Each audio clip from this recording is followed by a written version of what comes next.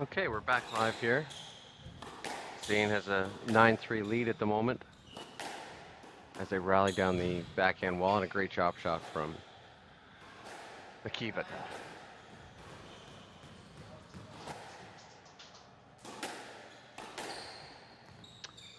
Looks like a stroke going to be, yep, and a stroke awarded 5-9.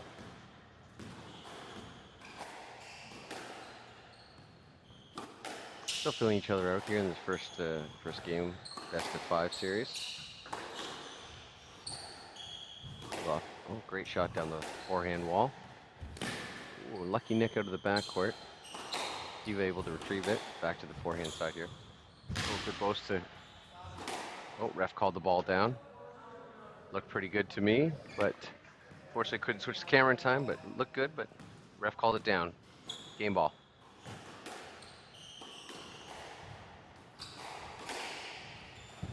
Good stretch from Zane. Oh, and an unfortunate unforced error from Kiva. Game to Zane. Zane leads 1-0.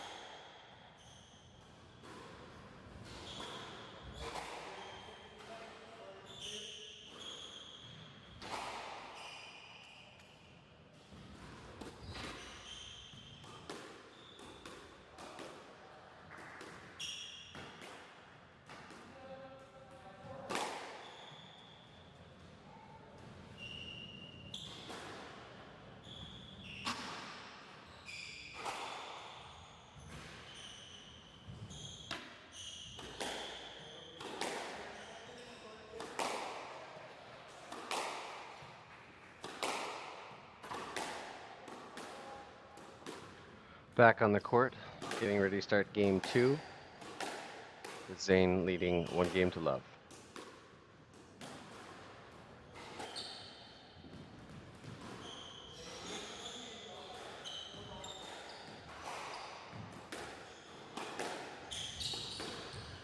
Great start with the backhand rally here. Oh, and Zane comes across with a quick short boast. Take an early lead here, 1-0.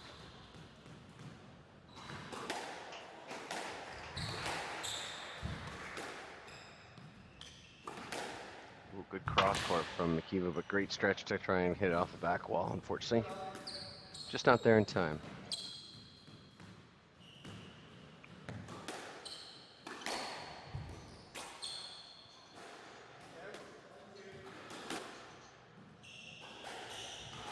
Kivika in blue is our #1 seed at the Nash Cup this year. She hails from Latvia.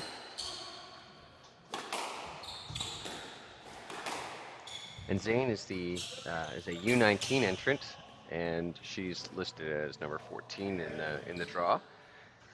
And she hails from Egypt. 3-1 for Zane. Early lead here. Maybe Zane can capitalize and take a 2-0 lead. Kiva starts to move around a little bit more here. Oh, tough shot. Great length from Zane on the forehand side, giving her another early 4-1 lead. Good pinch off the wall there, and great hold for a nice drop shot from Zane, 5-1.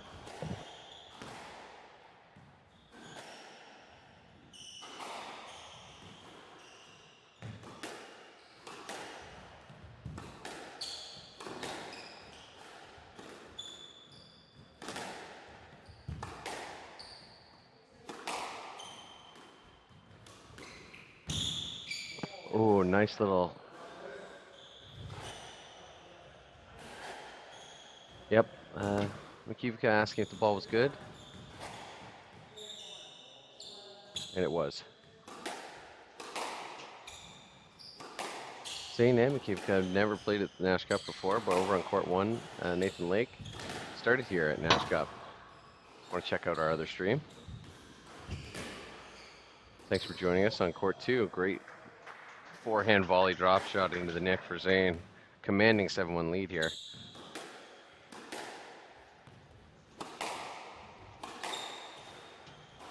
On the forehand wall here for a little bit, getting each other loosened up. Zane cycling through from the tee. Oh, nice try from Makivka. Just missed the forehand there. 8-1 from Zane from the left box.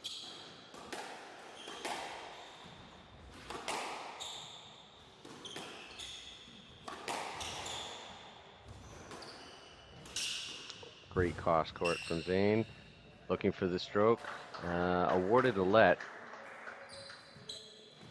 8-1 from the left box.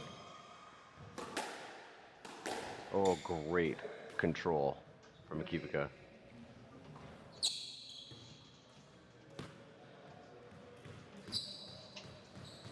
Hand out 2-8.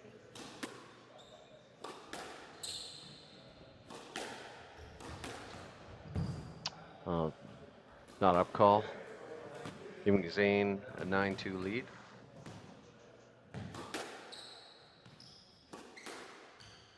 He's really taking advantage of the quickness to get up on. Oh, wow. What a great forehand volley. Cross court. 3-9.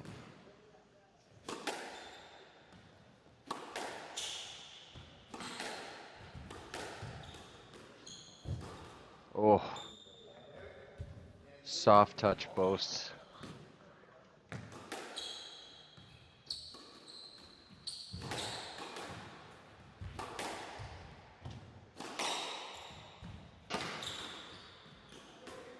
Great lob. Keep the mat rally going there. Zane back into there. Oh, worked around that stroke call there. You've got just out and ends game 2, 11-3. Quick break.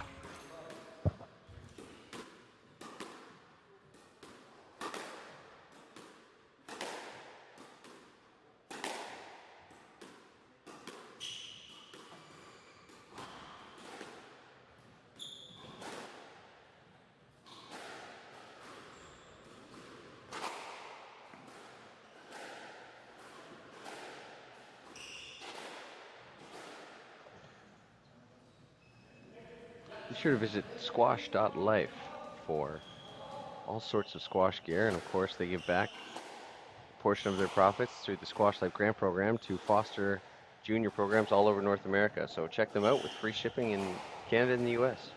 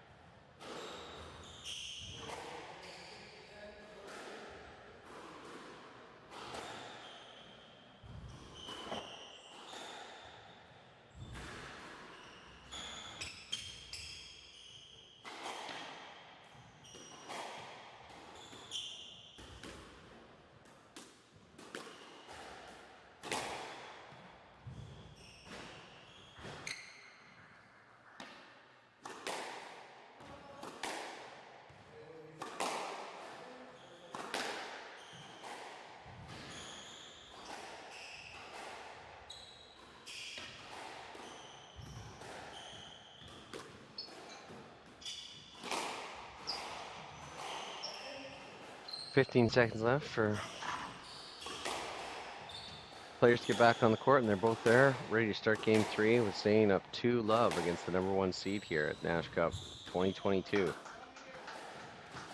Kiv's got a bit of a hole here to make up, but looking forward to seeing the game she puts together here. Game 3, here we go.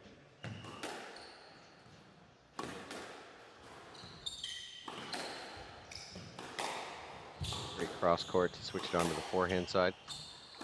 Zane back to the backhand. Nice backhand wall rally here.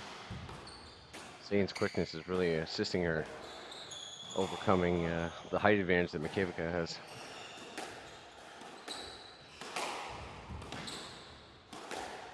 Wow, what a great shot from Mikiewicz down the backhand side. Need a few more of those to stay in this match.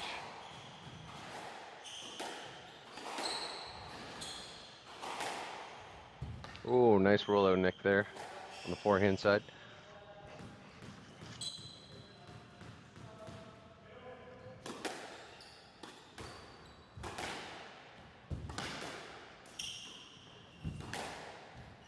Great length from Zane there on the forehand.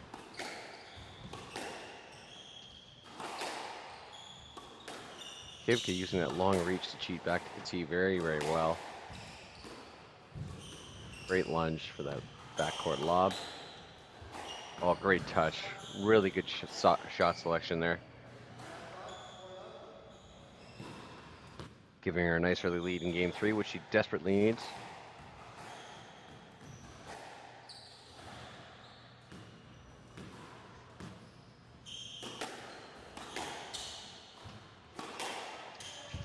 Great seeing these players play a nice clean game here, especially up the backhand wall. Really showcasing their abilities.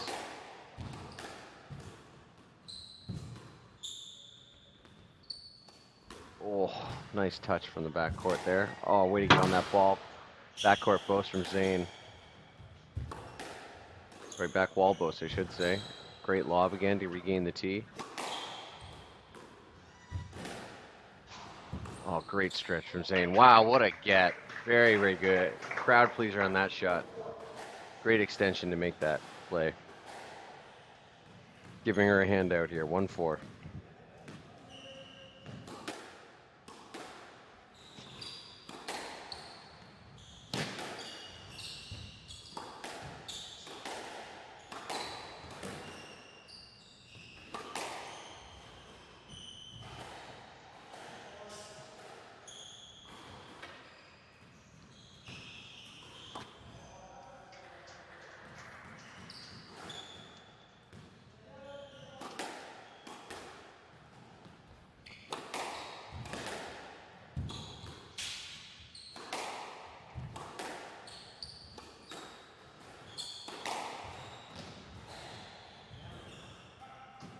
Mikiewicz just missed on that pickup there.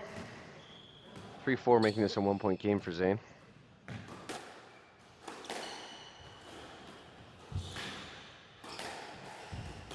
Good reach from Mikiewicz. Little deception drop there. Oh, played through the let. You could tell she was upset with herself on that one. Her reaction after hitting it, you could tell she felt a little crowded and probably could have asked for a let there. Nevertheless, 4-all.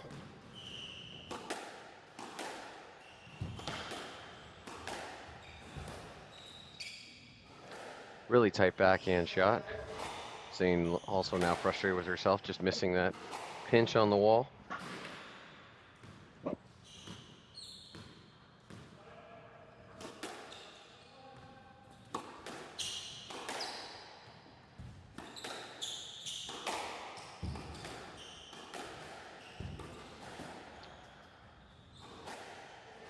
Couple unforced errors from Zane. Based on game 1 and 2, it's seems to be unlike her. But maybe Mikiewicz settling in. Oh, great cutoff there on the forehand side. Volley drop Nick. Fantastic. Another 1-point game here for Zane coming in.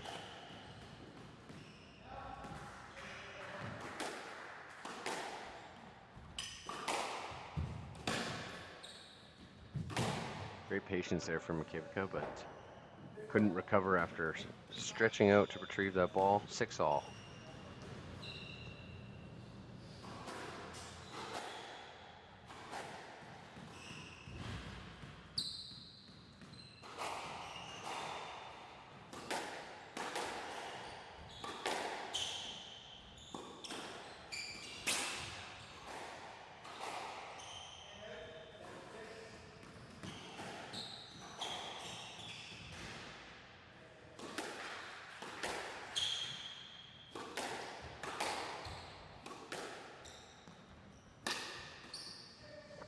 Another great pinch from Zane. 7-all. making this game 3 a very interesting one to watch.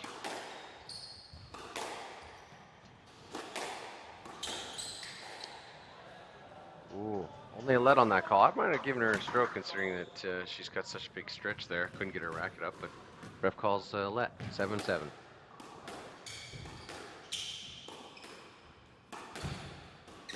Oh, what a great drop from Makevka.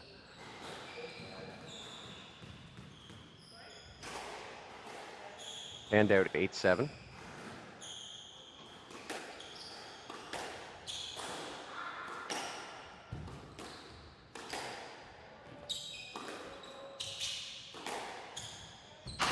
Oh man, what a great length on the backhand side. Perfect pace. 9-7.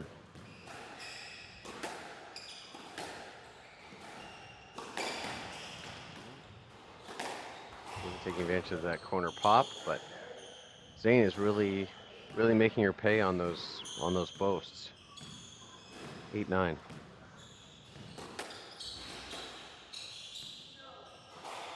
Oh, a no let call. I wonder if that was a makeup call. I feel like there might have been a possibility of at least a let, but okay, interesting. Okay, I'm gonna have to get used to these ref calls. Love to know what everybody thinks. Feel free to leave a comment in the chat. Curious to know. Wrote, getting a little more physical late in game 3 here. A little more contact.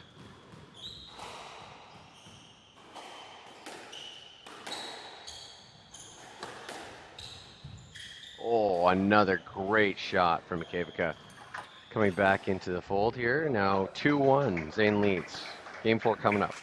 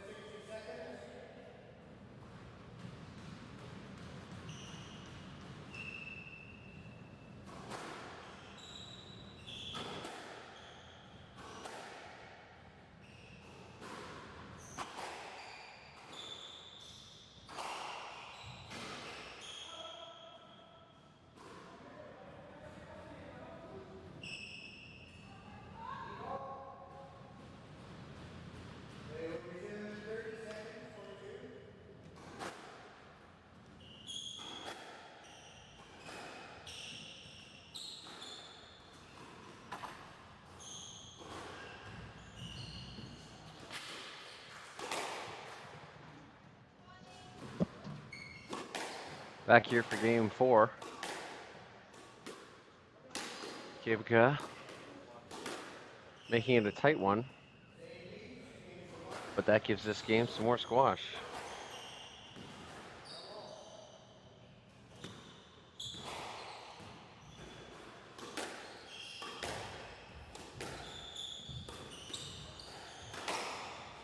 Good reach from Zane.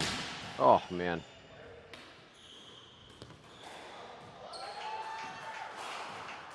You may hear any background noise here. There's a really intense game happening over on Court 1 if you would like to check it out. It can also be found through the PSA Challenger Tour YouTube channel or at nashcup.com.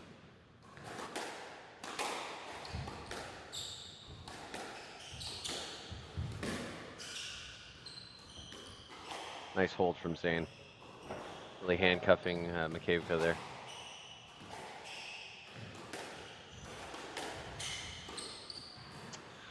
Zane is really punishing her with the boasts, the short boasts. Really fooling Mikhevika.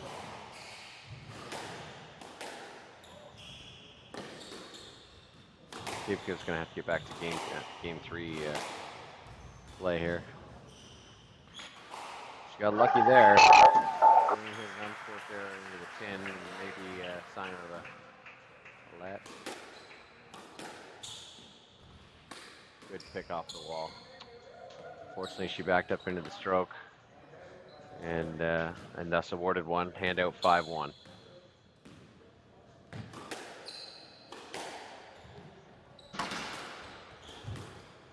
Oh, good pick and a great stretch from Zane. Fortunately, couldn't pick it up. 2-5.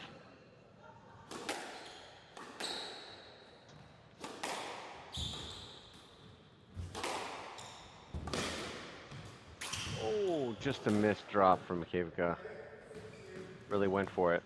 What you'd like to see.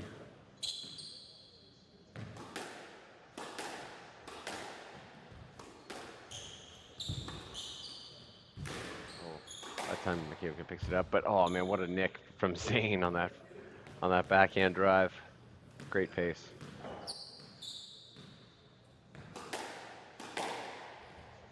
Really nice tight shot up the forehand wall there from Mikhevika, easily returned by Zane. Pace really picking up in this game 4. Oh yes, great force drop there from Mikhevika, getting the ball back here. 7-3, or sorry, handout 3-7.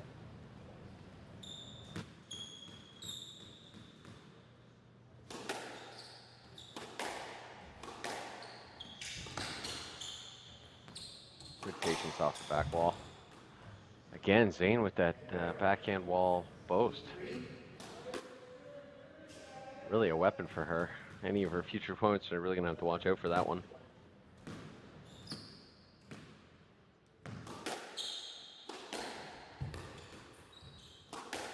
Yeah, Mikhevika just boxing her out on that forehand drive. A little bit of a miss hit there from Zane. Handout 4-8.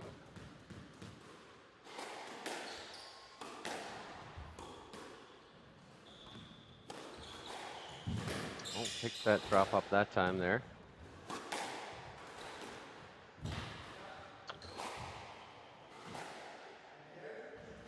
Mikhevika was a little slow in picking up on that on those boasts from Zane.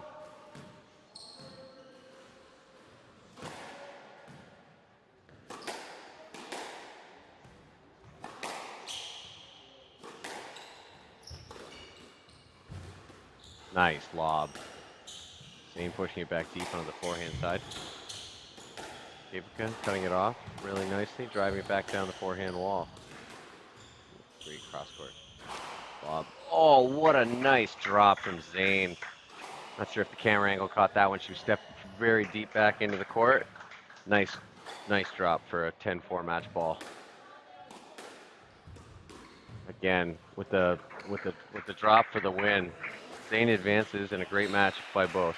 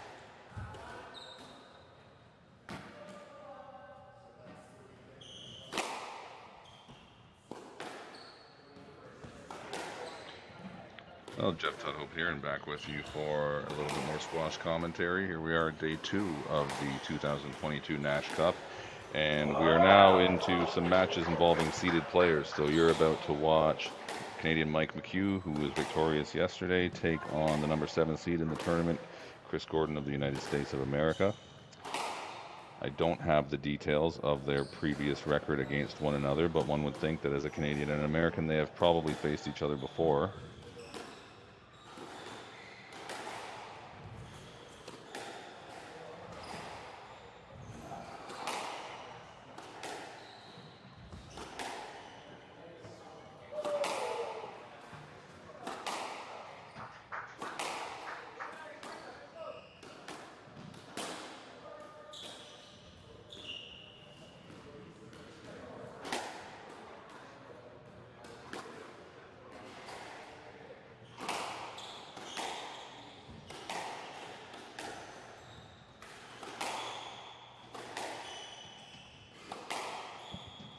McHugh appears to be opting for the long sleeve for his well, as both players have. Don't think anybody's going to play in them.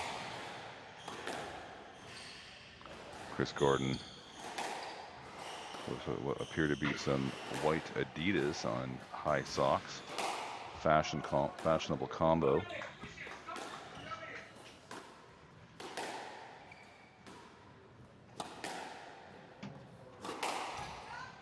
I stand corrected, those are iRackets shoes. Mike McHugh with the blue and orange Asics and the colors of the Edmonton Oilers.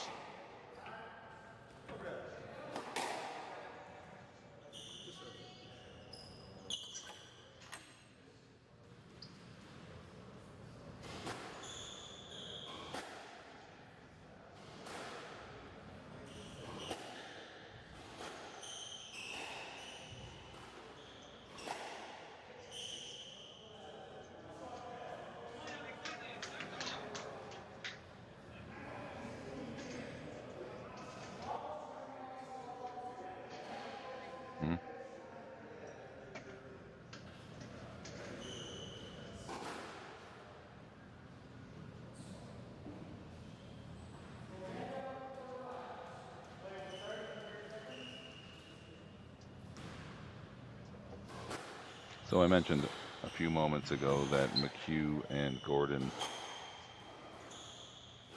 are both through to the second round. Gordon had a bye yesterday, so he's the 7th seed in the tournament, currently ranked 73rd in the world, and Mike is ranked 108.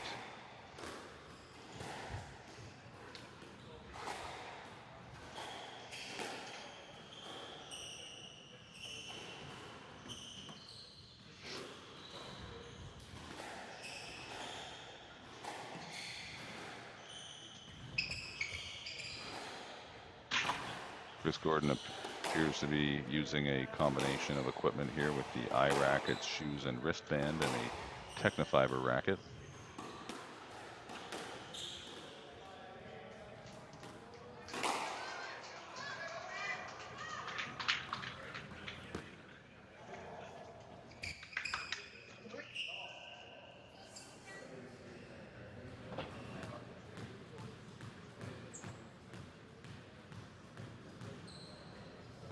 And we're underway. Tough serve to start the match, but McHugh deals with it with a boast, and now we're rallying down the left-hand wall. Great drop shot put in there by Gordon.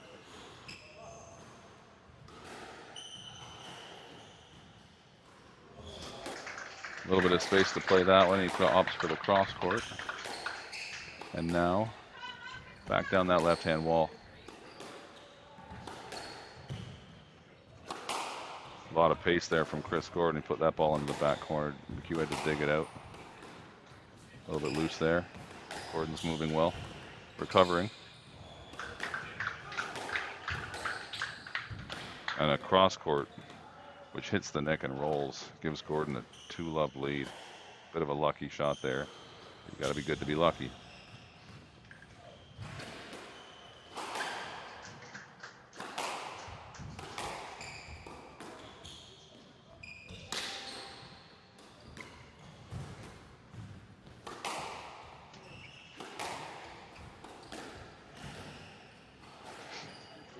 Good dig there by McHugh. Keeps that ball up, and the ball's still in play there. Gordon was unable to put it away. Taking his space, hammers a hard low forehand. McHugh's all over it.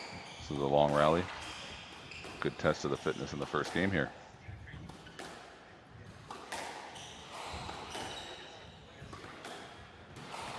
Great little volley drop there by McHugh, but Gordon's all over it. Mike thinks that ball's out, but that ball was good.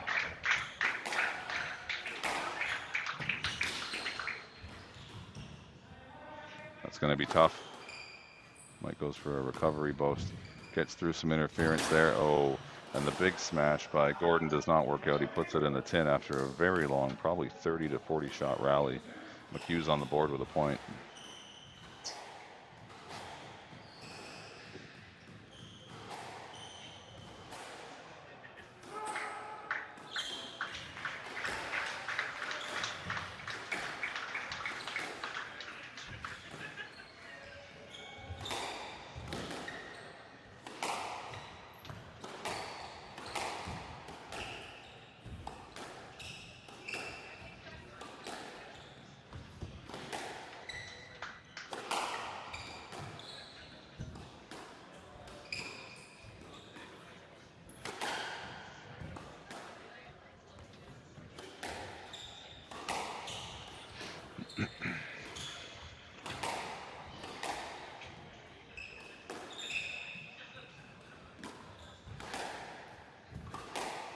Another long rally here. This has the makings of a long match if things keep going this way. I think both of these guys are very close in level.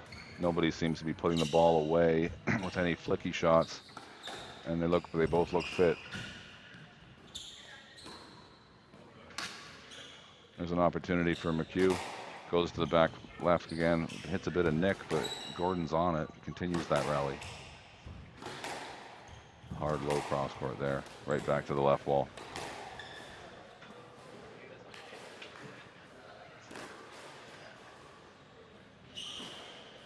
McHugh was just awarded a stroke.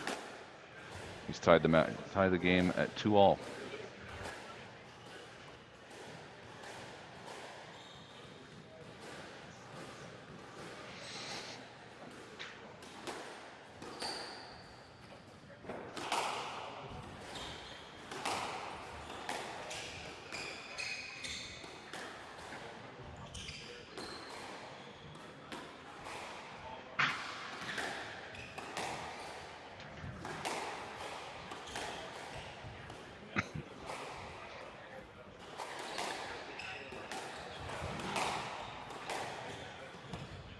Pretty clean match so far. I think McHugh and Gordon are working through a little bit of interference around the tee from time to time, but definitely fair play.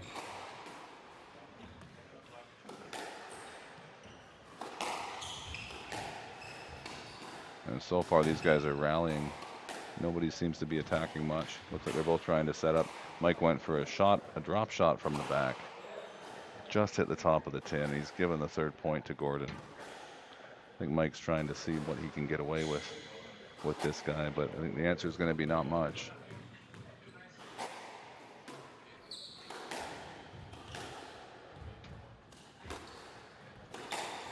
That wrong-footed McHugh, and Gordon's up to a 4-2 lead. That was a nice little hold.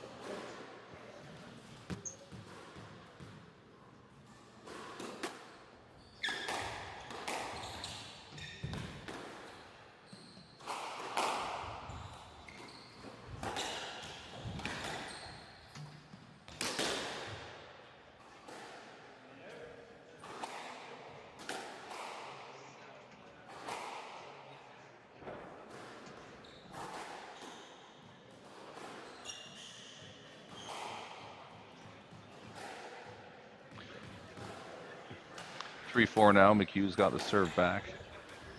Goes in for the drop again. It looks like Mike's willing to try a little bit of attacking. The ball just hit the back wall nick and rolled out, and that's an easy fifth point for Gordon.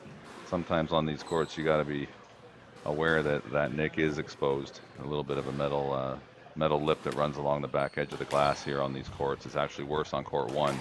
And if you've played at this club enough, you'll know that when the ball's on a certain trajectory, there's always a risk that it's going to hit it, and when it does, it's not returnable. But Thus are the realities of playing on 50-year-old squash courts.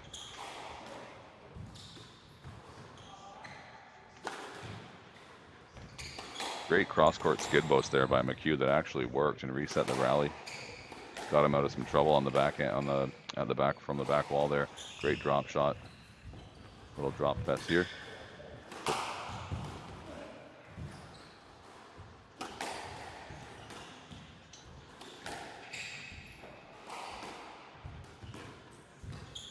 That ball's out.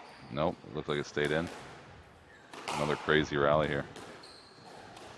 And a 10 after another very long rally. Gives McHugh his 4th point, serving 4-5. I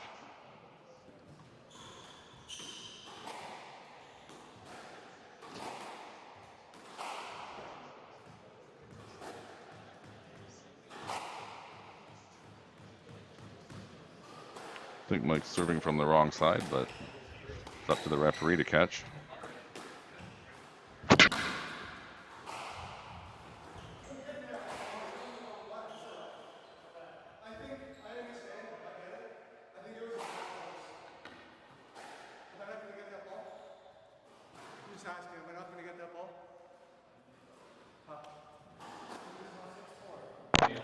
A little bit of clarification there being sought by McHugh. I'm not sure what he was saying to the referee. In any event, we're 6-4 now.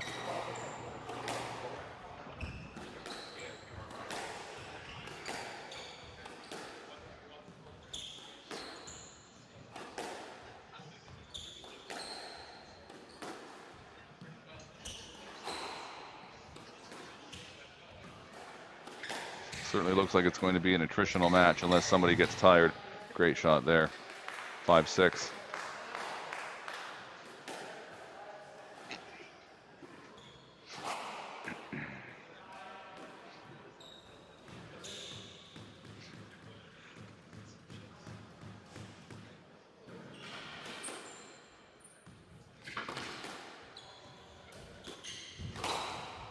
Hard cross court. McHugh handles that fine. It actually hits the nick, but Gordon picked it up. And McHugh is crushing this ball. Good drop. McHugh's all over it. High pace here. These guys can keep playing at this pace all day, then we're going to have a tough recovery tonight.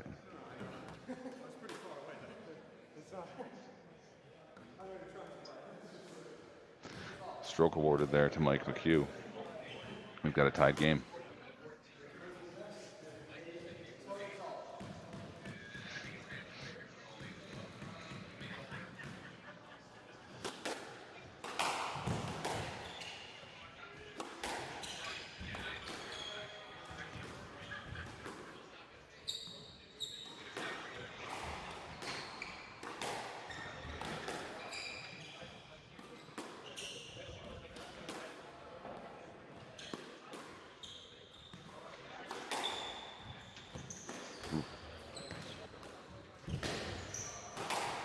Gordon's in trouble with a behind the back shot. Puts it into the back corner. He's still in this rally. That wowed the crowd. Goes for the cross court neck, doesn't make it. Mike's all over that shot. Kept Chris Gordon off balance, but he's back in it now. And I think McHugh's trying to put some work into the legs of Chris Gordon here.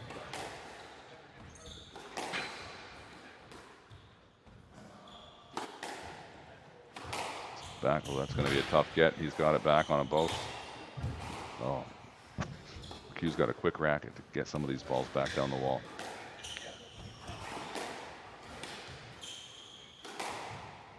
And this is going to be a hard rally for both players. That ball might have bounced twice. Referee calls it up. Gordon looks like he's tired.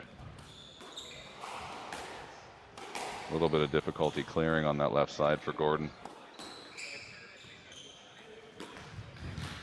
Mike's picked that up. Onward we go. Another great get from the back. This is one of the best rallies we've had of the tournament so far. Gonna be a let to McHugh.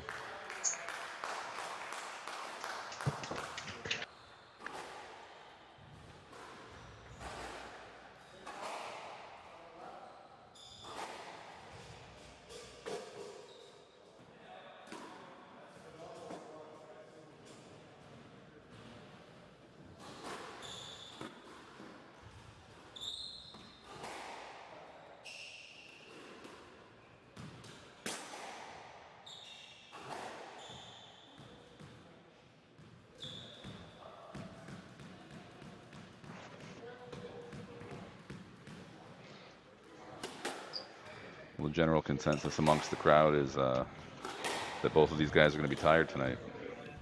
I'd say that they're all right.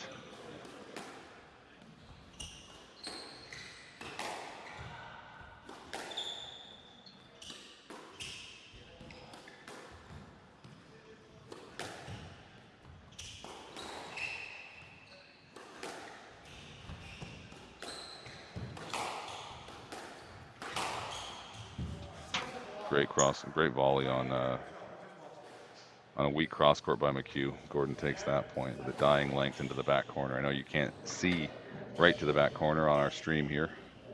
That should be rectified tomorrow, as we plan to have a third camera in place behind the glass in the back right.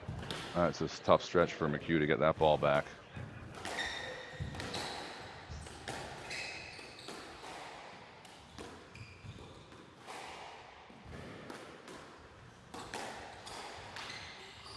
And now Gordon looks like he's in control. Got an 8-6 lead. Some long rallies, which McHugh appeared to have been in control of, but he's not winning the points.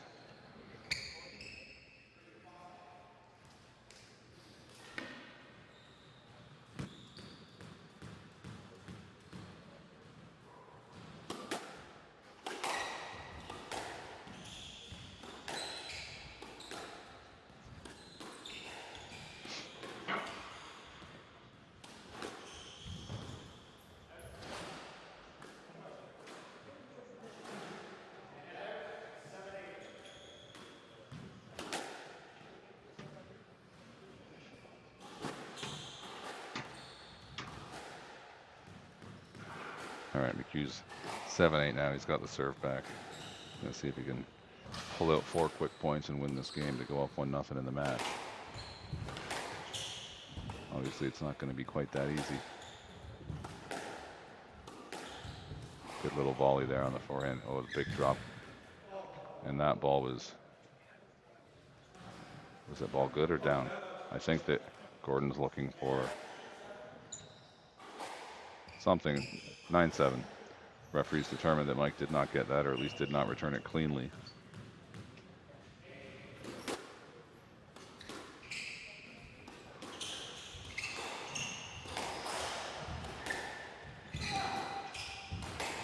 Bit of a grunt there on that huge stretch that Chris Gordon just had to return that deep cross court by Mike McHugh, and Gordon's really stretching out. You see he's almost doing the splits, and there's going to be a stroke. Unfortunately, he's at full stretch. Chris Gordon's able to put that ball in pretty tight on a drop shot, and he made 3 very, very stretched out movements in that rally. If he can keep this pace up for the whole match, then I think he will have the edge on McHugh. But he's already put a lot of work into his legs in just this first game. There's a winner off the serve. McHugh's got to save a couple game balls to send us to extra points.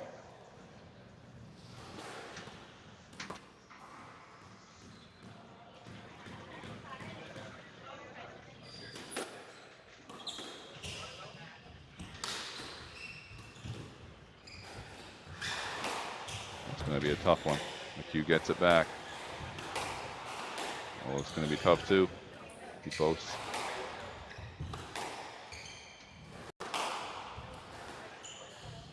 Great drop shot there. Flicks it cross court. Gordon's trying to twist and turn Mike around with a lot of pace to get the ball into the back corners. Mike goes for the cross court nick, and Gordon picks it up. Great drop shot on a jumping volley for the winner, and he takes the first game 11-8. I don't have a timer on that game, but that was a pretty long first game. It's definitely the longest first game that we've seen in the tournament so far.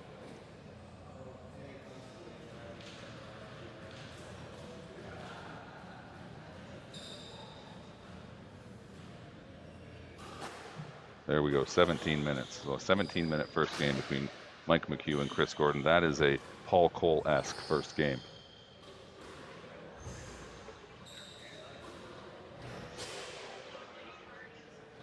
And these two seem determined to put us behind schedule at the beginning of the night.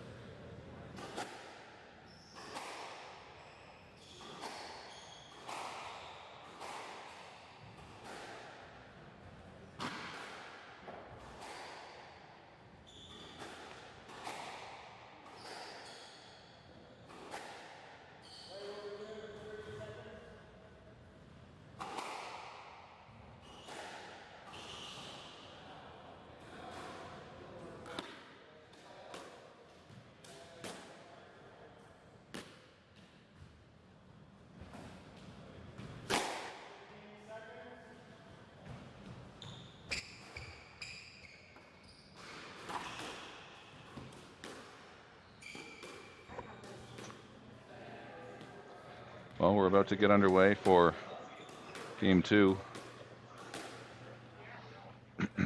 Gordon took the lead after a 17-minute first game with an 11-8 win. And if you've been watching this match, you've seen some pretty long rallies right from the outset. I don't expect it to be any different as we go into game 2.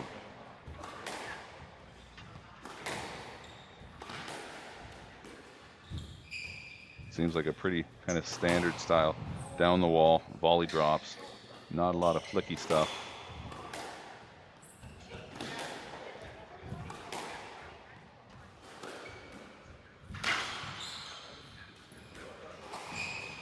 That's a nice lob there to reset that rally.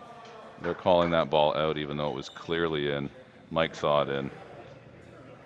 They're gonna play a let. Did Mike say it was out? Mike's saying it's in, I think. Okay, I guess it's out.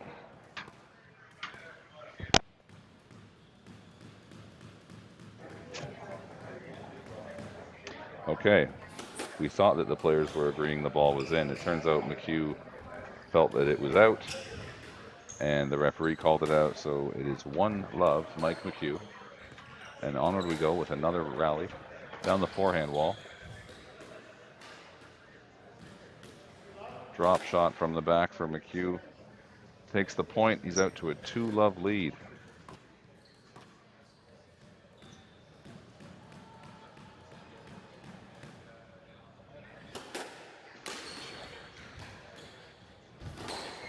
Yeah.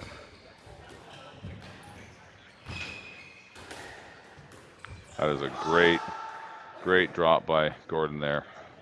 I think McHugh's unhappy with himself for hitting such a loose shot. He kind of hurried that, tried to go cross court. He put it right onto Gordon's racket. All he had to do was sort of hold it still, and that ball bounced off the strings about an inch above the tin.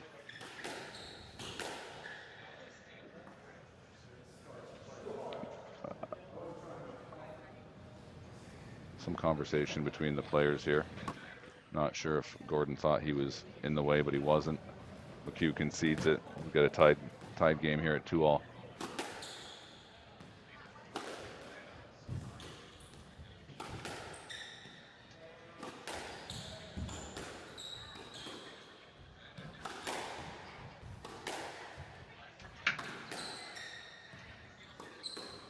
Some nice tight forehand rally shots. You don't always see a lot of stuff down the forehand wall. Gordon tried to trick him with a drop shot flick to left.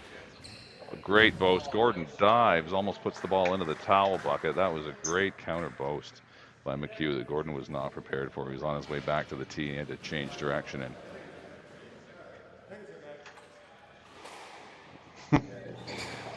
And Jeff Wong of Daji, who set up our online stream for us, is on court with the towel. Man of many talents, getting the job done, making sure that you guys have a stream to watch and also cleaning up the court for the players.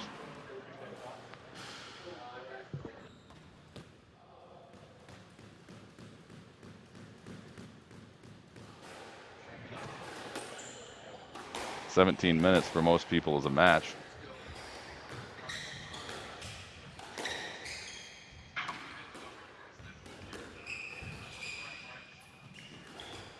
Very nice high lob. Comes off the back wall, though. Gordon cranks it. Just barely stays up in that back corner. A little bit loose there by McHugh. Gordon tucks it back in that corner. And Mike McHugh is picking up balls, so that ball's down, and it's a stroke anyway. Even if he got it, 3-all. The length of Gordon is dying into the back corners. He's really forcing McHugh to dig the ball to get it back down the wall.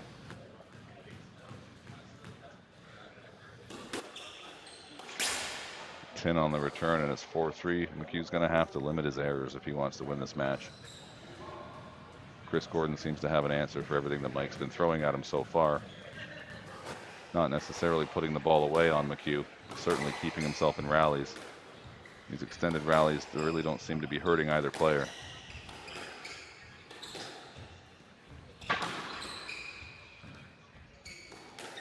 You can't see from the rear camera angle, but if you could get a good shot of the back left corner, you'd see just how tight these balls are to the wall and how low they're getting to the floor before McHugh's able to return them. He's the beneficiary of a unretrievable shot there by Gordon. tied the match back up. Tied the game back up, I should say. That's a nice drop by McHugh. Quickly off of a poor serve return. It'll be 5-4.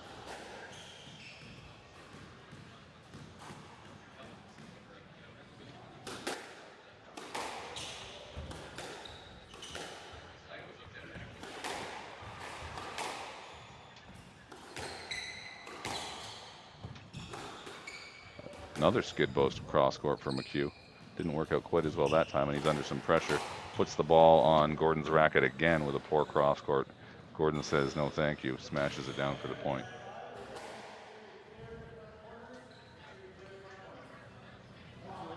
There seems to be some confusion between the referees and the players now regarding what the score is. Should be 5-all.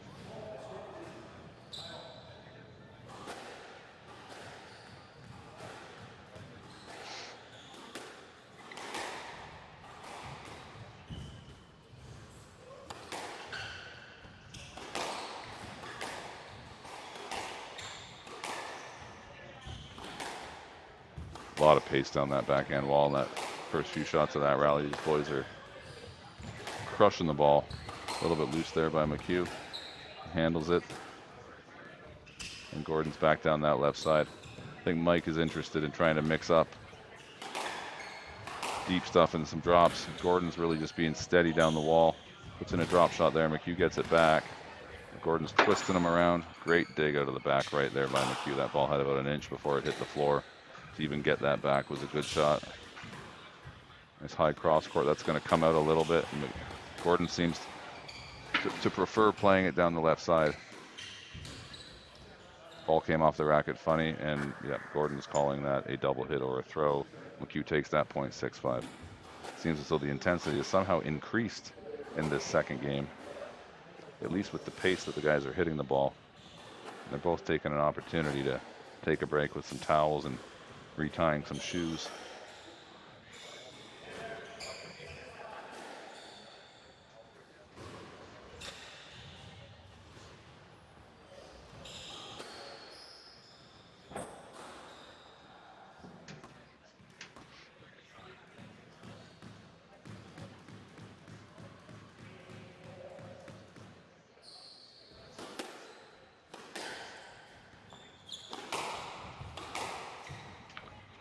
And here we go, right back to it. A lot of pace. I'd like to know how many people watching this would be able to keep up with either of these guys. Probably not many.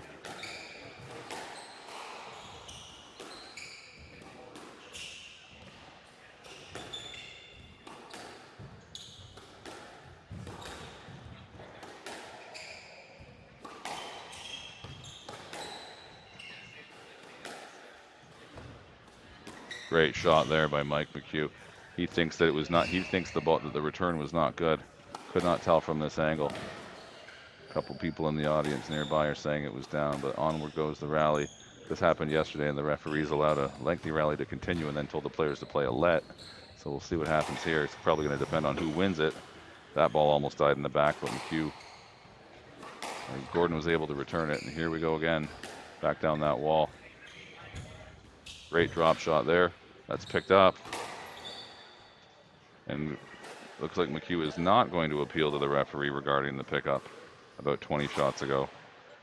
Mike McHugh took a deep breath and exhaled pretty hard there after that rally. He might be getting a little bit tired. I would imagine both players are at this point. That's a great serve by Chris Gordon. Nice cross court there. That's going to come off the glass. A little bit loose. It's an opportunity there for McHugh. McHugh seems determined to go in for the drop. Not sure if he's appealing that was a double hit. I don't know if McHugh can understand why that ball went to the middle from this angle. We weren't able to tell if that was a boast or if it was some sort of an attempt at a cross-court drop. It looked clean from here, though.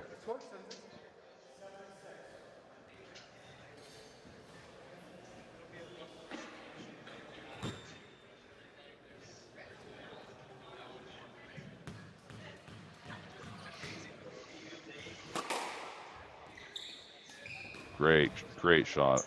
Great drop shot into the front right. Sorry about the camera angle there, everybody, but Mike McHugh just took that ball off the glass, just kind of babied it into that front right corner, caught a little bit of nick, tied up this game 7-all.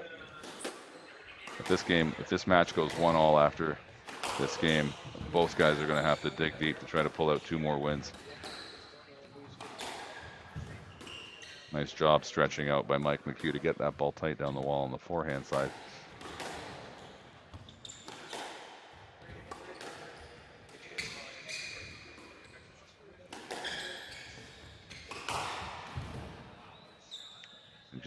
Gordon just kills that ball off the backhand, showing a lot of pace, tight to the tin.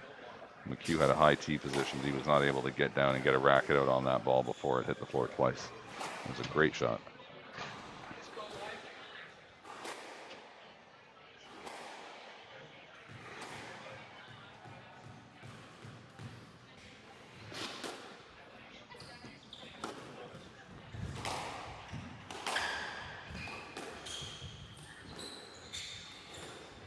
Nice little cross-court flick there by Gordon. Had McHugh thinking forehand, went to the backhand. He was not able to get on it. 9-7 Gordon. He needs 2 points to go up 2-0.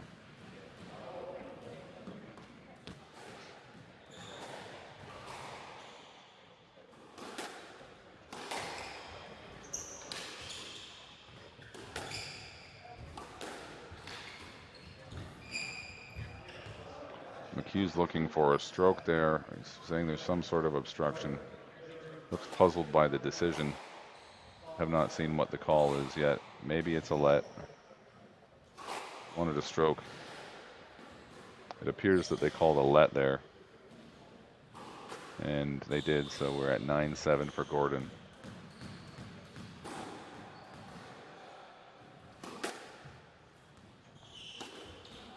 Tricky little boast there.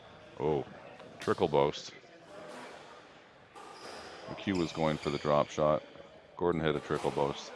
He went the wrong way. I don't know if he's asking for a let again, but he has not been awarded one. So it's game ball here for Chris Gordon.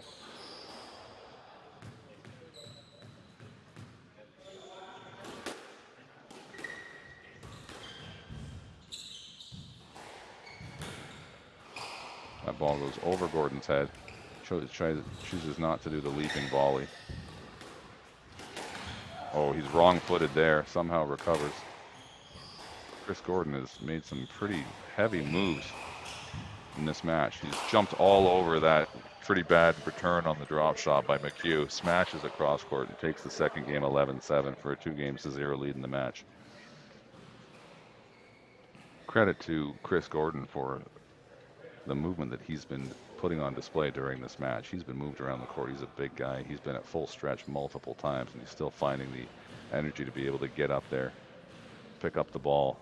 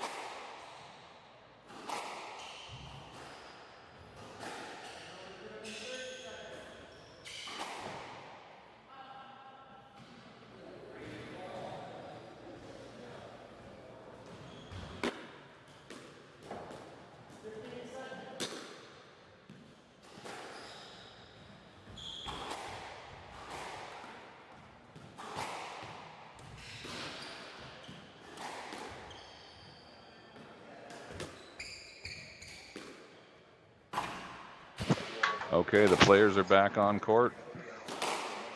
Mike McHugh's got to know it's do or die time here.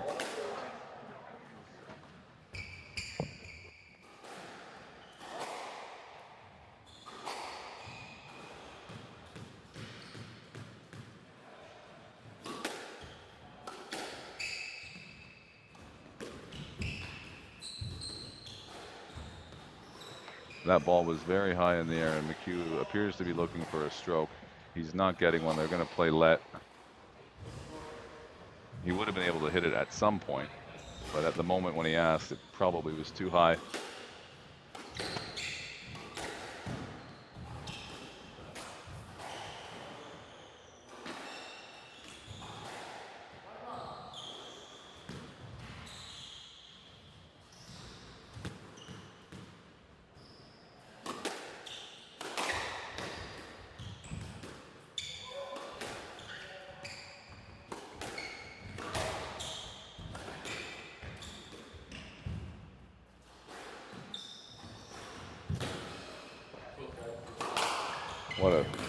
What a powerful drive there by Gordon. McHugh stretches out to get it back.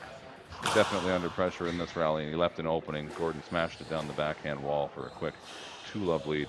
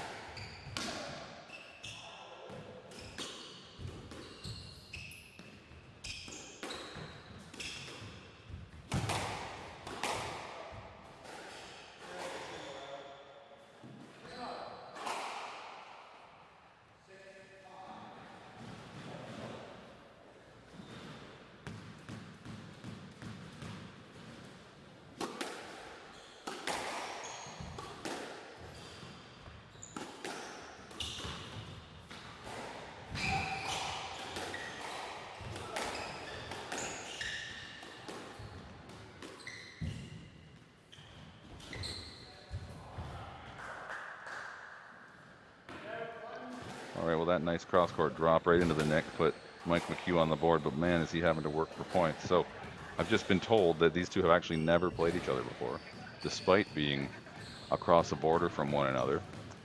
Chris Gordon has been on the entry list for Nash Cup many, many times, but he's never actually ended up playing in the tournament, so this is his first Nash Cup. It's the 8th one for Mike McHugh. Unfortunately, there's an error for McHugh, putting the ball into the tin, and he's going to be down 4-1.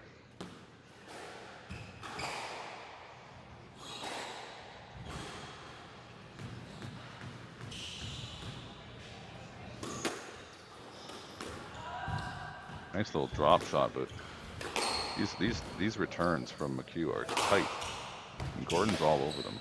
He's not under pressure at all, and unfortunately, McHugh is leaving too much loose stuff at the front for Chris Gordon to wind up on and really, really hit. That was a tight ball. Definitely trying to work around each other now. Probably the effort they're putting in on these rallies is making it a little bit trickier for them to clear. What a great volley boast. I think McHugh was in the air when he hit that shot. Just the right pace to stop Gordon from stretching out and getting to it before it hit the floor.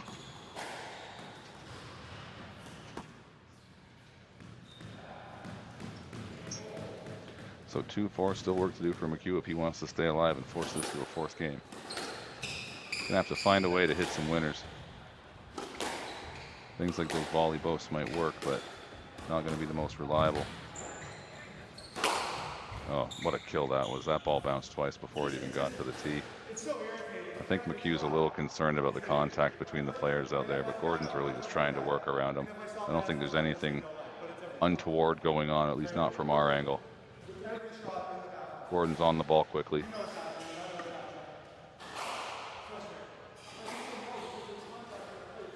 And I think they're explaining their movement to one another to ensure that there's no misunderstandings. I don't think the referees have any issues with what's going on.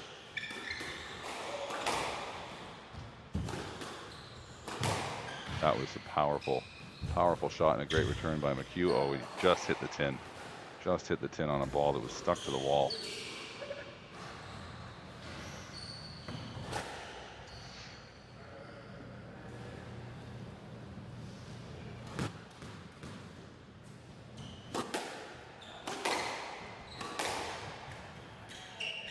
I'm not sure what that was there, but there was a little bit of contact as Gordon was going to return that one.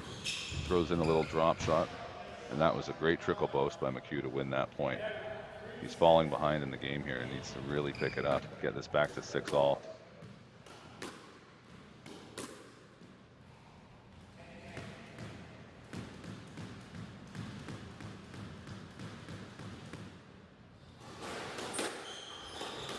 What a great return that was. Put that ball away. Said, thank you, sir. Backhand return into the nick. 7-3 for Gordon, and he's in control of the match. 4 points away from moving on.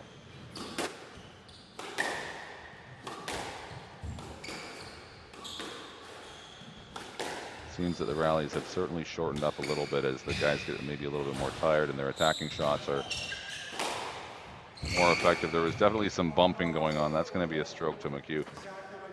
Those counter drops in the front left were a little bit problematic. Gordon seems to be pleading his case to McHugh. I don't know what McHugh's view is of what was going on, but Gordon seems to want to explain himself, and Mike is appearing not to be interested. He just wants to get on with the rally. From back here, it looked like there was two guys in a pretty confined space and some pretty tight balls there, but this doesn't really look like a match where anybody is trying to obstruct the other player.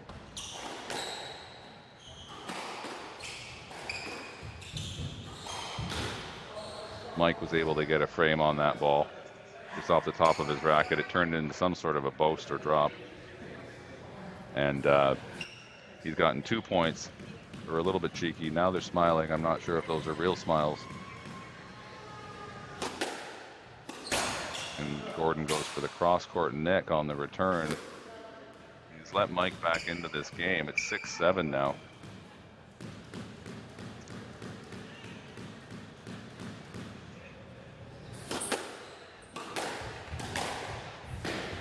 Gordon barely got on that one. He's returned that. McHugh could have had a stroke there. That might be a stroke to McHugh. Gordon tried to lob that one down the wall, but it wasn't quite high enough. He hit it right over his own head. And they've awarded a stroke to Mike McHugh. He's tied this game at 7-all. He's playing from behind now. He knows he's got to be careful. Gordon might be getting a little tight, hoping to finish this one out. There's definitely some jostling around the tee. Neither of these guys wants to give any ground. They don't want to open the court up either. Chris Gordon volleyed that ball tight down the wall. This is an intense game.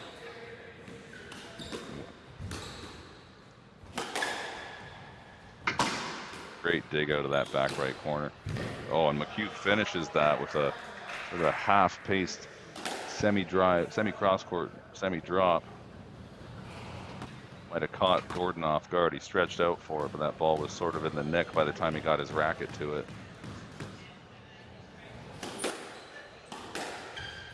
The audience is definitely getting louder here in London as the people's work days are ending and everyone's rushing down to the club to watch the matches. Another great drop off of a loose cross court, and McHugh takes the lead after being down 6-3.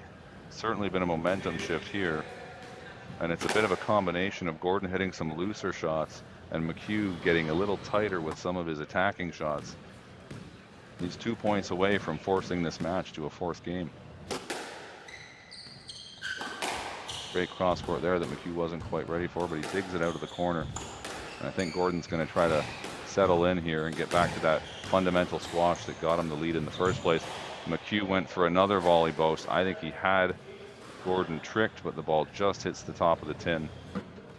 And it's 8-9. I think Mike McHugh knows that if he can continue to work Gordon around the court, because of his size, he might have a little bit of an advantage, but he can't make errors like that if he wants to stay in this match.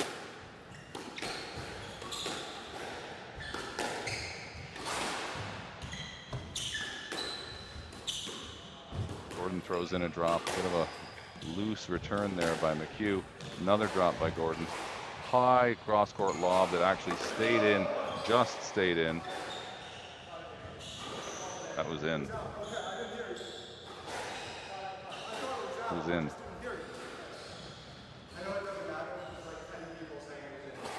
It looks like the referees are going to call the ball up. McHugh benefited from a ball that was in and called out. So it looks like the referees aren't going to change their decision on this one. It's going to be 9-all.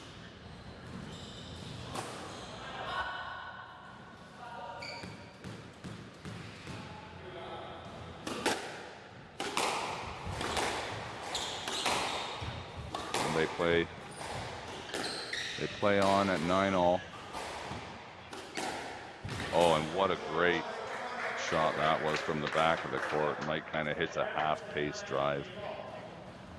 Gordon was on it, but that was a tight ball on the wall.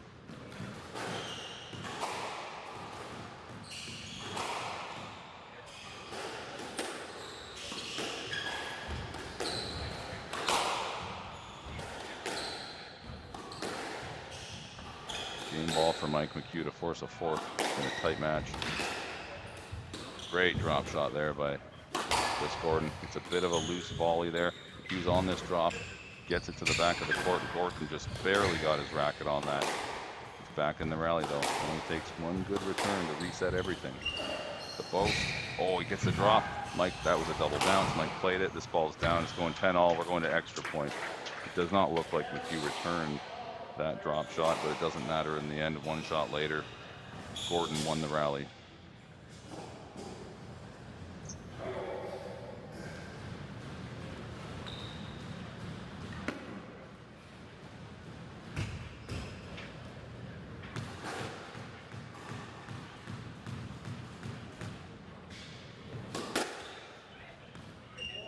Good serve by Gordon.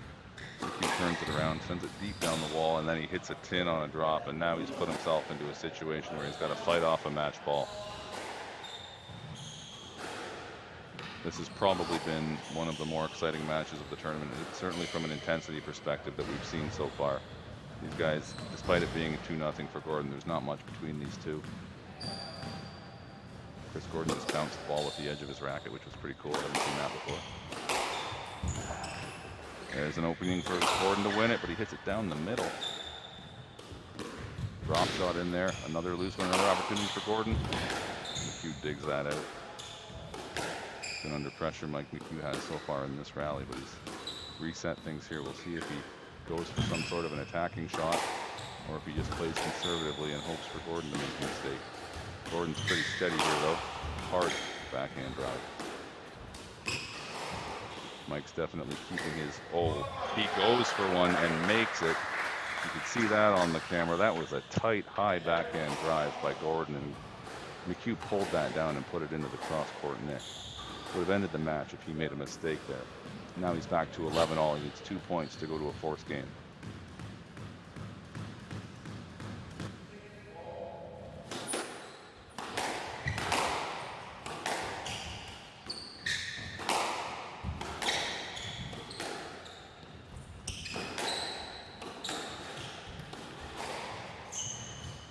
Chris Gordon's forehand drop is just killer. He's hit so many of them with just perfect touch. Hardly any pace. That ball is barely above the line. Mike McHugh could not get on that one. And it's a match ball again for Gordon.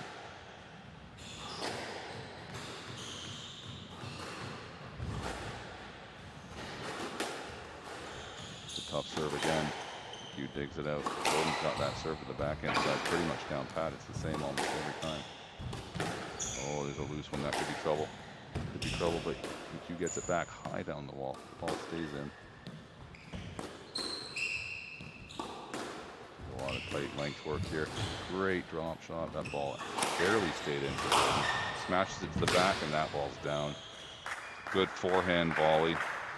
Too good. Died in the back glass right in front of where I'm standing. And Chris Gordon takes that game 3 games to 0, but that really could have gone either way. That was a good match. Well fought by both players. We'll be back up shortly with another match. Hopefully a new commentator. I think that we might be slightly behind schedule on court 2. Well, 48 minutes, so long games though. Thanks for listening. We'll be back with more squash shortly.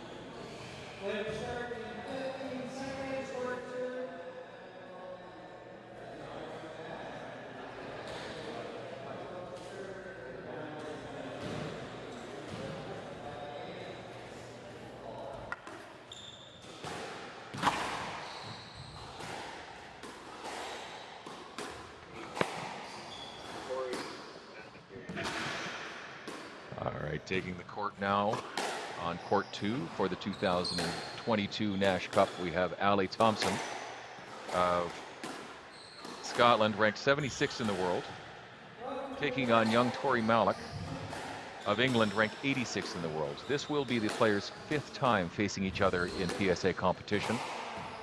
The last 4 went to Ali, but to varying degrees. We've had a 3-0 win, a 3-1 win, and 2 at 3-2. So this should be a pretty tight match.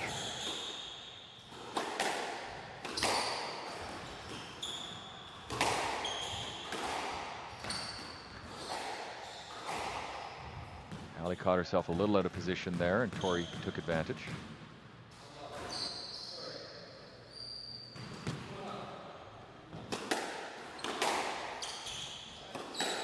Went off Tori's leg. You want to pick that one up on the camera.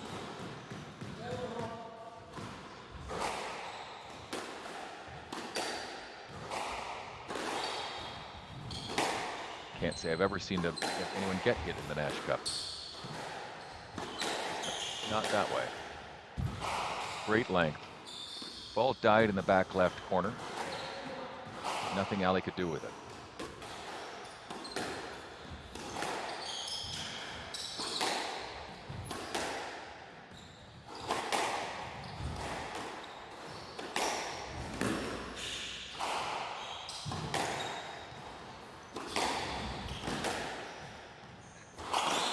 Oh, Tori catches Ali on the back of the leg. Understandably going to walk this one off.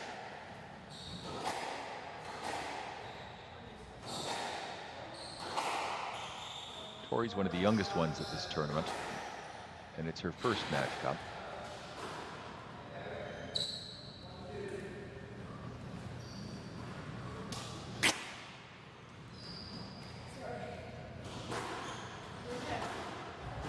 That one left a mark. We can see it on the right calf on the outside.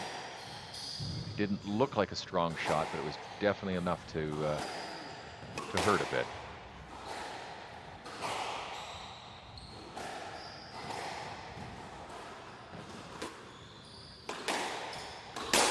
Clearly a little white in the center of that ball hit.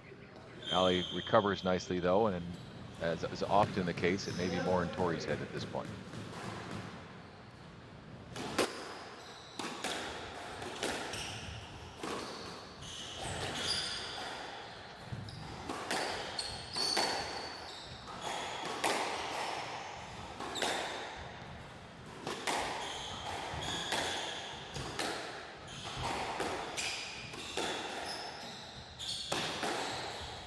Players settling into deep shots.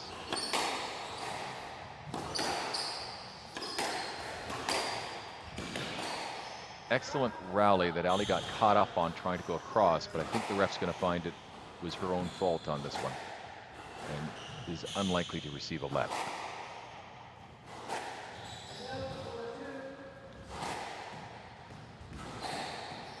We have no let. Malik leads 4-2.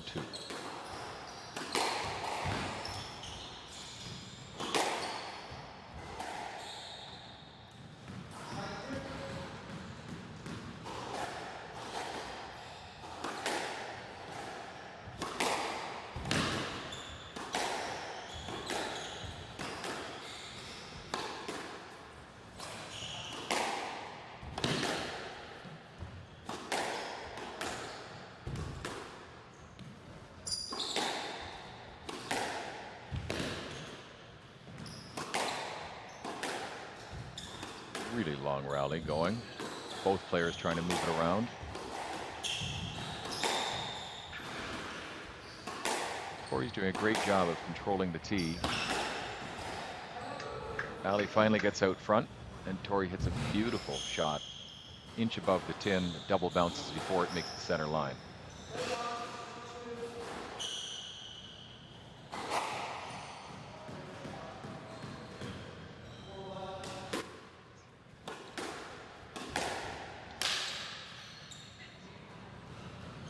That was an uncharacteristic miss for Ali.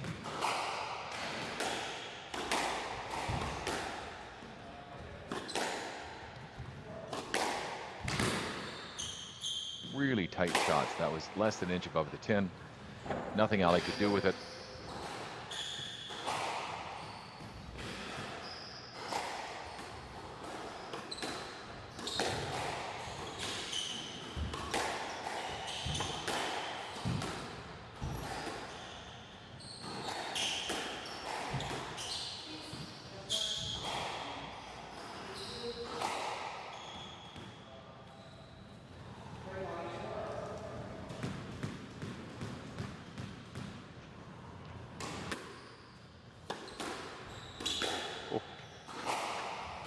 Tori has found the space about an inch and a half above the tin. The crowd is recognizing the blister showing up on Ali's calf.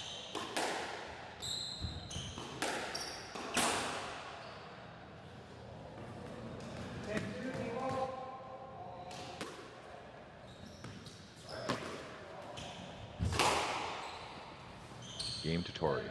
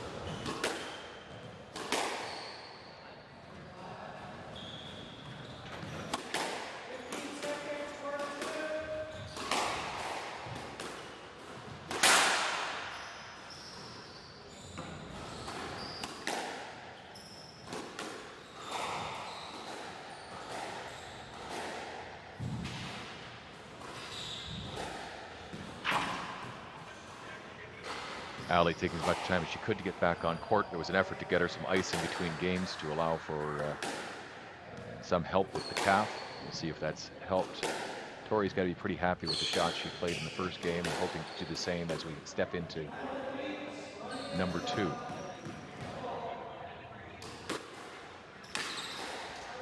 Falls out of court.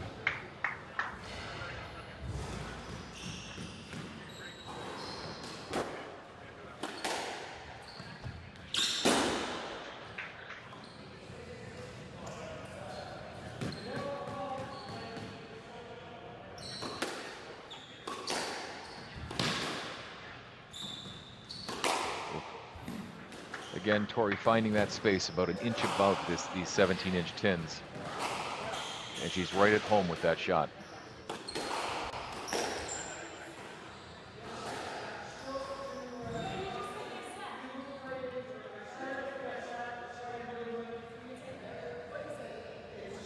Request was made. Stroke is being given. on the belief that Ali was trying to move forward into the shot.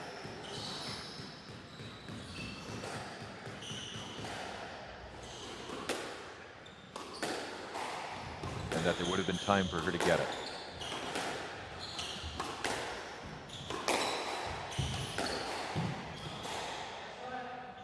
Two and a let call. Looked like a good let from this level.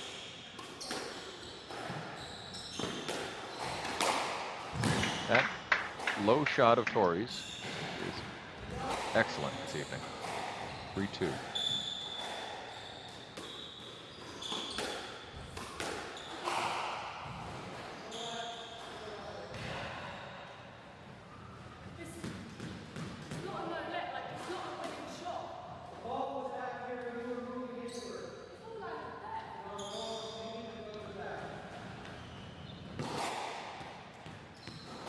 Looked like Ali may have moved forward first before trying to go to her side there. And the ref gave no let.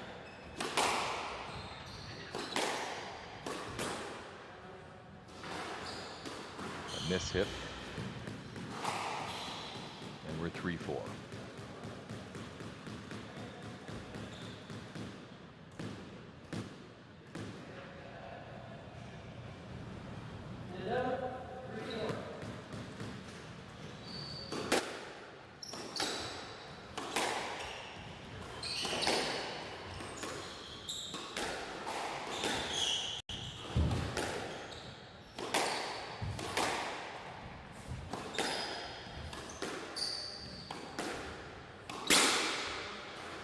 Up to 4 each. We're down to 14 players on each side. We started the night with 16 remaining in each draw.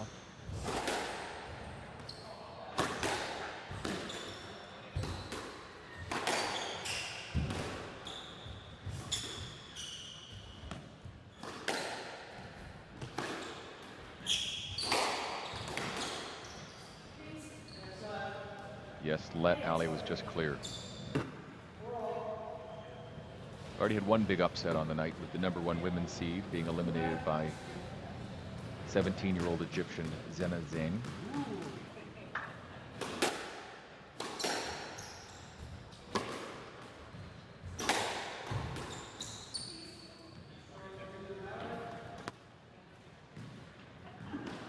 Games have all been close, which is quite unique for this point in a tournament. It's being a Challenger 20 for the first time at London Squash.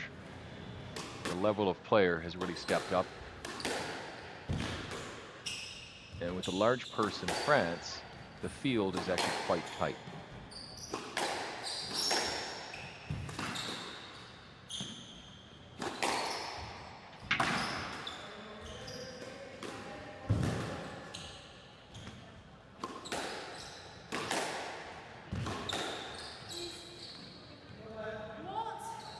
Tori had the opportunity to swing there, and it looks like the ref may have thought the same thing. Ali was well clear.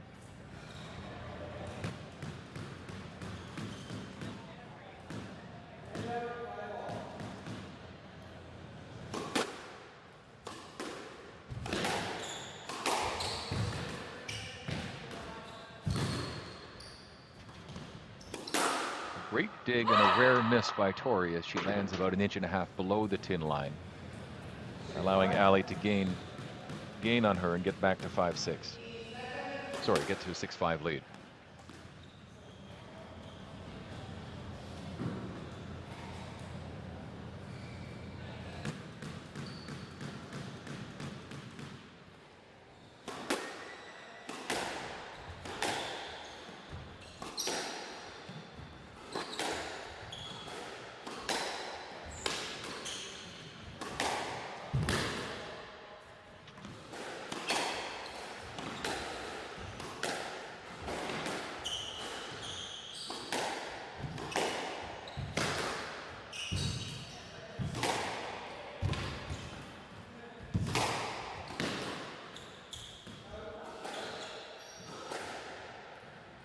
Looked good to everyone in the crowd, but Ali waved it off, suggesting something wasn't quite right, whether it was a double hit, but certainly from the outside, it looked like that ball hit the inside on both the front wall and the side.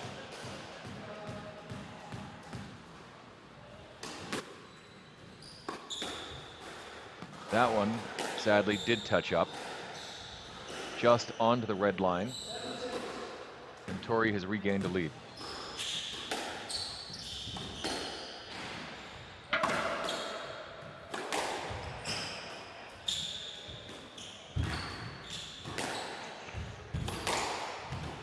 huge opportunity that was missed there by Ali. But Torrey knocking it halfway up the tin brings us to 7-7.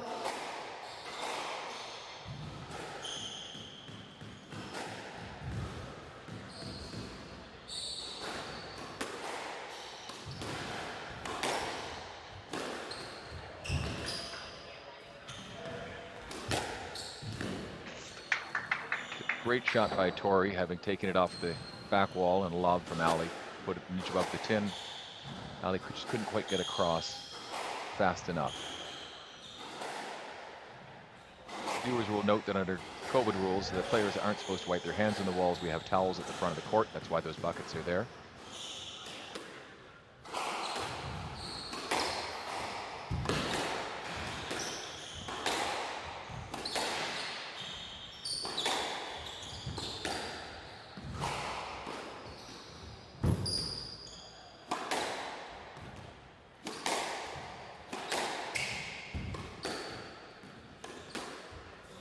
Very patient rally.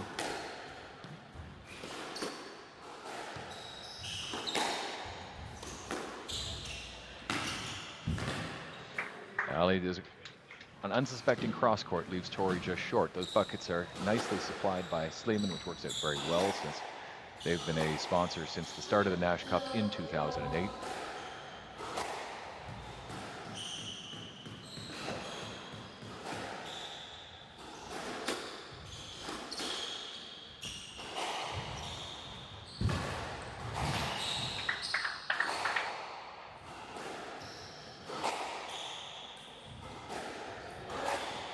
Malik.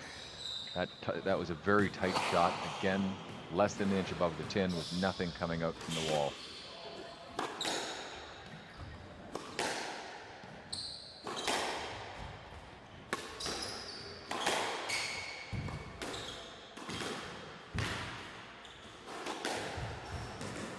A perfect drop.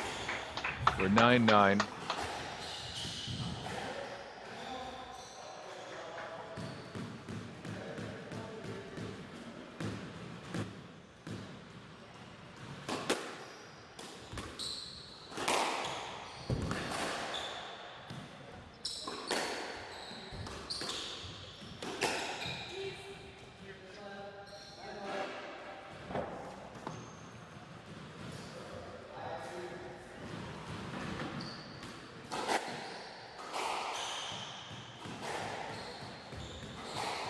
Let given and remain 9-9.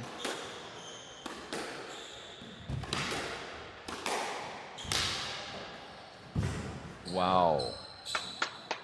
All spun down as it touched the front wall, leaving Torrey with nothing to work with, and she could not get under it to push it back up. 10-9 Thompson.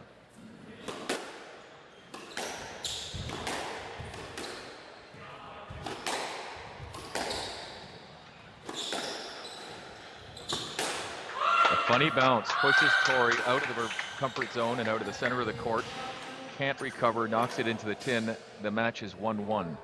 For those switching between our channels this evening and want to go over to court 1, Timothy Bromwell is back along with Daniel Mekbev, both in their second Nash Cup, both of whom competed last year, both of whom lost to Augusta Sword on his way to taking his second straight Nash Cup championship. Should be a great match over there. Timothy is coming off 2 consecutive titles on the PSA and looking to gain his third in what will be a very challenging field.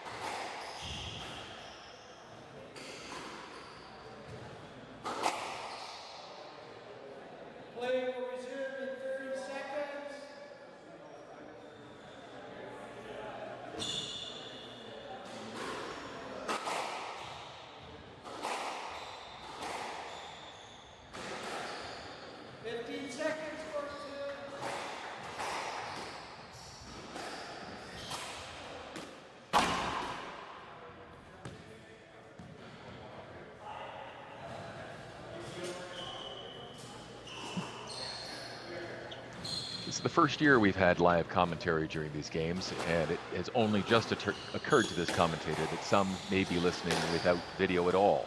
And I'll do my best to update the score to you more often as we work forward. I noted last night that nobody on this mic has any experience commentating, and sooner or later somebody's going to forget the mic is on.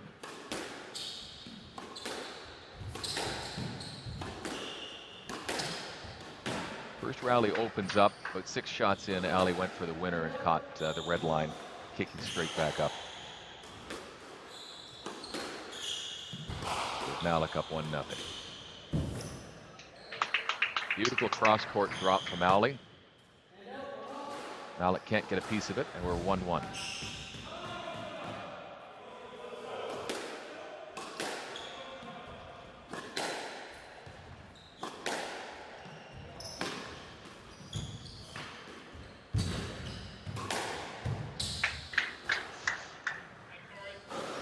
Up and down the 2 walls, and then Tori got an opportunity in the center and used it well. 2-1 Malik.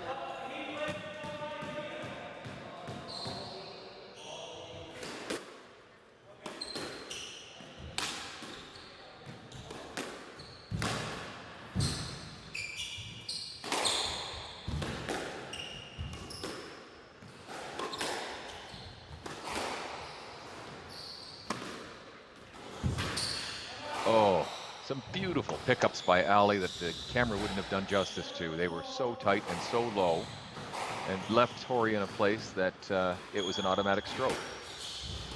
Nothing she could have done.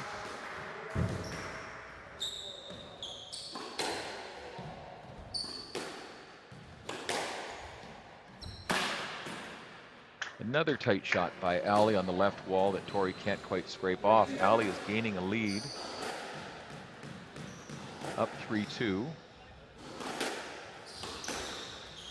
But whatever comfort Tori had in that first game is starting to waver a bit. She's got to find that low penetrating shot she's been winning with. It's 3-3 after Ali caught some tin.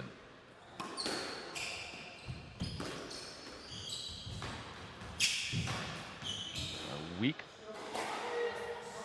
was a weak drop by Ali, but Tori tried to drop the drop, which is a very dangerous move, and left her blocking Ali out, causing a stroke to be called.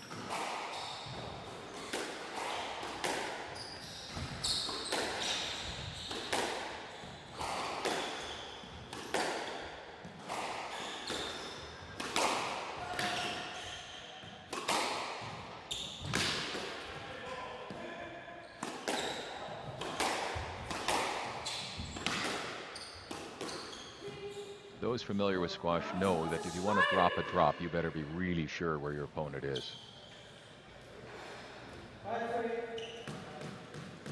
Another stroke call.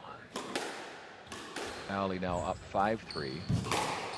Great drive by Tori to get the service back and tighten this match in.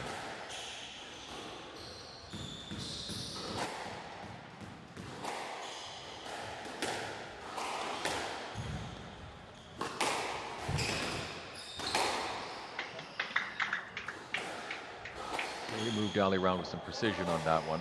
Back to the way she has a few times, and Ali won't want that to continue.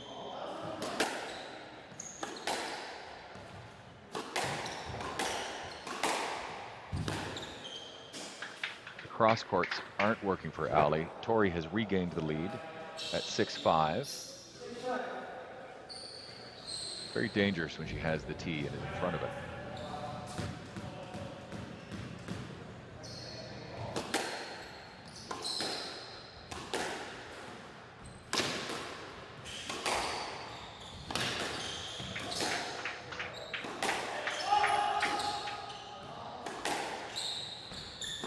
Long rally, up and down the walls. We're getting back some cross courts now. Tori had complete control of the tee, but Ali is now moving it around and regaining the front position. Ooh. Almost a payback shot on the leg on that one. And we have a stroke call. Tori tried to keep the tee and move forward instead of back for clearing, but the ball followed her. We're at 6-6 here in the third.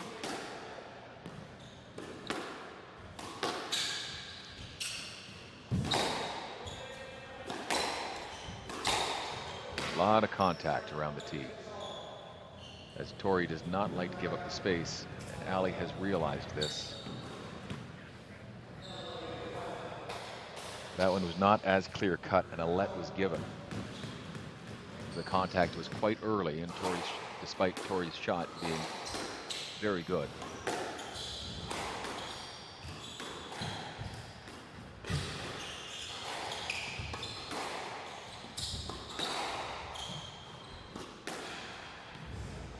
Great rally up and down the left wall. Both looking to perfect shot by Tori. Exactly what she was looking for, that opportunity to slam it into the front right corner, while Ali was waiting for a return down the left wall.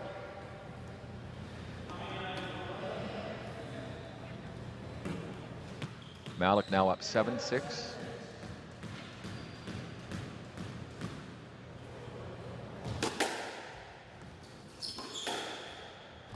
Neither player is showing a whole lot of wear yet, which is promising. The rallies have been long. As much as there's contact, they're both hitting well. Nice drop by Ali, but it came out in a way that Tori was not expecting, or I don't believe planned. Ali was right behind her, and unfortunately that leads to a stroke call. We're at 7-7. The shot was good, but not good enough to avoid the stroke.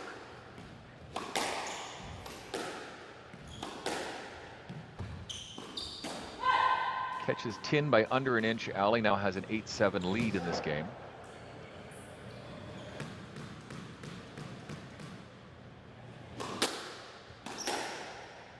As mentioned earlier, these players have faced each other a number of times in PSA. This is the 5th time that is recorded, much less any international competition where they may have done the same. So they're very familiar with each other's games. Tori finds that spot less than an inch above the tin again that she hasn't found really since the second game. And it paid off very quickly. We now sit 8-8.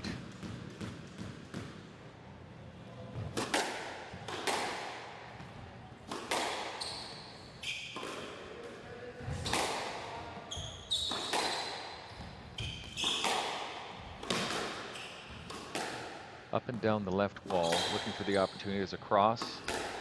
Ali's in position, but no, and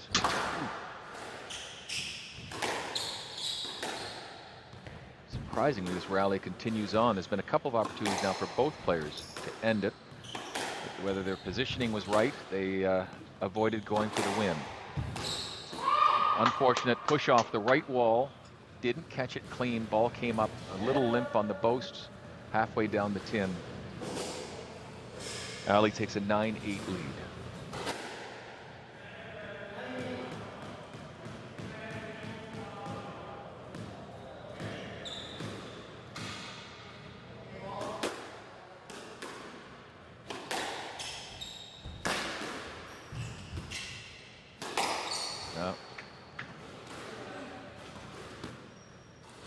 No let in this case from center court. It's more difficult to call a let and get it from that far out. Tori's shot was good. Ali didn't show that she made an effort to get around her, which is required in the PSA these days.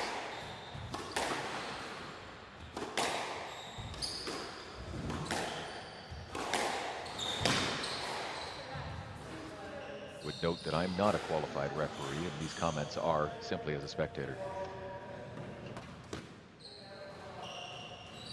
We have a yes let call, as that shot was not quite as tight as it could have been, and we're 9-9. If that shot had been tighter, there may have been a no let called on Ali there, but it was just enough time.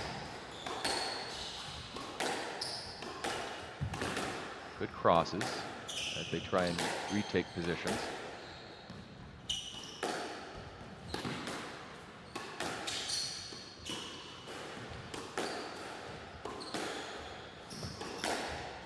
Great shot by Torrey, but Ali is there to pick it up and extends the rally again.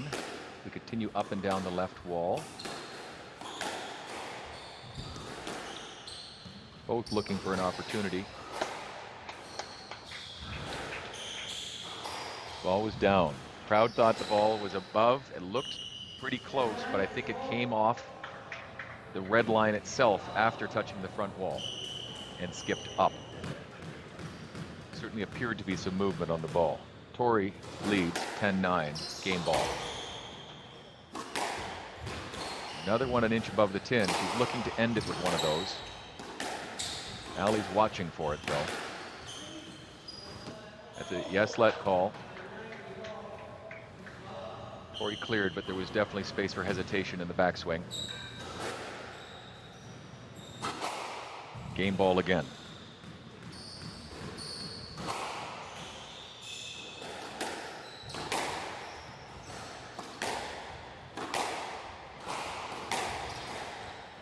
Flat bounce was picked up at the back quite nicely. And unfortunate at the back, it came off just a little light. Ali could not get under it. Shot bounces out, and Torrey now leads 2-1.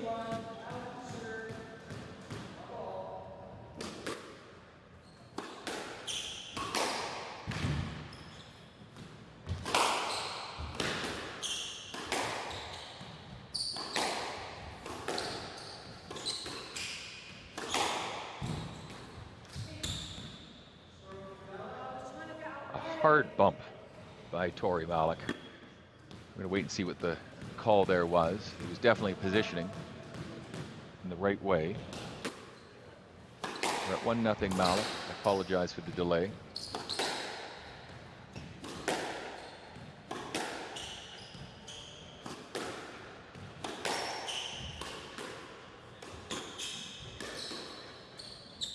Very tight shot. It nearly drifted to the red line. Ali picked it up, but Torrey was standing waiting for a drive down the wall. Puts that away.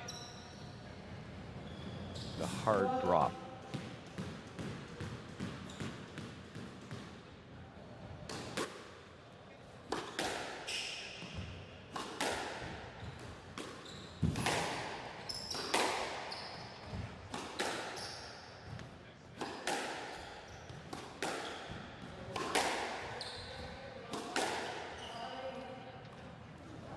Really is the go-to shot for Tori to put it just above the tin. Ali gets caught behind the line, and it's difficult to get up there fast enough.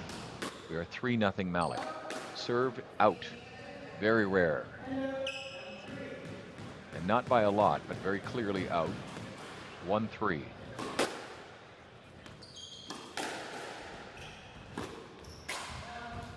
Ali catches the front tin on what could have been a nice boast, although Tori was chasing it down and was likely to be in position. 4-1 Malik.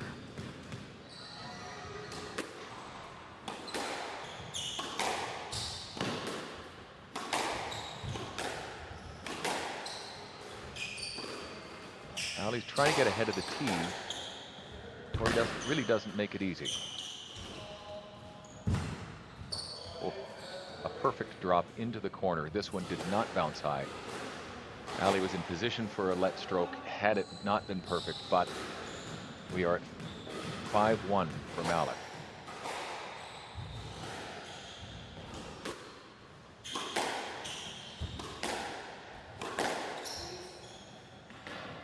Stroke to Malik, 6-1. Ali just about hit herself on that one.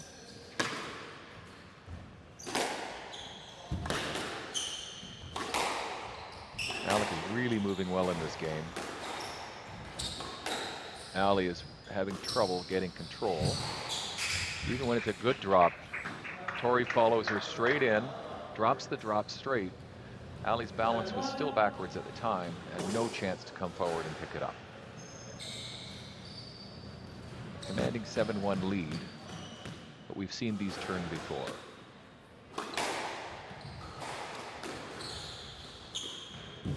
Great drop by Ali.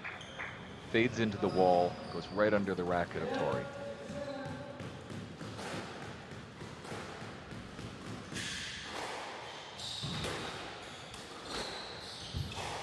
Another perfect drop by Ali. No chance to get there. We're at 3-7.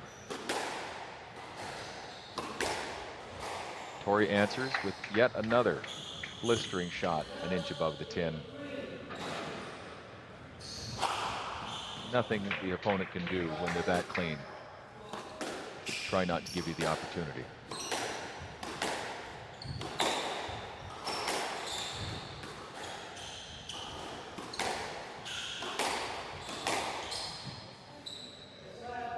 Yes, let.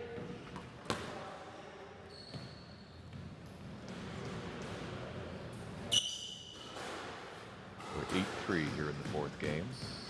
Tori Malik up 2-1.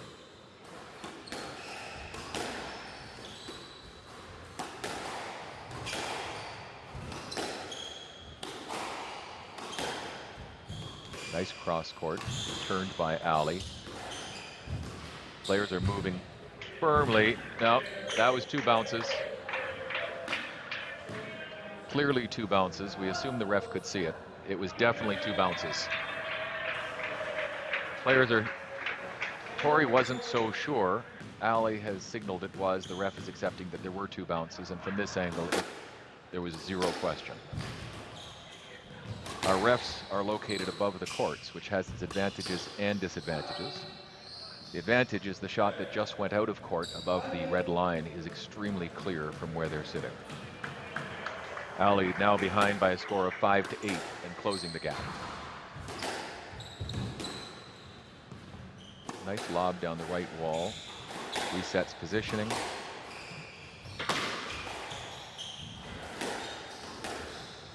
Somewhat stunning dig at the back. And Tori picks up another shot just above. Not as strong this time, but the ball died faster than Ali could get to it. We had a double bounce. And Malik up 9-5.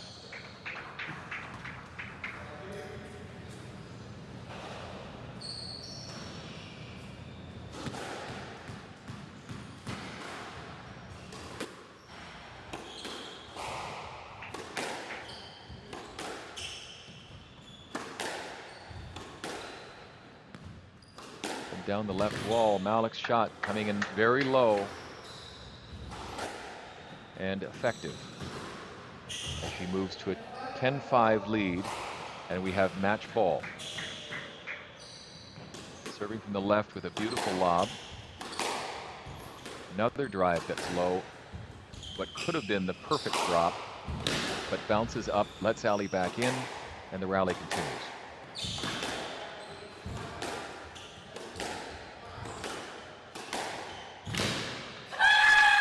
A huge series of attacks ending with a kill shot to the front left that Ali could not retrieve after getting at least 3 or 4 that Tori thought she had a chance on. This match is done. Tori moves on to the quarterfinals tomorrow night.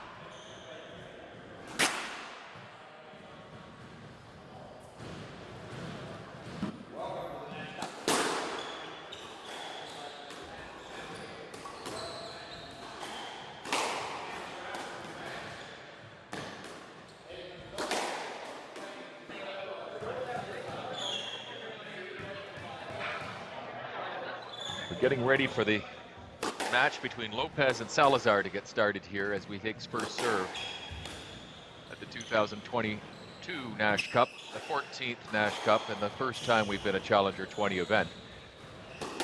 These two are both first-timers in the tournament, and 2 quick errors moves us to 1-1.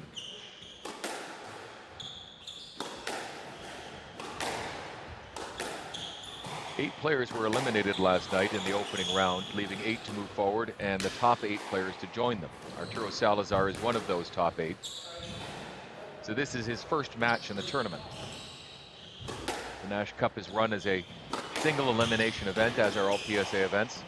So a loss and a player is out. We've now had 2 upsets on the night. Edmund Lopez is looking to make it 3. Edmund now up 4-0 in the opening game with a couple of errors from Arturo, this latest one into the tin at the front. Rallies have not been exceptionally long so far, both players trying to feel the other one out.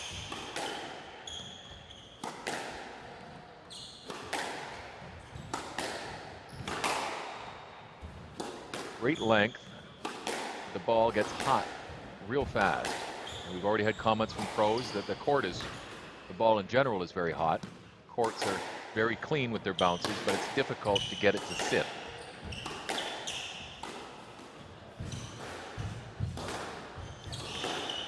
Any player making that comment was obviously not in the Nash Cup in 2018 when the average outdoor temperature was 35.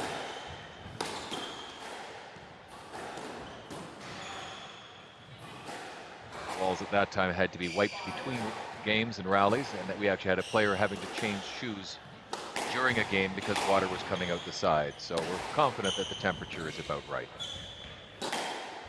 Arturo has yet to find his balance in this game. He's down 5-0, but a stroke called on Edmund puts Arturo on the board. Let's see what he can do.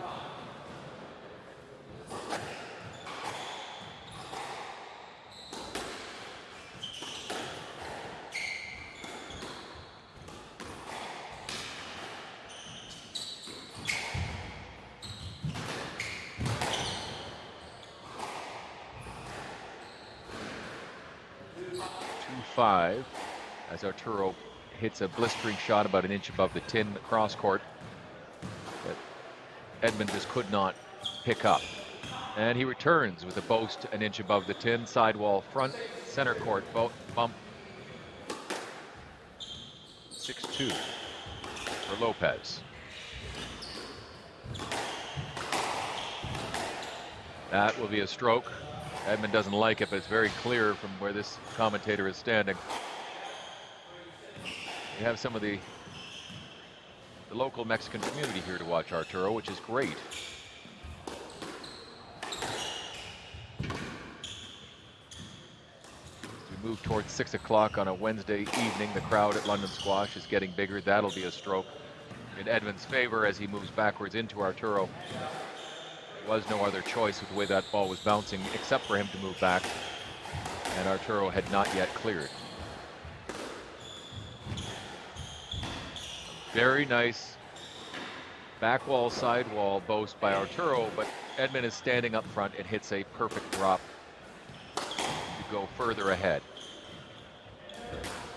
Arturo tries to be fancy, bring it across the front of the court, unsuccessful. Edmund up 9-3.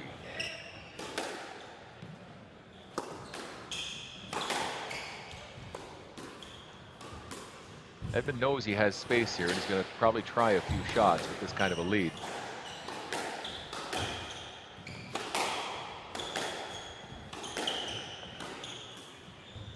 There it is. Draws Arturo to thinking it's a cross-court shot and ends out as a straight line boast. Arturo ends out of position, 10-3.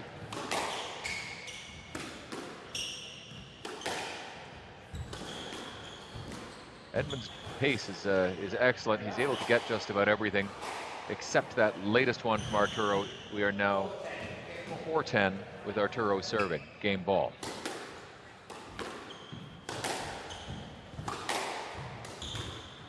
Again, Arturo trying to draw Edmund the wrong way.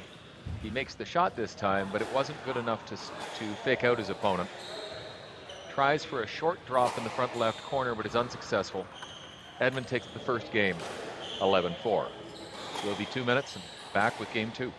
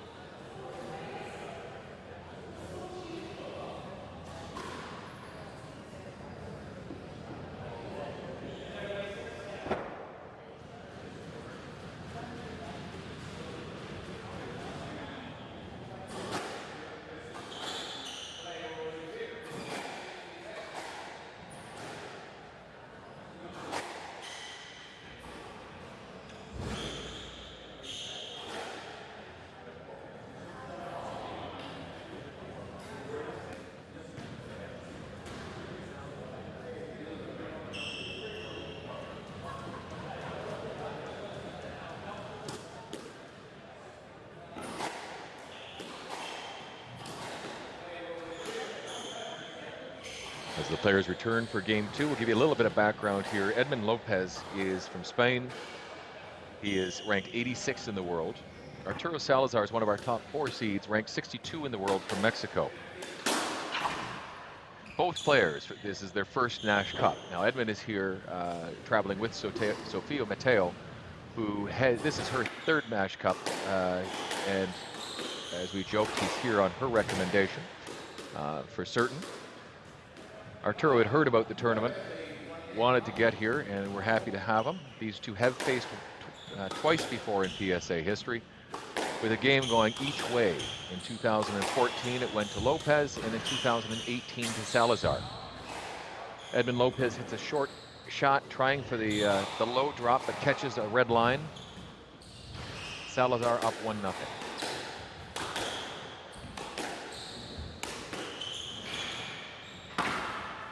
A little psychologically different for players when you're playing from behind versus ahead, and this will be the first time Edmund's playing really behind in this match. We're down 2-0 now after he couldn't scrape it off the back wall in the second rally. Arturo will have also had a chance to decide what he wanted to change between games.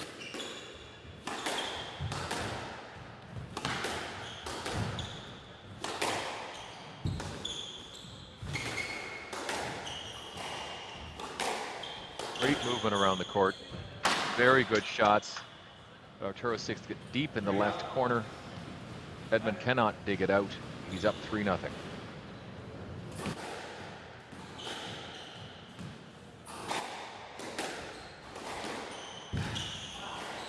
Too clean a shot from Edmund. 1-3.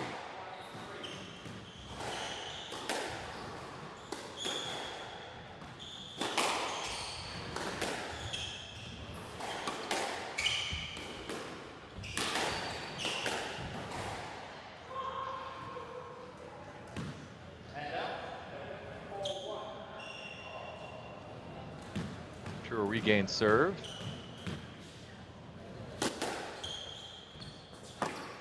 We should be 4-1. Scoreboard is not indicating the right score at the moment.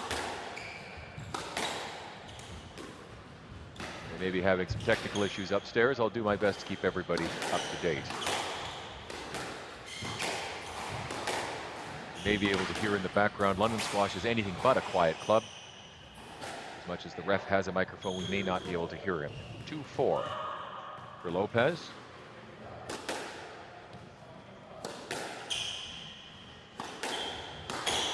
And the scoreboard is updated. Great shot by Salazar. Takes a 5-2 lead.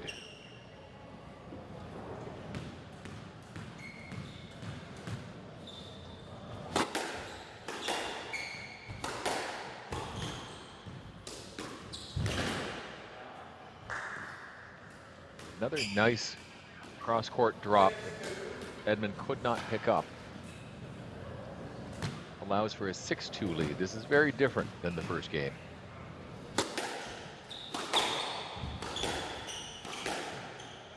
Players are moving well, but neither has had to exert themselves too much yet, and they're looking very, very fresh on court.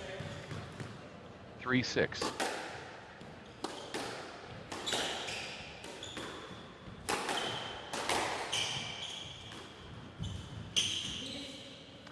Arturo drops the drop. It was good. Edmund was already in motion there, and I have a feeling we're going to see at least a let called there. Looks like it was just a let. Probably also a let. Arturo was really hoping to catch him within his swing range, but that was more of a safety let than anything. It was close, certainly close enough to warrant some caution.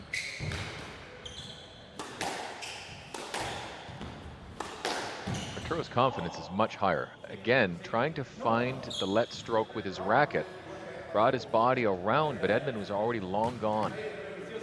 There's a no let call, and I believe that's a very good call by our ref, Steve Flute. Ref stands above the courts here, has a great view of the player's movement side to side versus sitting behind. And in this case, likely saw a gap between the two bodies as Arturo attempted to draw the stroke.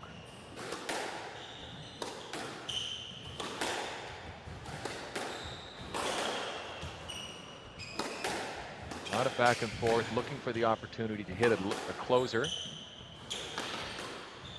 We move up and down the left wall for a moment. Great drop, followed by another. Back to the back corner, but it's picked up. Wow. This is a great rally. That Arturo finally gains control after reaching and knocking one off the back wall at the end of his reach. Edmund could not put it away, and Arturo picks up a winner, bringing himself up to a 7-5 lead. Crowd members are claiming they could take the same shot. I know I could not. There was contact on his foot. He's going to take a let, and I think he's right to take a let, and neither of them's asking for anything more. Edmund is good with that. There was contact as the feet went by.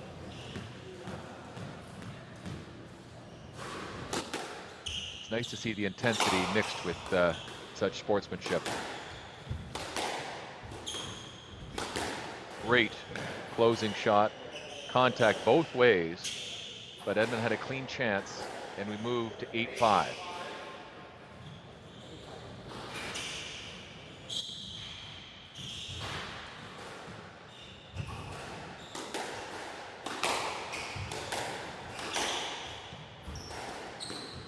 Another great drop. Edmund knew he couldn't get it. Scooped it with his racket, handed it back to Arturo, and we are 9-5.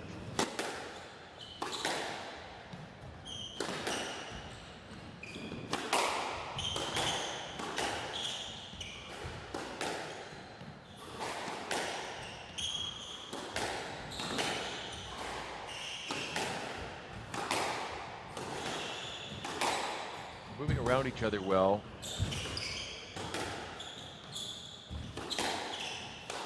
Boy, the opportunities are tight. And it just pulls out of court, touching the concrete wall above the line. Moving Arturo to 10-5 here in the second.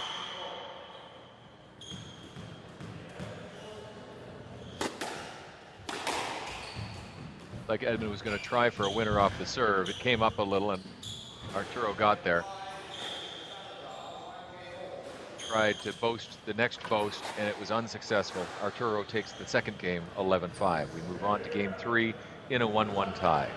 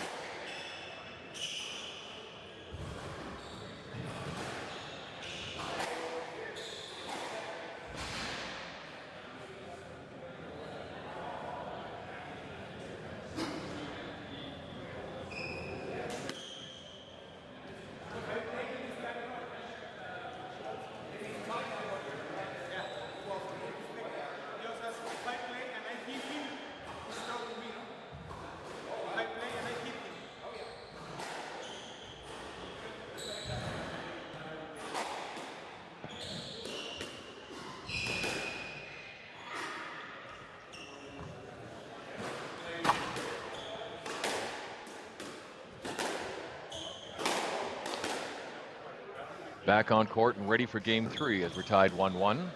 Arturo Salazar to serve the opening rally.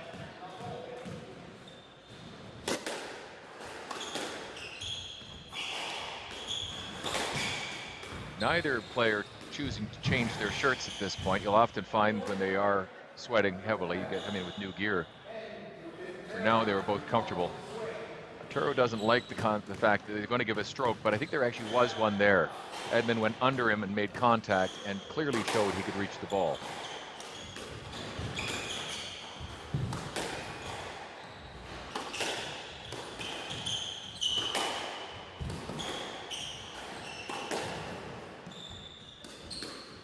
Edmund leads 1-0.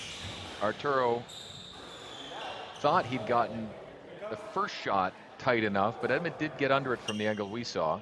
Second one was very clean. Edmund didn't have a chance, and we are 1-1.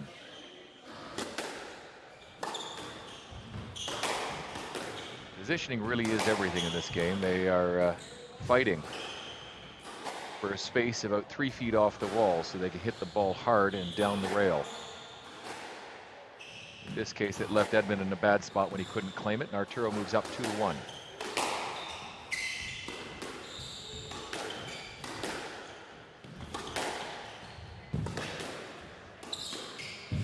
The answer when it gets crowded is to hit a cross court or send it, push the other player deeper, but it's not always easy to execute.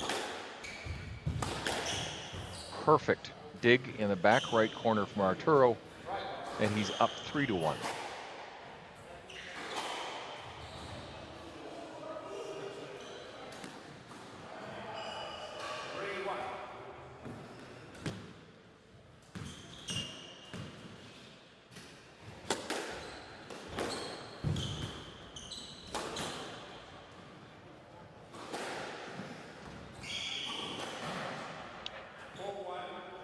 Bounces are going Arturo's way, and both players take a moment to touch the back wall. We won't say they wipe their hands, they're supposed to use the towels for that, but both a moment's breather. And another dig, just above the tin.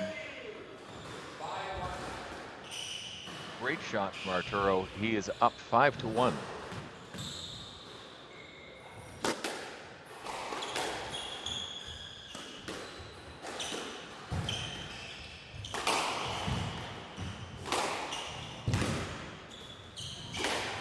Every time you think Arturo can't get to it, he somehow manages to get across to the point that Edmund raised his hand at least twice in that rally, thinking Arturo didn't get the ball when clearly he did, but from the angle of the other player, it would have been difficult to tell. Arturo now leads 6-1 in this game. Looks very calm, and if Edmund can do that over, off serve, straight down the wall, an inch above the tin, almost no bounce. We're at 2-6.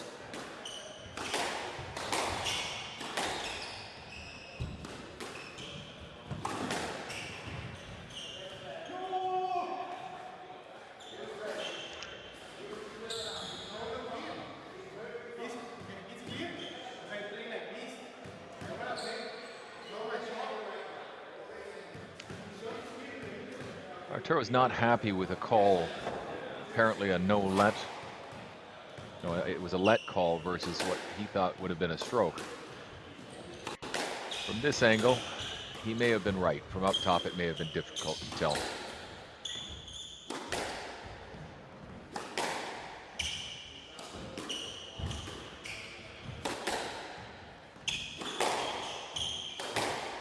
Funny bounce off the back does not faze Edmund as he tries to regain this game. Arturo's pace is exceptional. Wow, Edmund nearly catches himself after he gets caught behind Arturo. Full recovery, and the rally continues up and down the left wall now. Again questioning whether it went down. Arturo didn't like that. He signaled to try and suggest the ball had gone flat and then made a perfect shot. Don't know if there's a leg to stand on this one, in that Arturo positioning would not have been different, and it wouldn't have made Edmund's shot any better or worse. He feels he was distracted. We are 3-6 with Lopez serving from the left side.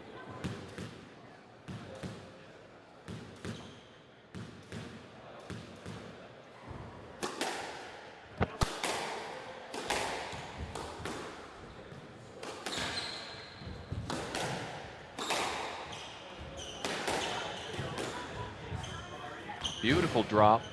This time, Salazar, thinking that the ball had been down, raises his hand.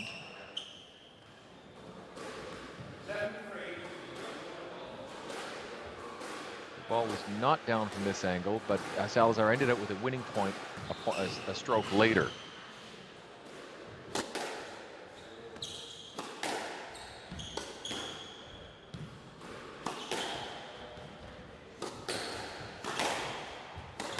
Unfortunate high bounce on a nick for Edmund. That could have been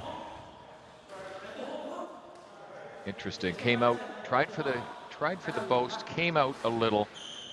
One could argue that Salazar tried to shape that one in order to make the corner part of his forward shot, but clearly it was there and a stroke was called.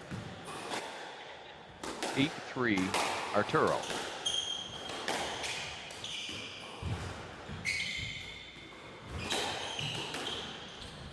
Edmund tried to blast it past him from the front to not risk getting the stroke. But Arturo's hands are extremely fast and was able to bring the ball back along the wall. In this case, it came off the back wall a little funny. He took it off the frame.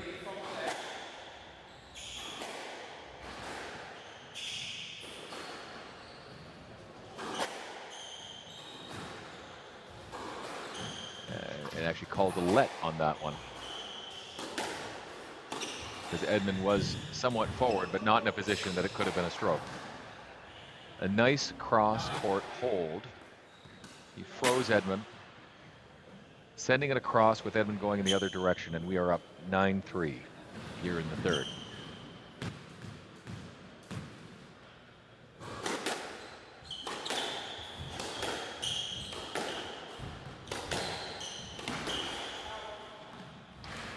Edmund catches just above the line on the side wall, moving us to 10-3. See if Salazar wants to play with patience or aggression in this next rally. Edmund certainly playing with aggression. Salazar tried the same, caught the top of the red line, ball bounces up. We are 4-10. Now trying to go deep. Edmund hits a beautiful drop. Salazar again manages to pick it up just before it touches the ground, leaving Edmund in a bad position at the front corner. Opens it up, and a drive ends the game. Back in 2 minutes.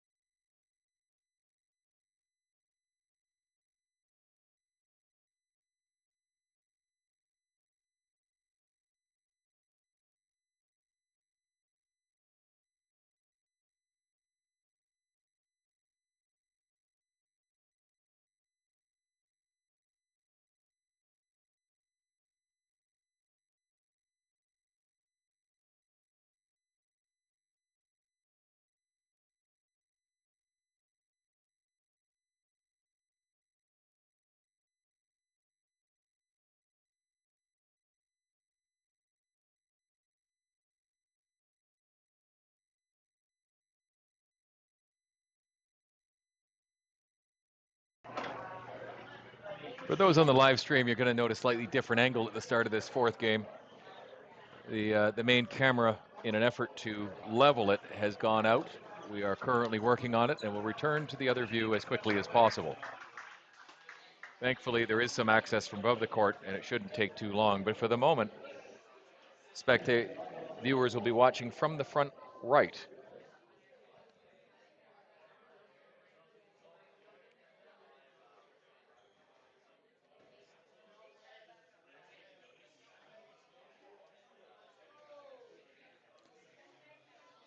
Edmund's going to have to figure something out here as Arturo truly gained control. Again, neither player choosing to change any of their gear. Arturo still concerned about some call earlier on. You can see in the balcony, it's not Steve Flood that's looking after this. It's Bob Manbridge is our ref. The reverse angle camera shows clearly who's in charge.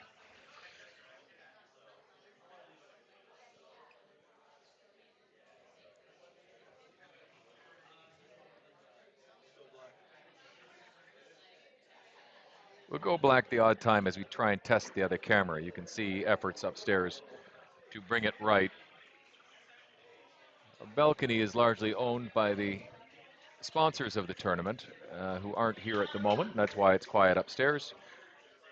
Downstairs is largely standing room behind the stands at the moment, with a crowd of about 40 in the club. Blistering shot by Salazar, just above the tin, moving us to a 2-1 lead.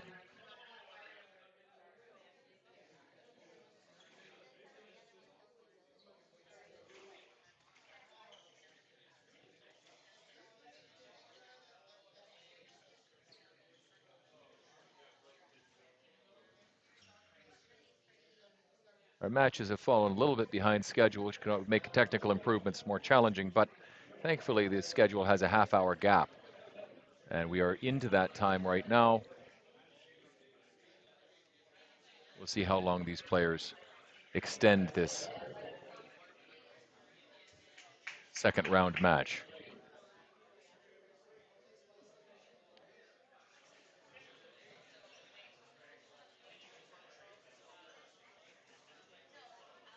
We have 3 Spanish players here this week. We have faith that Edmund has had some consultation between games, and they've discussed how he needs to change his approach to Arturo. We are at 4-3 Salazar, though.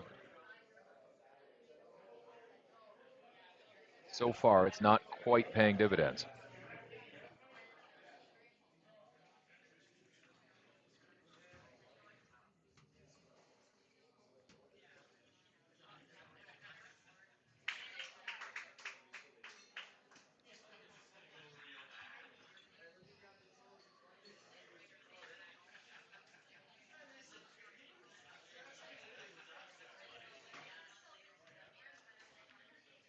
Arturo holds his racket in such a way it's not always easy to see when he's going to cross the ball.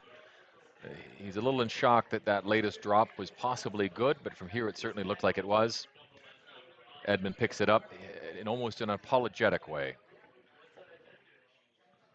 suggesting it might not have been cleanly on the strings, but will count all the same.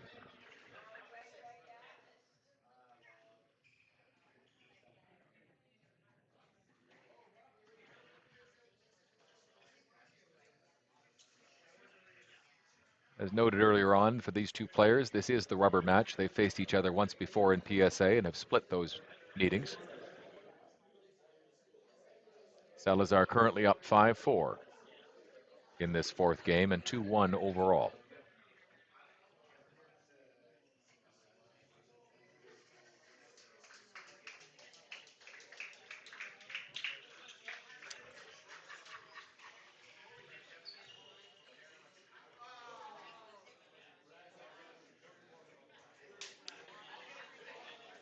On court 1, Lucy Beecroft has just won her first match of the tournament against Diana Garcia, who's also of Mexico. Diana's here for her 3rd time Lucy is our 2021 champion on the women's side, looking to repeat this year. And the path got a little easier this evening as Ineta Makaveka of Latvia was beaten in the opening round as a bit of a shocker coming from the young Egyptian Zena Zien.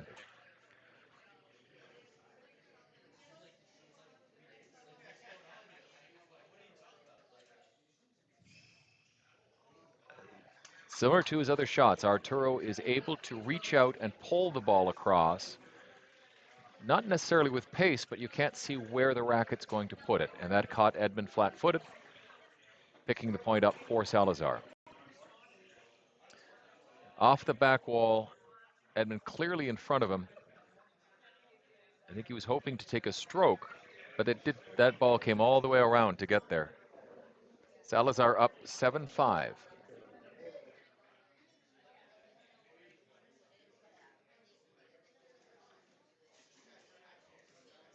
Great scrape by Salazar.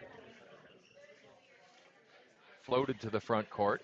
We're now up and down the left wall as they look for an opportunity.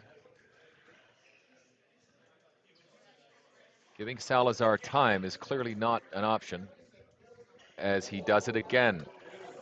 Shows a front left boast. Edmund goes straight after it and the ball pops out to the right just above the tin going to the right side.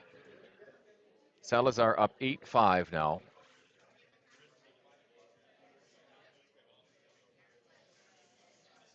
Thus far, his holds have generally gone the opposite direction he's showing, which tends to make sense. But it'll be curious to see if he can keep it in the right way.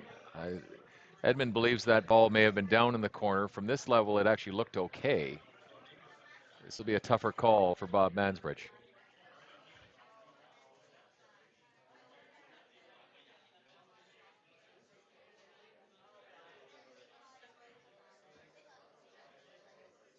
We have our camera back, which is lovely.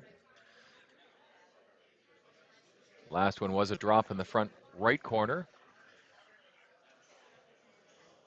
It went to Salazar. We are 9-5.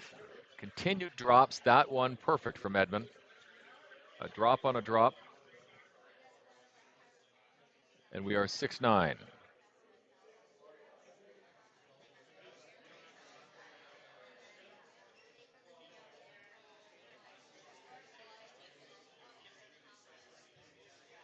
Salazar tries to reverse it again. Feels his shoe might have been off a bit there. It caused him to go into the tin. He's making some adjustments.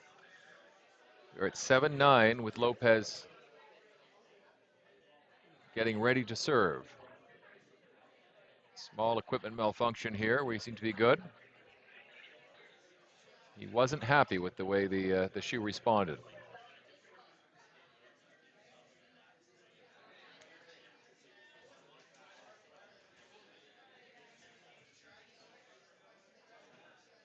High floater from Edmund that nearly went out. Great retrieving.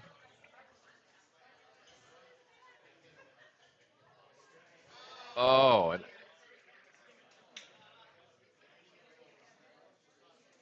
Salazar again thinking that one might have been missed, but couldn't quite make his shot up in the front left corner.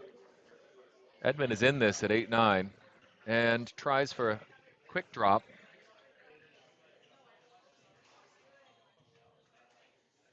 They both seem to think often the other person hasn't got there, but they're both able to get just about everything.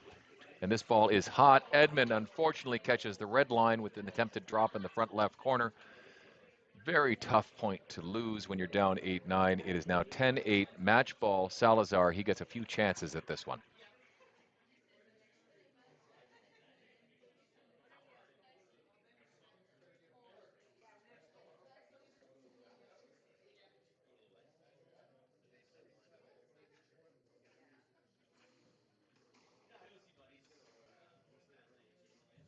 Some great drops. They've both been going for the front corners.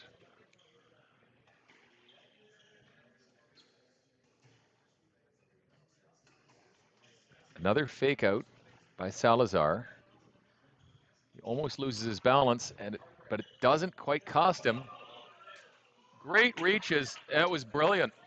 Absolutely brilliant. Salazar is convinced he couldn't have got it. That Looked good from this vantage point. Crowd certainly thought it was good. He doesn't like it. There's some incredible reaches, many of them well beyond where the body was, reaching out the racket and pulling the ball back in. But that last one was really something from Edmund. We are 9-10, match ball.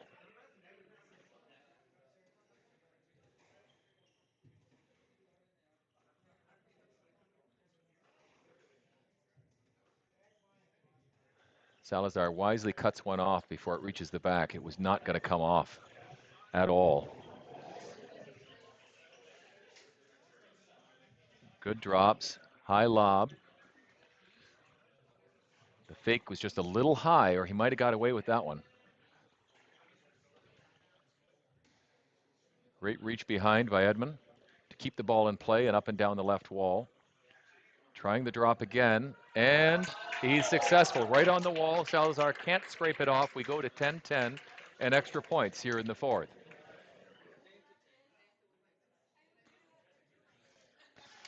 The crowd is getting right into it. Perfect shot by Salazar, less than an inch above the tin, off the back wall. Waited patiently for that to come his way. Nothing Edmund could do. We are back to a match ball at 11-10.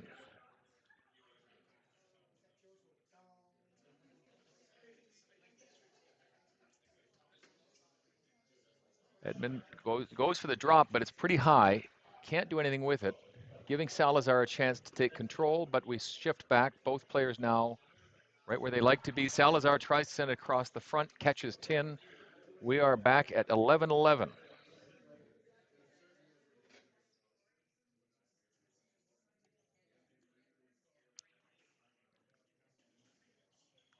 You say Edmund was not going to put that serve off the back tin this time after what happened on the last one. Left it nice and short. This rally is extending with an unbelievable shot from the right side. Nearly hit himself, much less Edmund, and puts it in the front left corner. Boast and dies. 12-10 for Salazar.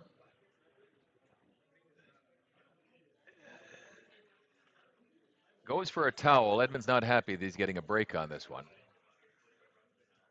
He's allowed to take so many towel breaks in a game, and as long as it's been, I believe it's 6 points, he's allowed to go up there and get it, and is choosing to take a moment.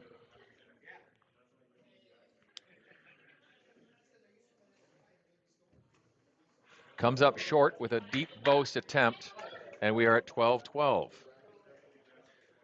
Lopez serves again, but allows for the back wall this time. Almost costs him. This rally gets reset. Some tight boasts. Salazar makes an incredible backhand recovery on what could have been a winner from Lopez. Inches above the tin, and we are 13-12 for Salazar.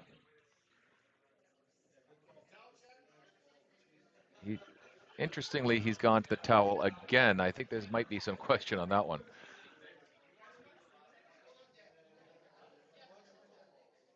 Match ball. Good service down the wall.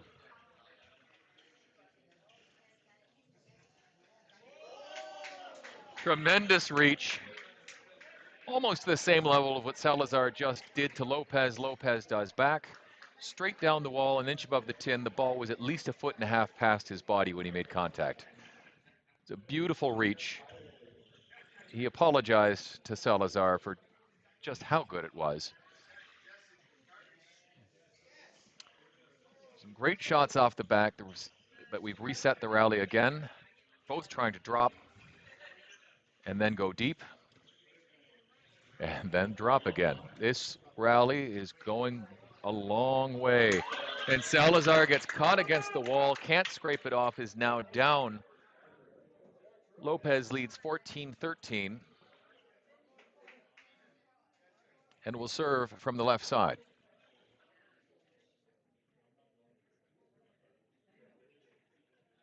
I think he may have just reconsidered his serve, took a moment.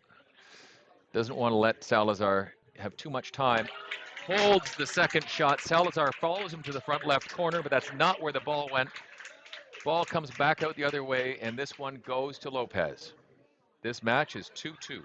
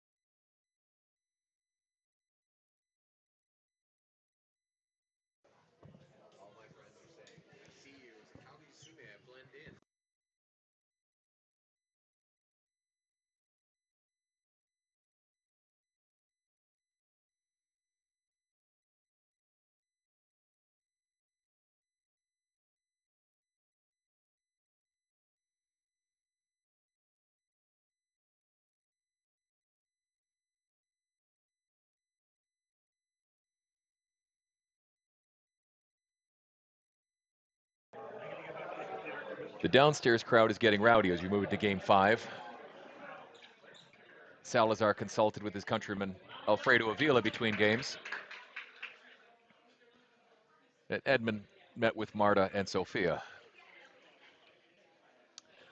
One ball down on the lower red line and one off the top. We have Edmund up 2-0 on Arturo Salazar here in this 5th game.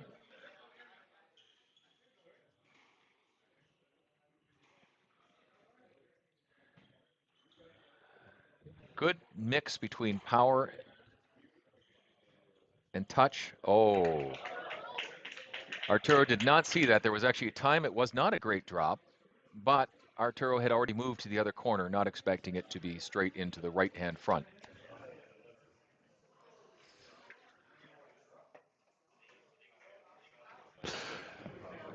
We're up 4-0 now with Lopez.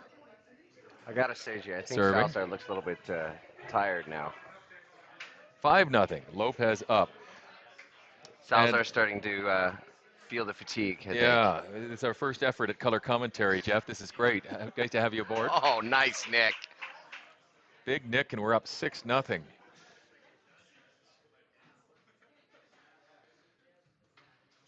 Oh, another And an out ball. upper. We have an upper red line. Bounces off the front. 7-0 for Lopez. There's, like we like to say in Sarnia, OBT, or out beam tin. I've played those tins in Sarnia. I don't like having that contact, but these courts, he's finding a lot of them. We're up 8-0 now for Lopez. Salazar tries 2 drops and does not fool Lopez, who sends it back deep into the back left corner. He's up 9-0. I think Salazar was looking for a stroke call there. Salazar was definitely looking for a stroke call, but it was not to be had. Well, that ball was too tight. Even the redirect does not work for Salazar. Lopez is not fooled. We got a bit of a runaway here. 10-0, match ball.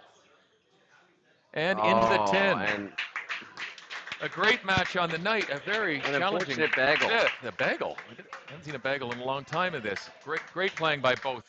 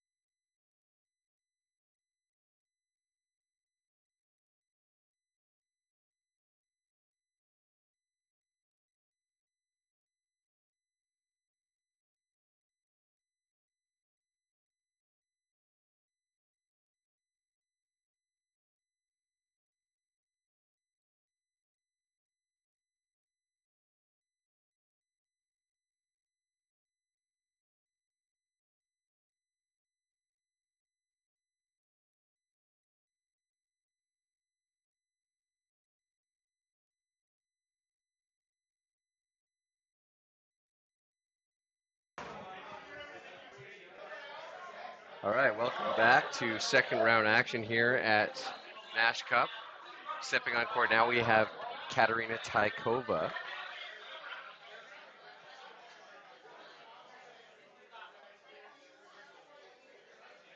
versus Georgia Adderley from Scotland. These two have never played in a match at the PSA level together, so this will be interesting to see their first matchup here at Nash Cup. And interesting to note that Katerina Tykova is coming off of a win from Portugal. And great to have her here at Nash Cup. Good starting rally to loosen up, get a feel for each other. Again, being the first time they're playing at the PSA level. Great little rally up the backhand wall.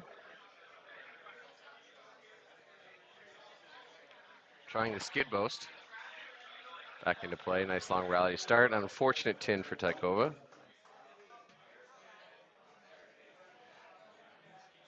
Tykova in the teal, Adderley in the blue.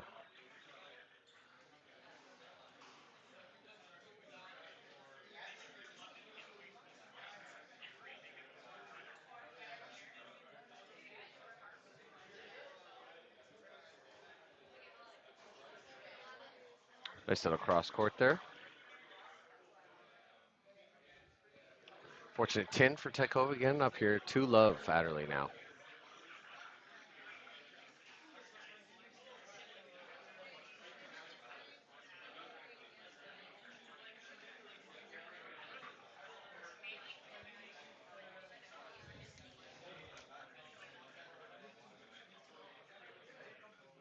Adderley currently ranked 59th in the PSA Tour, while Tykova is currently ranked 105.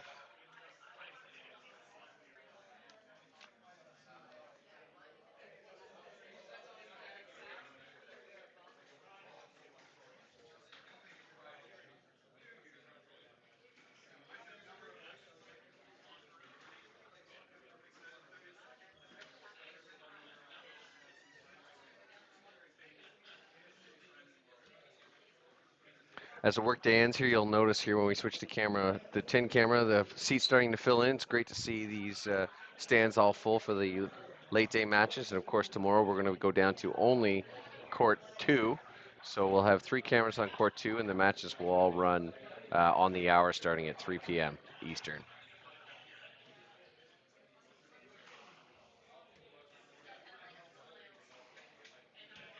Great pace to these rallies, mixing in a bunch of different shots, trying to get their opponents moving.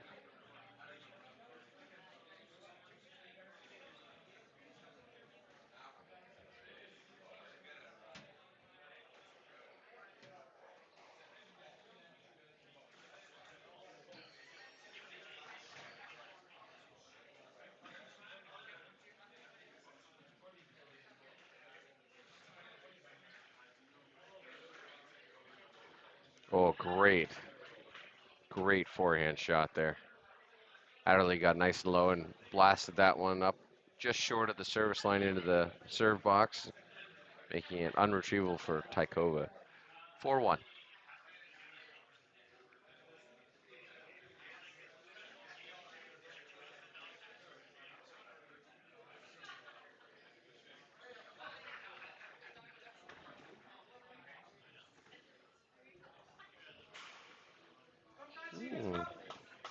Unfortunate, unforced error there from Adderley, giving a hand out, 2-4.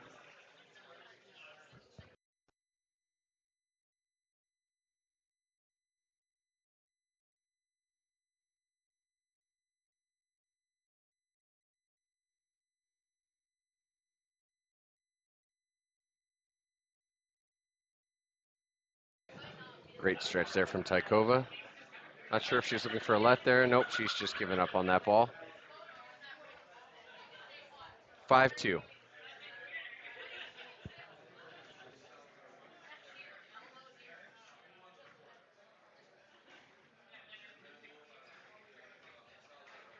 Oh, great Nick shot into the forehand wall. Appreciated by Adderley as well. 3-5, hand out.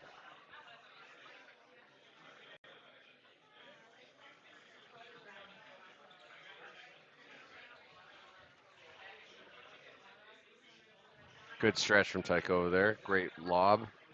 Oh, trying for the reverse boast. Scared her opponent there a bit. Good thing they can laugh that one off. Getting a little bit too close for comfort. As you know, we've already witnessed somebody get hit by a ball from their opponent today.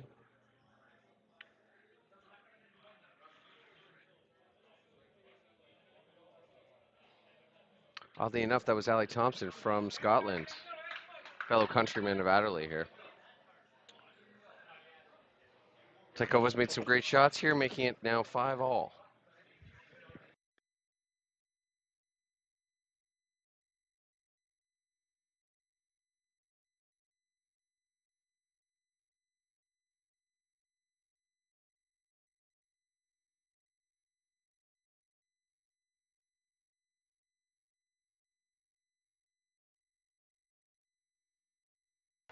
What a great pickup by Adderley, but Tykova ends up putting it away on the backhand side there.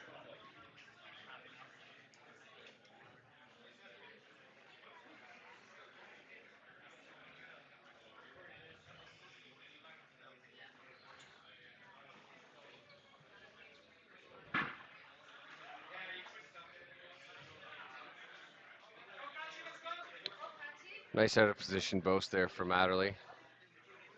Regain the ball. Hand out 6-all.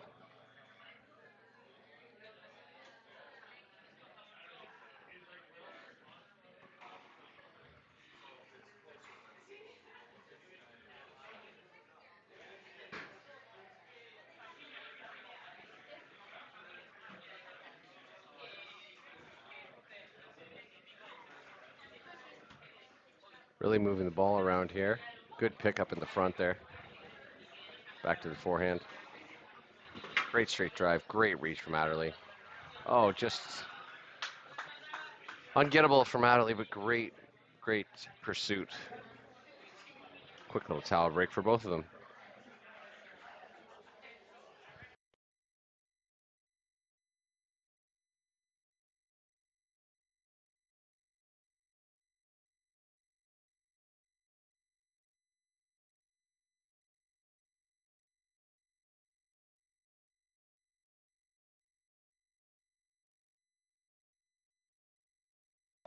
Great tight shot from Typkova there. Taking a 2-point lead here late in this first game.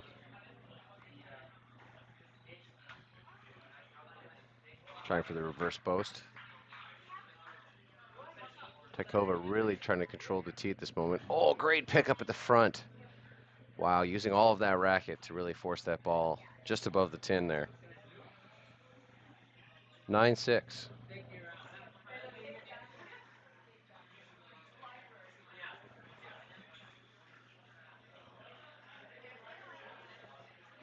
Cycling it out of the tee there on this backhand wall side. Great drop. Great volley drop there from Tykova. Game ball and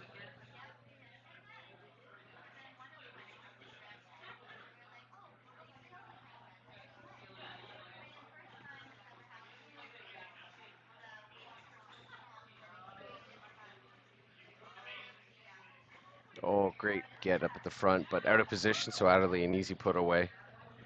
Down the forehand wall. 7-10 game ball.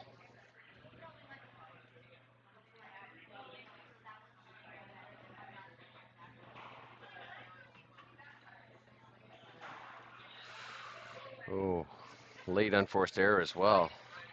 Making that spread just a little bit less. Hopefully Tykova can close it out here for game one.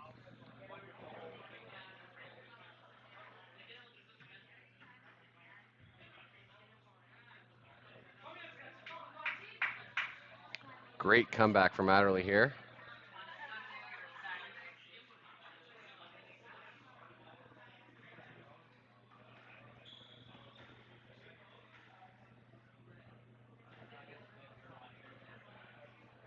These two women loving that backhand wall at this point. Really looking for the first error from either one of them.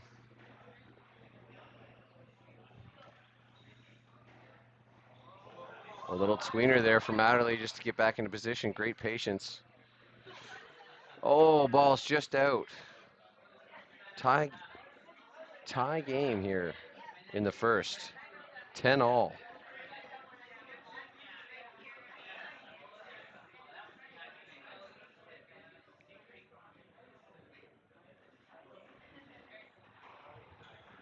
Oh, that's a great put away from Tykova off the serve.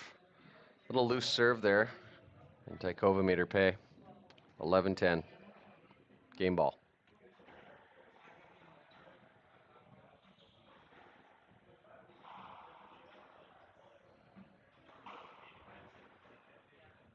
Cycling back through the tee here on the backhand side.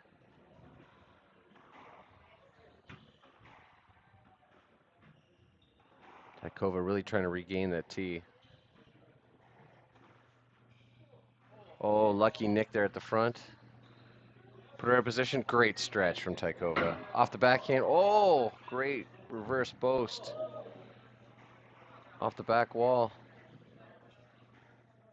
Great game ball rally. Back and forth they go. Oh, went the wrong way. Apparently she got the ball and then missed that. Fantastic rally. Tykova wondering if the ball was down, or sorry, Adderley thinking the ball might have been down or not picked up by Tykova, but play resumed, or continued, I should say, and 11 all.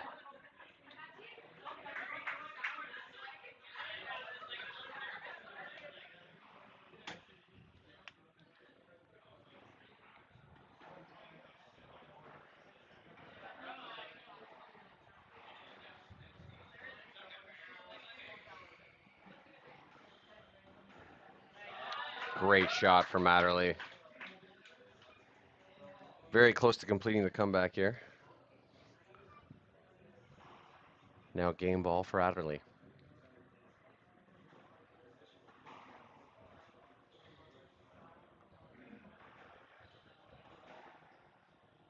Cycling up. Turning it into a cross on the forehand side. Oh, Adderley trying to go for the reverse post winner. Fortunately hitting the tin and very close to the Squash Life tin camera box.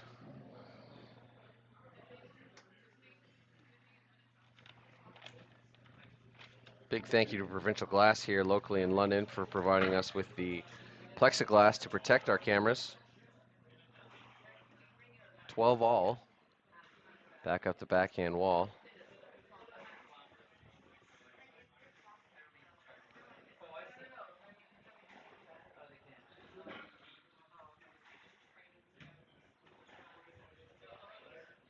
Oh, wow.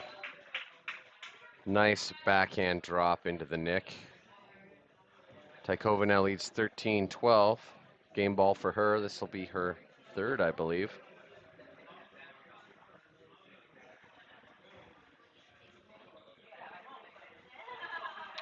A little more contact noticing here late in the game, but doesn't seem to phase either of them.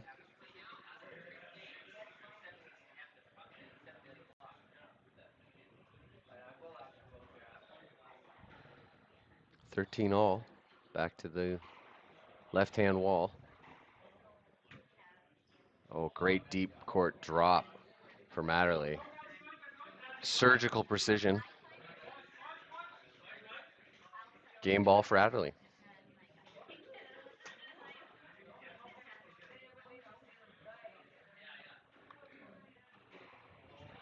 Great shot. It was picked up by Adderley, even though Tykova believes it was down. Great cross. Squash got to run her side and ended up being her point anyways. 14 all.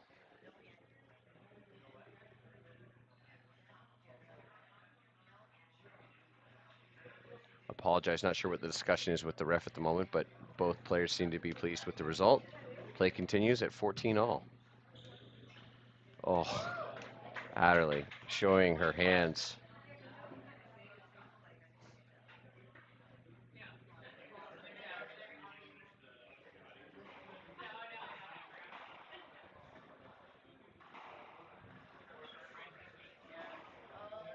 Tykova attempting to pound the ball into a game one win here.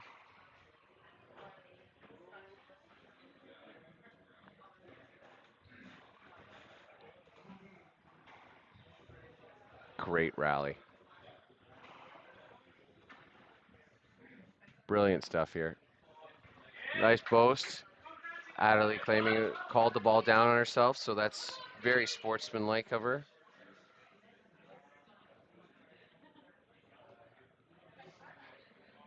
I do notice a great level of respect between all these professionals here at Nash Cup, and it's great to see.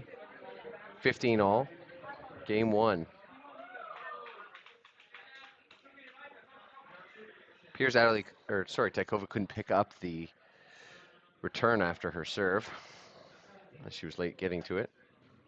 16-15 for Adderley. And a ball served out.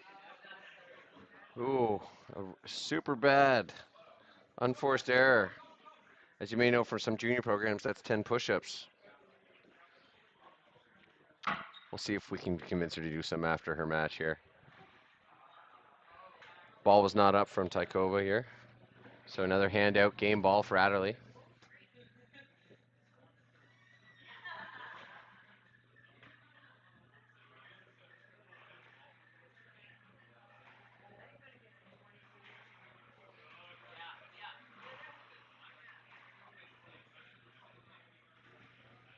Oh, Tykova just on the miss there, just out of reach. Little mad at herself. We'll be back in 120 seconds.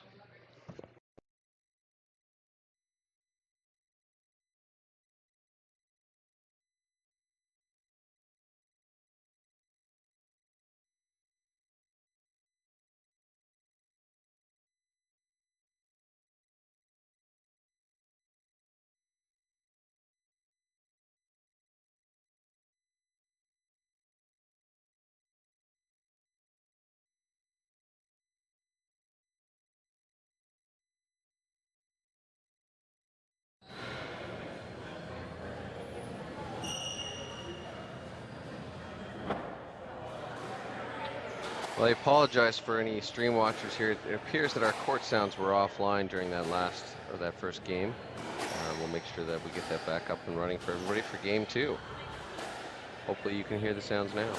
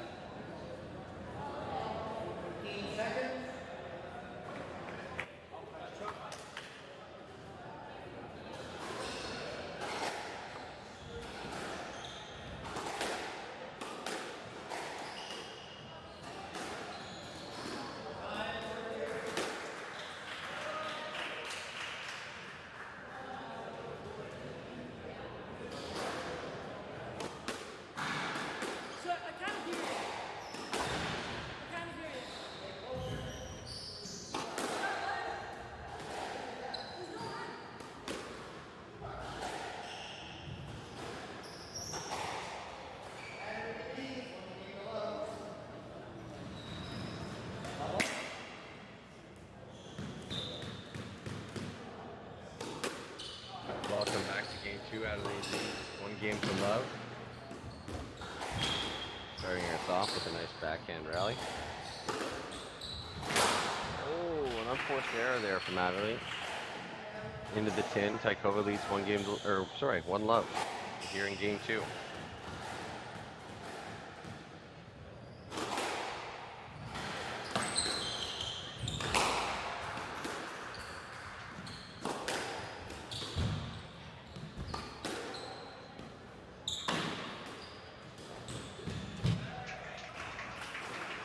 Another great rally.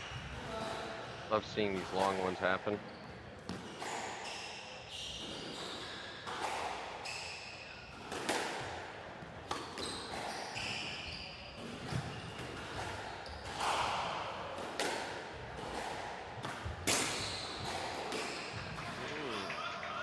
Tykova with an early 3-love lead here. Getting some unforced errors from Adderley into the tin.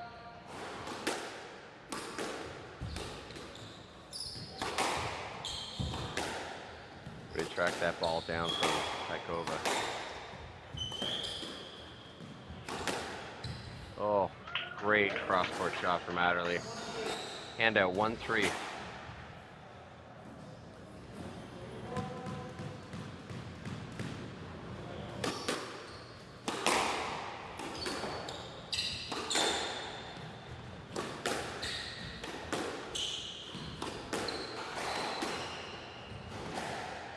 Backcourt lob. Tykova. Great patience in the deep court there. Trying for the reverse post.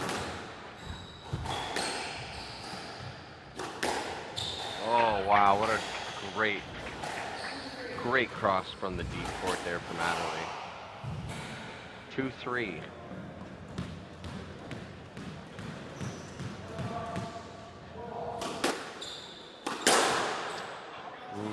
All right, ties it up there with a 10.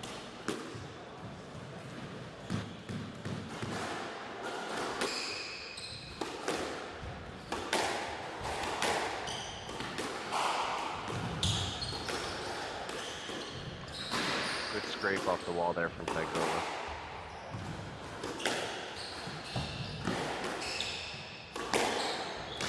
Really making this.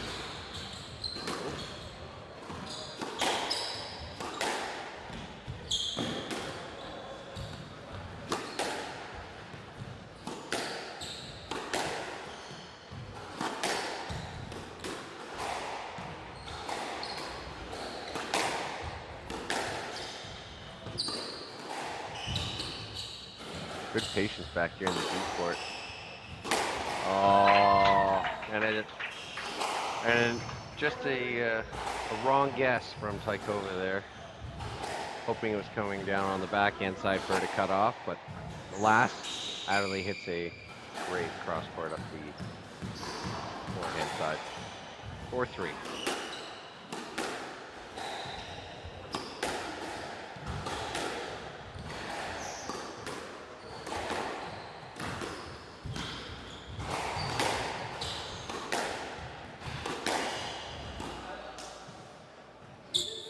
Really tight shot from Adderley. Unretrieve rule for Tykova. Want to thank everyone again tuning in. Love for everyone to be here, but of course we all understand, so thank you very much for watching and participating as much as you can by watching Nash Cup live feeds.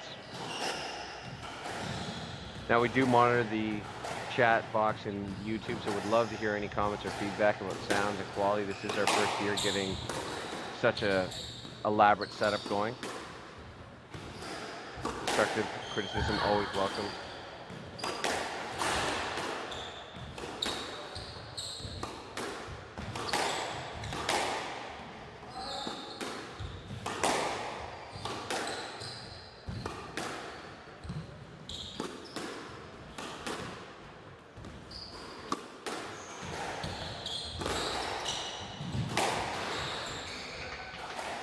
Powerful backhand drive from Adderley. Great pace on it. Died right in the corner at the back wall. As you can see, the stand starting to fill in here at Nash Cup.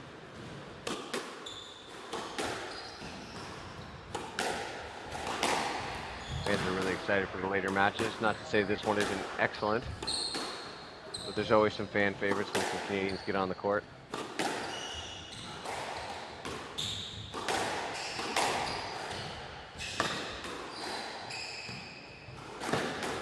Adderley signals that she felt the ball was out, but from my angle and apparently the rest as well, it was good. But nevertheless, she finishes it off with a great backhand drive again.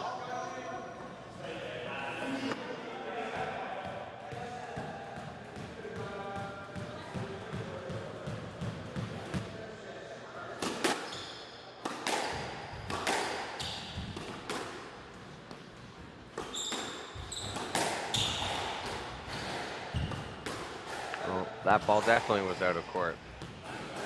9-3 for Adderley. Really taking a command of this second game here.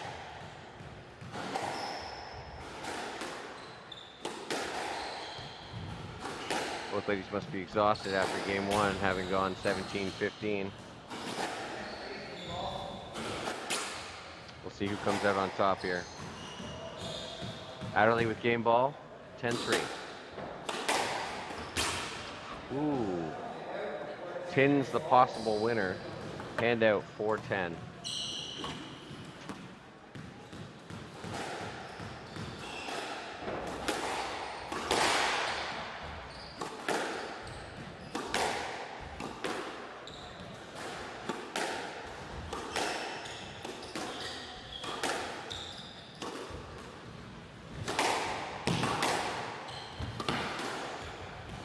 Great rally here at 10-4.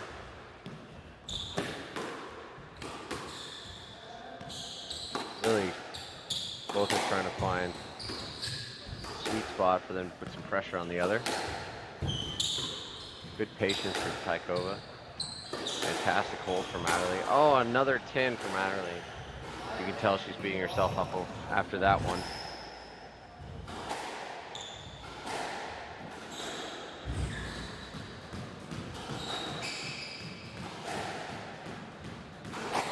Few game balls left for Adderley here. See if she can close it out.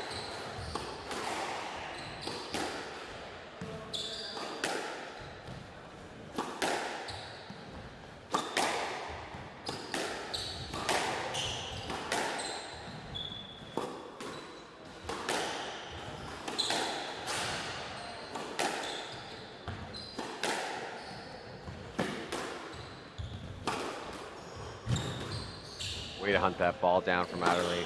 Another boast. Another lob.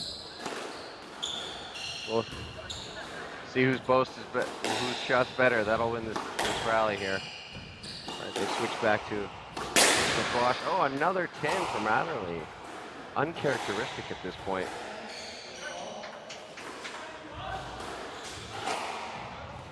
You can hear Tykova's fellow countrymen cheering her on.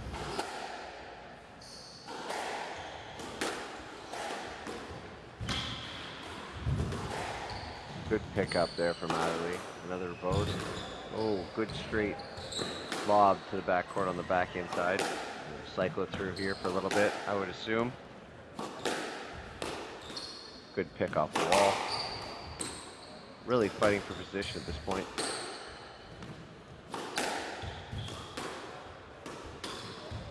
Oh, nice shot. I think she's calling it down herself. Great sportsmanship between these two ladies. Game 2 goes to Adderley. Adderley leads 2-0. We'll be back in 120 seconds.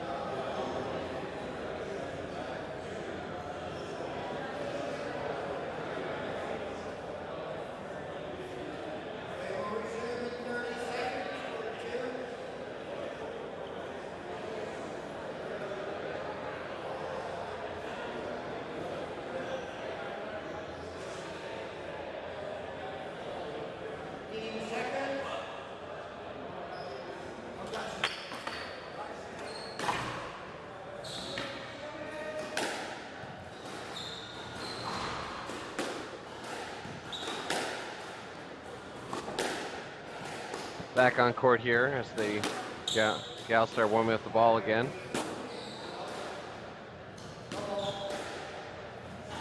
And we're ready to start game 3. Love all. Adelaide leads 2 games to love. They play up the backhand wall.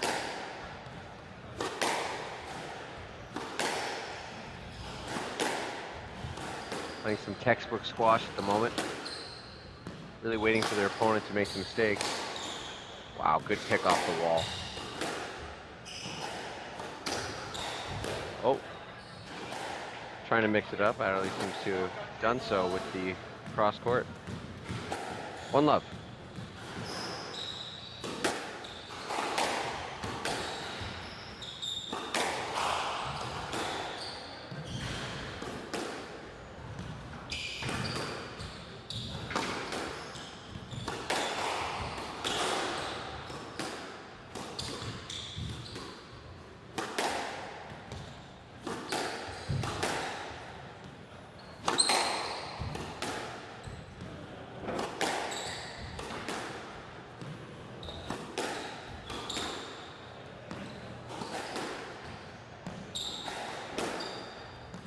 Another long rally with some great patience here on the backhand wall.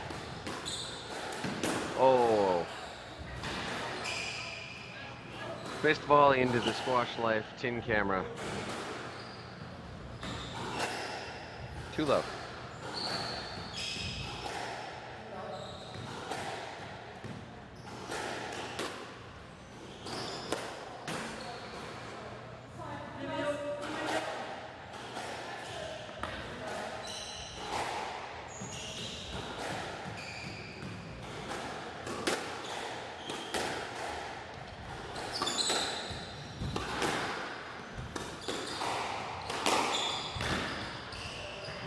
Takeover signaling that she believes the ball was down.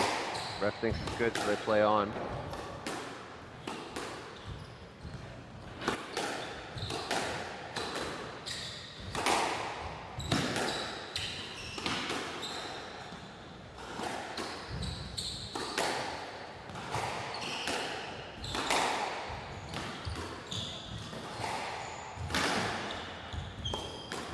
Good stretch from Takeover.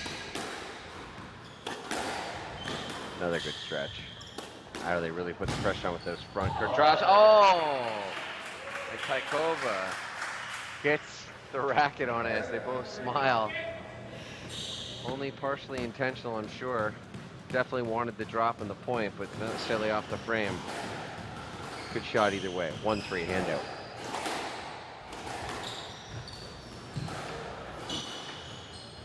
Nice short little post drop.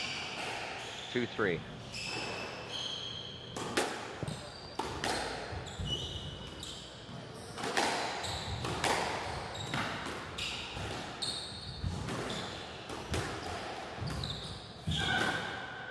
Fantastic stretch from Taikova there to put that ball deep.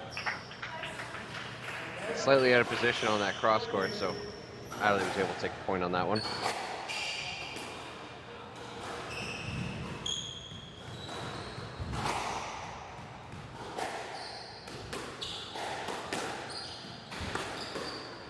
Ball's out, up top, hand out, 3-4.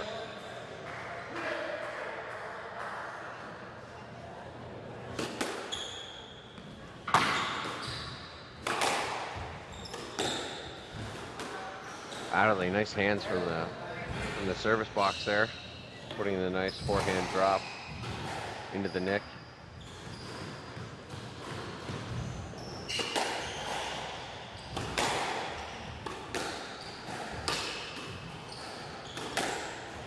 Ooh, another cross-court nick.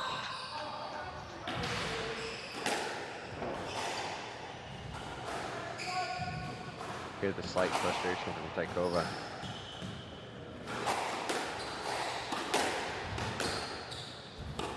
Playing a great match though.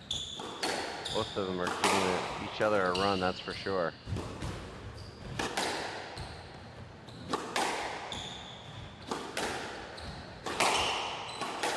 Oh, a little deception there. Oh, a little backhand drop into the nick herself from Tykova. 4-6.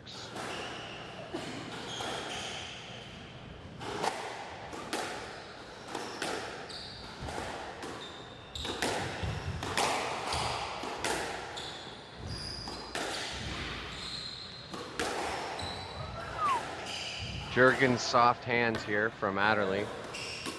From the deep backcourt, places a wonderful drop at the front. Get a hand out, 7-4.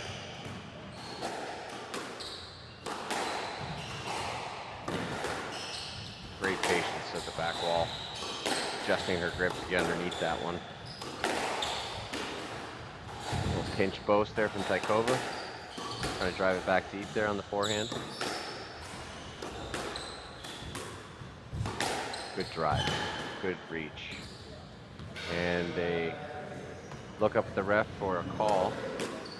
Stroke awarded, 8-4.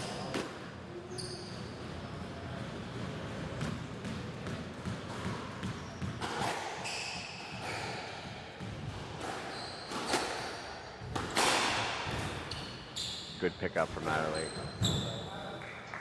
But a great drop from Tykova. Quick towel break up there at the front. They were already there. Hand out 5-8 for Tykova.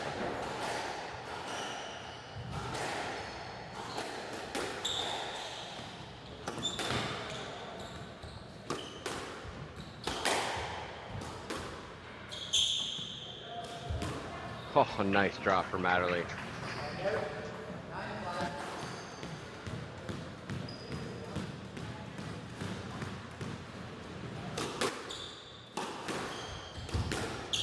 Oh, another great forehand drop from Adderley here with a match ball in hand. Really finding those nicks here. Her membership dues must be paid up.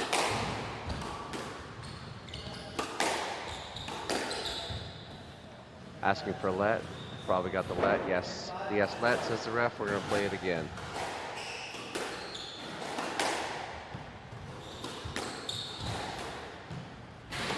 Match ball. Good pickup from Adderley.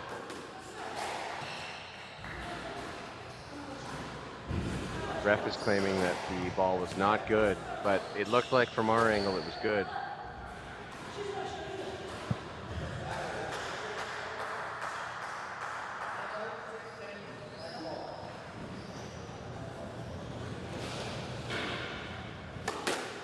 All right, the ball was down. 6-9, 6-10. Match ball and a win from Adderley. Great match, ladies. Well fought battle. Next up on the mic, we've got Jeff Tudhope and Brad Hanbury coming in to do some back-to-back commentary. Stay tuned.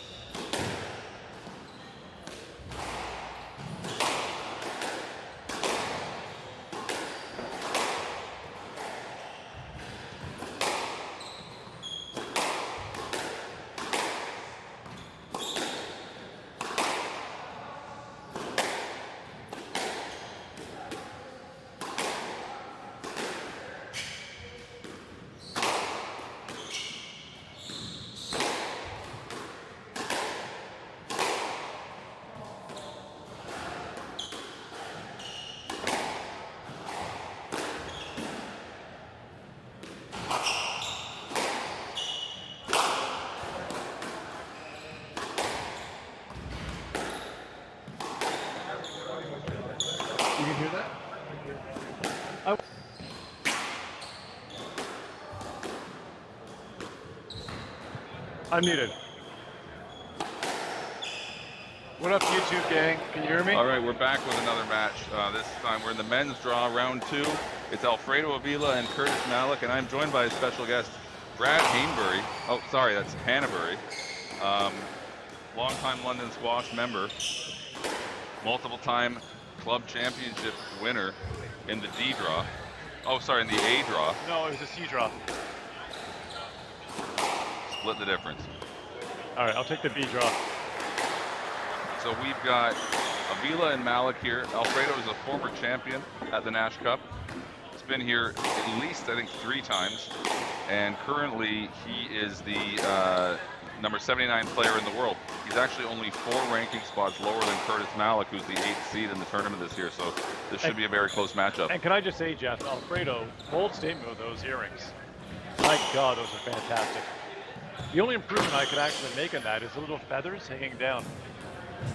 Just because he's so light in his feet, it would be a nice touch. And you forgot to mention the new ink that he's got on his arms, which I don't think he had last time we saw him. Although those could just be henna tattoos. No, I think that's real. What actually happened is last time he was here, he passed out of the club after having a fantastic match, and he woke up with that ink, and he didn't really understand where it came from and was too afraid to ask, so he just pretended it was unintentional. Yeah. Anything can happen at the Nash Cup. Yep. So as you can see, the 2 players have not started the match yet. They're just hitting the ball against the wall and then back and forth to one another. And if you're not familiar with the sport of squash, this is what we call a warm-up. Wait, they know what the warm-up is? They're watching a Nash Cup stream, and they don't know what a warm-up is. Have you watched squash streaming on YouTube? Half of them think they're watching racquetball. No one watches squash stream by accident. If they're watching squash stream, they intended. What do they think? They were signing in to watch a butternut squash stream? Someone growing or cooking butternut squashes? I mean, I like a good squash. Like an acorn squash is actually preferable to butternut squash, but... Myself? Yeah. Never been a squash fan. What? Really? The vegetable. Love the sport. What about spaghetti squash? Okay, I'll give you that. It's weird if you're into that whole keto thing. You can have noodles from squash. So you're pretending it's spaghetti, but it's squash. Is that what you're telling me? Yeah, but it actually doesn't taste anything like it. It's quite bad.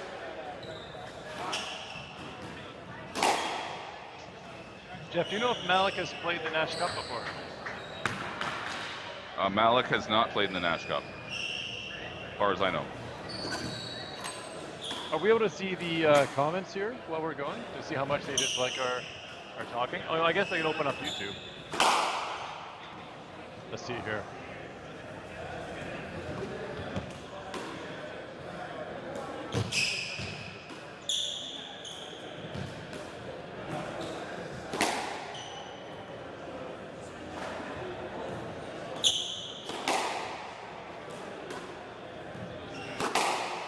Mine's good.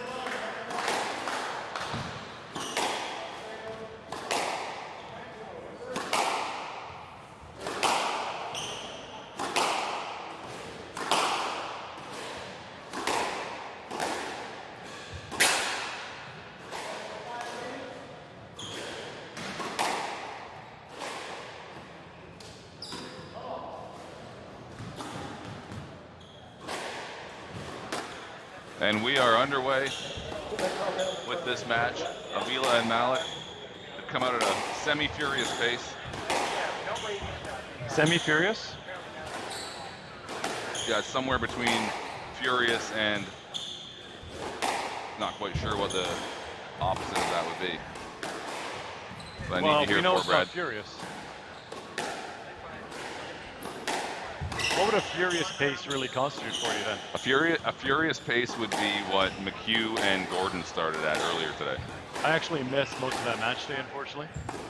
That was a furious pace? I would say it was furious. The players themselves were quite calm. The pace itself, definitely not. I've seen the Q get furious before. He can get pretty intense out there. You can. Yeah. I like to see a guy get fired up. They get really into it. I mean, what's a sport without a guy getting fired up, especially at a ref? That's why I think everyone likes Gary so much. A little bit of a let there. I think little racket interference. We got a lot of questions here in French. I think one's about tennis. See, like I said, YouTube comments. Wrong sport. I'm happy to answer tennis questions, though neither of us play tennis. It's weird because this one person is Ireland AFC1. Yeah, I see you.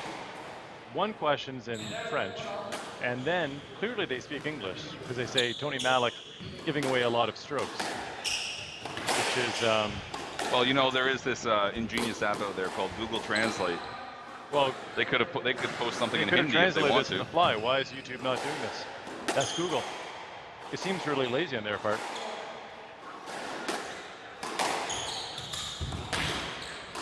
You know, Alfredo's put on quite a bit of weight over the summer. He's almost up to 80 pounds now. Almost up to 80. Yeah. Yeah.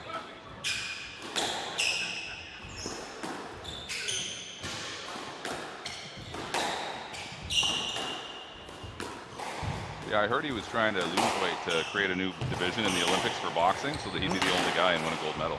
So what's below featherweight then? I think it's super featherweight. But that might exist. I think he was going for like dust weight. Dust weight. I like that.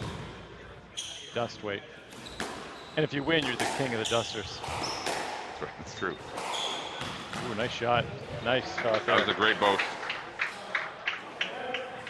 Avila might be playing with a brand new racket today. He received a shipment to the squash club this afternoon. Priority airmail.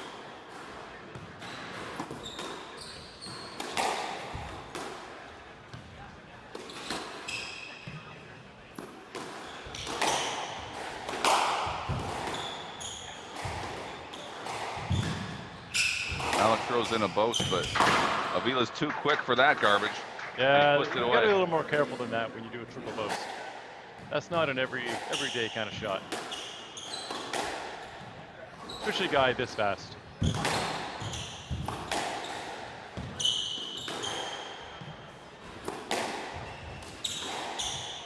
Now, who would you say has got the better fashion choice out there today? I really like Avila's red and gray combo. Oh, I mean, it's got to be Avila, right? Like the earrings, the red and gray, That's true. the slight red accent on his shoes, the See? black socks. Exuding fashion. He and really style. brings more than just his skill to the sport of squash. He's really making does. a statement out there. He really does.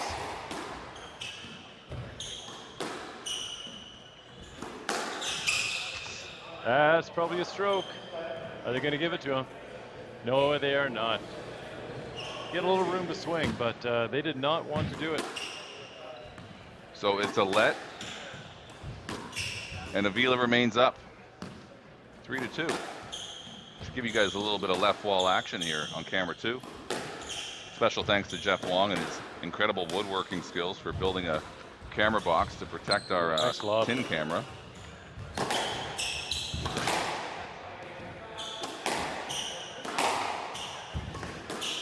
Now, Brad, you remember at this club, you see a lot of the levels of our players. What would you say in a typical Nash Cup rally would be the percentage of shots that the median player at our club couldn't return? So I would say about 99% of them. Even just the drives? Well, I'm just comparing that based on your own squash, right? My squash? Yeah. Oh, so I'm the median player? Yeah. In the club? Okay. I mean, that's fair, right? It might be. Yeah. Well, maybe. I think you could return some of their serves. And then after that, that's it? The point's After over? that, it's a roll of the dice. I mean, that's pretty good length right there.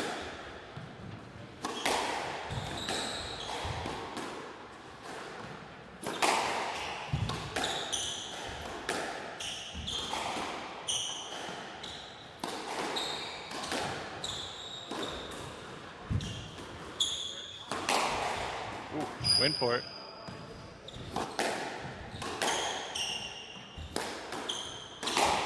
Nice shot. Malik's applying some good pressure here, but Alfredo's just so quick.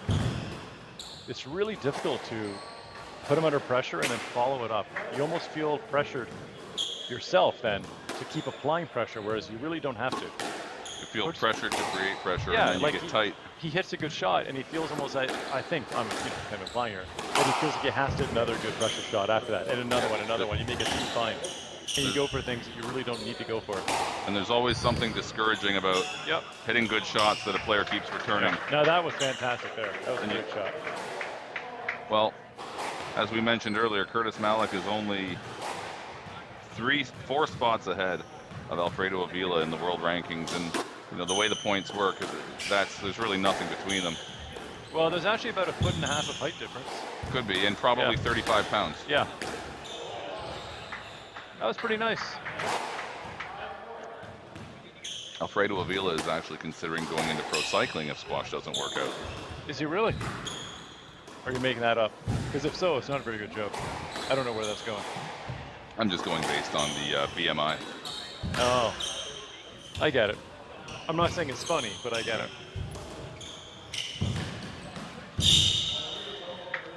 Well, Alfredo stayed in that rally, but wasn't able to get the return to continue it. You know, I always enjoy watching the Nash Cup, seeing these pros play incredibly difficult rallies, and then maybe have one small bead of sweat. Yeah. It's like, oh yeah, that was a slightly strenuous rally. Yeah, that was now a I'm tough okay. one. I had a 2-second recovery. Well, Mike McHugh and Chris Gordon played a 17-minute first game today. For most members at this club, that's a match. Yeah, for some that'd be multiple matches. Could very well could be. Especially if you're playing D5 in City League. But you know, to be fair, for those same members, they could do a 45-minute sauna, you know, without blinking an eye. You could easily spend 3 hours at this club drinking and saunaing after 17 minutes of squash, and feel completely justified doing it. Why wouldn't you? You sweat in the sauna. True. It's the sweat you don't earn that's the best sweat.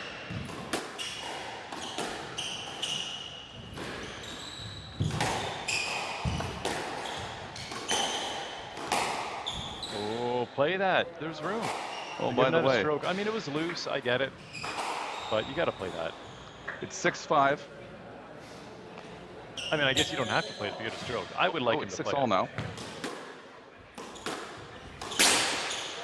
Well, there you go. Unfortunate tin by Malik. Avila's got the serve back and the lead. Is it a coincidence that Gary Sullivan's marked off chairs in the corner here where he wouldn't be able to see anything? Way out of the reach of anyone else. It's no coincidence that Gary's chair's in the corner. And it's empty. Speaking of sleeping at the Squash Club, have you ever noticed that there's a few lights in the club late at night that you can't turn off? No. Yeah. Oh wait, you know, I have noticed that. Yeah. Not quite sure what those are for. Well, a little bit of backstory from my memory now is they were there for safety and fire reasons. You're probably right. Yeah. Or the electrician we paid to renovate the club felt like he was underpaid and just didn't care and did whatever he wanted. Also could be a legit story.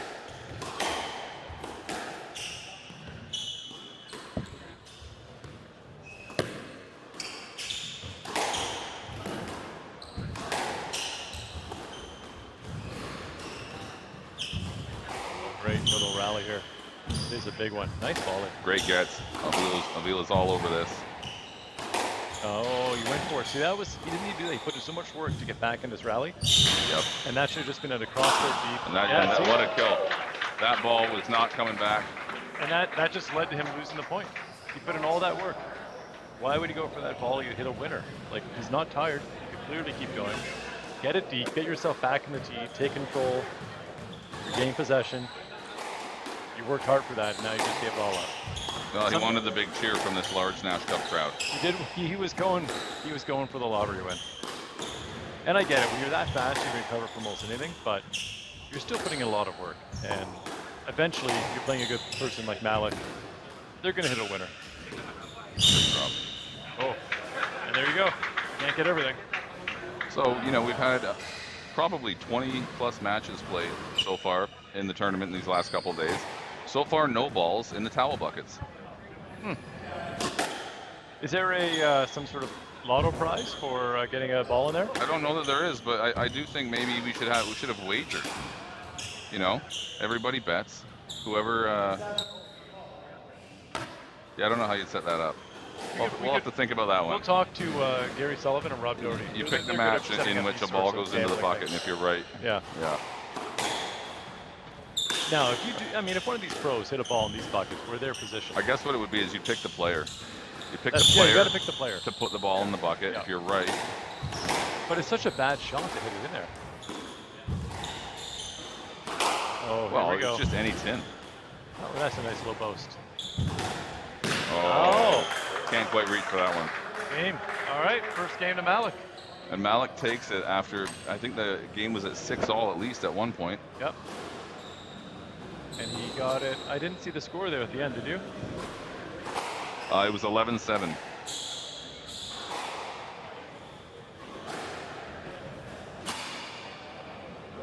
We got some commentary here on the chat. Lee says commentary is priceless. And then Dylan said, I would have a beer with these commentators. And, Well, and Dylan, then Lee quite correctly said they're not as great in person. He's right about that. Lee is probably right. Yeah. And Dylan, you're welcome to come up to London, Ontario and head into the club. If you come on a Friday afternoon, there will be lots of beers. Yeah, I don't know you, Dylan, but you look like a good guy. Lee, I don't like Lee anymore. I used to think Lee was a good guy. Now I don't think so. Yeah. Yeah. You know, reputations are won and lost in the YouTube comments. I think Lee's on the losing side. You know what? If you want like really intelligent, smart commentary, thoughtful stuff, you just go to the YouTube comments and videos. That's where you find exactly it. right. Yeah. Yeah. Well, Jeff, one game in. Malik took the first. What's your prediction on the match now? Is Avila going to pull this out? Go for another 5-gamer? Well, my prediction from before the match started would be Avila. So I don't know much about Curtis Malik, other than that he's a nice kid. And I've been chatting with him a little bit the last couple of days as he's been Nice around doesn't the win club. squash matches. Well, exactly, but he did win that one with some nice squash. So we'll see what Alfredo can do in this next game. He's got to probably tie it up 1-1. I don't think the 2-0 trap's going to work for him. Well, you know, I always love to be a contrarian, so I'm going to have to pick Malik then. Okay, I'm cheering for Alfredo because I like him. He's a former champ. He's been here a few times. When he won, I don't remember who he beat. He beat Jan Kukal, I believe, in the finals. No. Is it not? Did Jan beat him No, that year? it was like 4 years ago. This was recent that he won. He won in like 2019. I think he won the last one before COVID. Oh, you know what? He lost to Jan Kukal that year. He won the year before Dussard got the first one. Yep. Yep. So he beat. That was the year that Auguste Dussard. No, Dussard won twice in a row. No, I was talking more about when he broke our toilets here. Oh, that was last year. That was last year. Yeah, Yeah, that was last year. Auguste. That was a minor emergency. Yeah. Auguste deuced hard. Dussard. Hope he's not listening to this.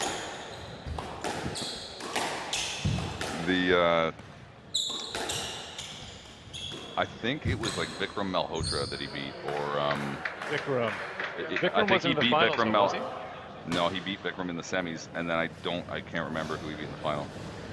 Well, one thing I've learned is if you want to hear any Nash Cup stats, just ask Jay Nash. Just ask Jay Nash. He's got them all memorized.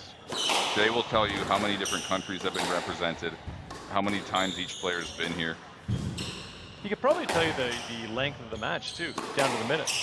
Do you think he has a spreadsheet? Oh, he 100% has a spreadsheet. Do you think he has a pivot table? Oh yeah, he has dozens of pivot tables. Thanks.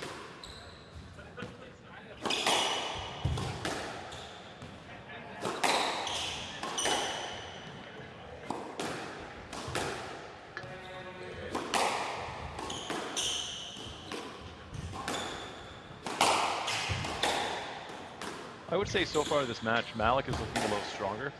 He's looking a bit steadier. He's looking a little more solid with his shots. Yeah, he doesn't seem under pressure, and he's playing smooth. Yeah, and meanwhile, I mean, Alfredo's super fast. He's so light in his feet, but he gives up a few more openings like that. What is that shot? That's just, and look at how much pressure he's now under. Yes, Right. he can recover from it, but he shouldn't Right. have been, and he lost Yep. the point. He should not have been under that pressure. Oh, we got a little another comment here from Lee about he wants the monster mash. You might not know this, although you should. I happen to do one karaoke song and one only, but I just crush it, and it's monster mash. Really? Yep. And any occasion I get to do it, I'll pull it out. So I did in Sarnia at one or two of their events. Actually, I did it at a couple of events. Not even asked, I just went up and did it. If I recall correctly, we were at an event a few years back, and you'd had a few drinks, and stepped up to do Ice Ice Baby, and then chose not to So while on stage. No, it's not that I didn't choose not to. I realized once the song started, I hadn't listened to that song in 20 years, and I forgot the lyrics. That's tough. And Vanilla Ice, you know, he gets a lot of flack, but that man he could sling some beats. He could flow. Yeah, he could flow, and I couldn't keep up with him. Monster Mash is more at my level. Okay. Do you only do it around Halloween? No, any time of year. I've done it. Is it a Christmas, year-round? summertime. Oh yeah. It's really a misunderstanding that Monster Mash is only for Halloween. It's like one of those die-hard Christmas movie type arguments. Yeah, exactly. Die Hard is a Christmas movie, but it's also a good movie for any time of the year. And Monster nice Mash. shot. Okay, I Great hear you. twist, Gotcha. All right, back to the squash. 5-love. Malik has jumped out Yeah, to a huge see, lead in the second game. He's looking really strong here, and Alfredo. I'm not saying Alfredo's looking like he's tired or anything, but he's just giving up too many openings. He's got to be a little tighter with his Trouble. shots, a little more conservative when he's going to, bring it in. Oh, double back wall both. Second one goes out. Would you say that Malik has the momentum? Yeah, I would say he has momentum. Yeah.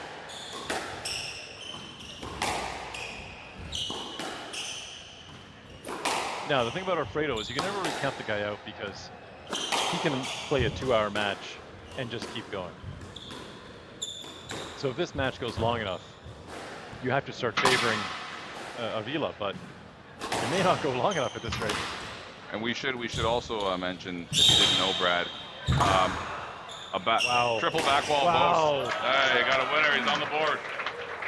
So Alfredo Avila played a final last week in Louisville, and he lost to Tim Brownell, who was just eliminated from the tournament earlier today.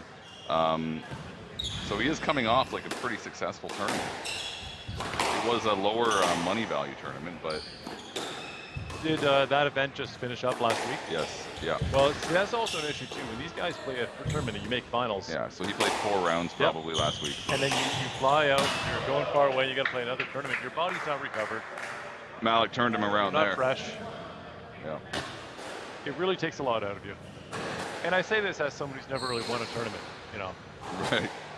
But someone who's been in tournaments. Yeah. So you I've read basically about it. know. I've read about it in books. There you go. Nice shot. That's a nice little hold there. Malik covers the court really well for someone of his height.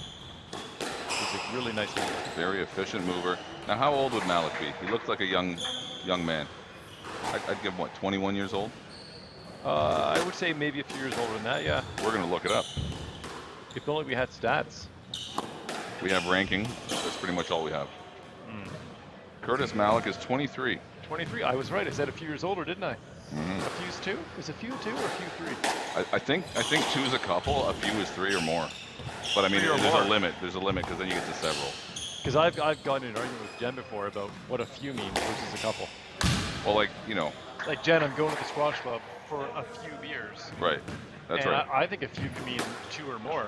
True. I guess, but like, And she thinks it means 3. So I come back after 10 beers, yeah. and she gets upset at me. I'm like, Jen, I told you what was going on. You were fine with it. Oh, here. Uh-oh. I think once you hit 7, you're at several. A few is Okay. 3 through 6. Okay. Yeah, it looks okay. You know what? Taking a moment Let's here. ask Magic. He's a lawyer. Magic, what's the difference between a few and several? Is there a legal definition here? I think a few is like 3 to 6, and then once Would you a hit few 7 be 3 plus, or more? you're at A several. couple is 2. A few is 3 or more, right? All right. Yeah. He doesn't have the law dictionary with him, so like a typical lawyer, Okay. he will not answer the question. That bill's going to be expensive. We'll charge it to the Nash Cup. All right, so charge it to the that's Nash all Cup. good. Yeah, like everything else. Oh, we got a little stretching going on. Yeah, he's looking a little. I think he's okay, but he's. So most people use those as towel buckets. Alfredo's using it as a stretching bucket. Yes. Yeah, I actually use those as hats. It makes a really nice They're hat. wonderful, yes. Yeah. You know, the nice thing is if you don't want to listen to somebody, just put your Sleeman bucket hat on and Yeah. you're good. Yeah, I get a lot of weird faces when I do that, but I really can't see them because the bucket covers my eyes, so it's fine. True. Oh, that's nice lob. I love that when you can do a really good cross-court volley lob like that. You mix the pace up, you take the pressure off.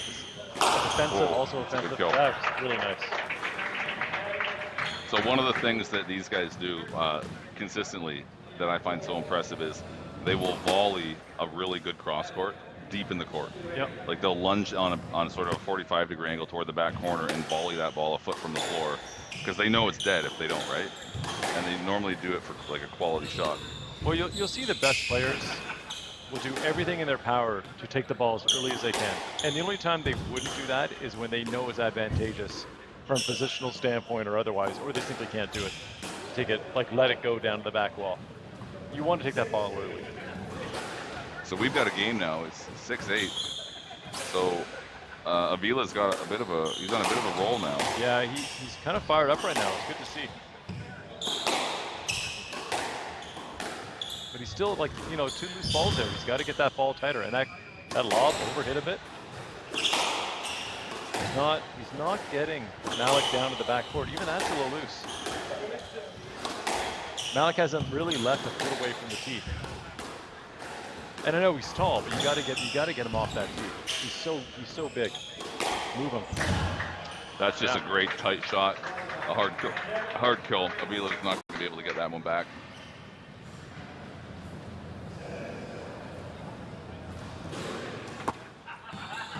So this is our first year of having commentary for the Nash Cup stream. Brad, how do you think it's going so far? I think it's going great, but I also think it'll be our last year. We're going to get shut down pretty quick. Well, I think we'll be all right. Depends on whether we'll be on PSA Challenger Tour next year, hopefully. Well, I guess it helps that no one's listening to us. So if anything, we'll just fly under the radar. We love, by the way, we love Isaac and Alex and Dan at PSA for helping us make this happen. You were just talking really bad about them. No, I mean on stream you got to say the best things, right? So Oh, they're all okay. great guys. Oh yeah, we love them. Yeah, they're great. Who are these guys? Sorry. They're the guys that in communications at the PSA who helped us get the SquashTV graphics on the stream, who helped us get the stream on their YouTube channel, and seriously though, we are pretty thankful to the effort those guys have put in to help us out to get this on PSA Challenger Tour's YouTube stream because it's a lot more exposure for the club and for the tournament. So those guys you're complaining about must have been different guys with the exact same names.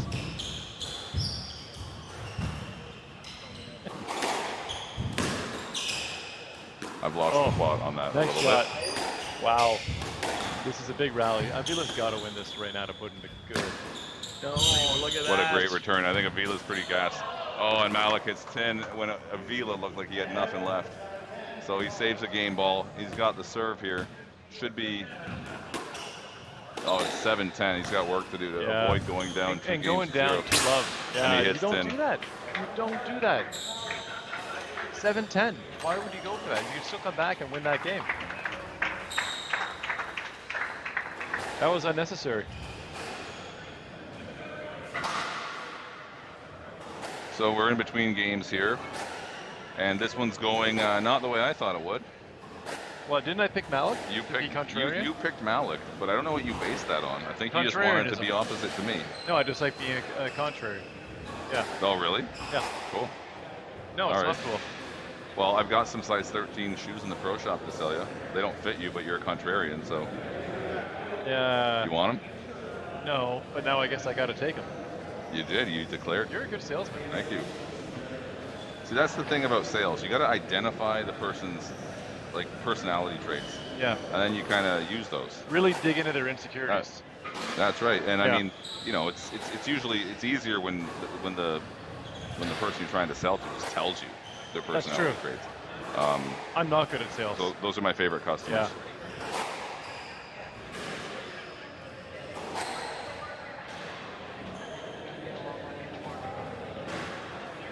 Well, we got a pretty packed house here tonight. Looking back at the audience, only a couple seats open up here. Every night it seems to Yeah. get busier. Yeah, we've got quite a full house here. A number of regulars, obviously, but a whole bunch of guests as well. So Yeah, a lot it of looks guests like this year. a number of people may be familiar with the sport or the tournament, so it's always great to get new people out. Jay Nash, the tournament organizer, is positioned over by the bar.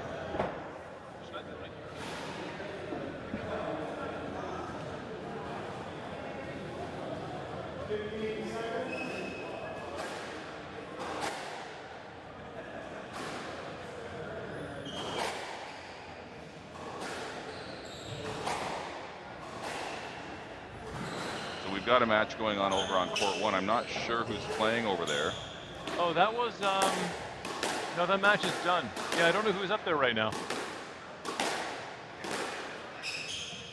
You think we'll get Riley Trottier in here to do a game? Oh no, no one can hear that.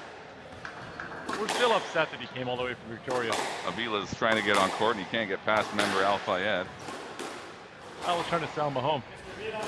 That's Well, we tough. should move to London. Even between games in an ongoing match, Al's trying to sell him a home. Yep, ABC. that's the 18 for you.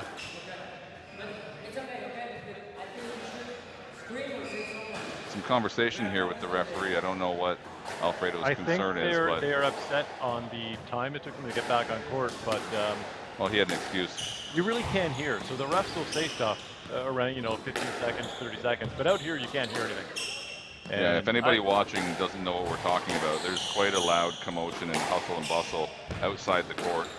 The players don't seem to mind it, but the referees who have a microphone that's being broadcast through the speakers here in the lounge, they think that they can be heard by the players, but they really can't, and we can't really turn it up any louder than it is. just making sure. You said hustle and bustle, right?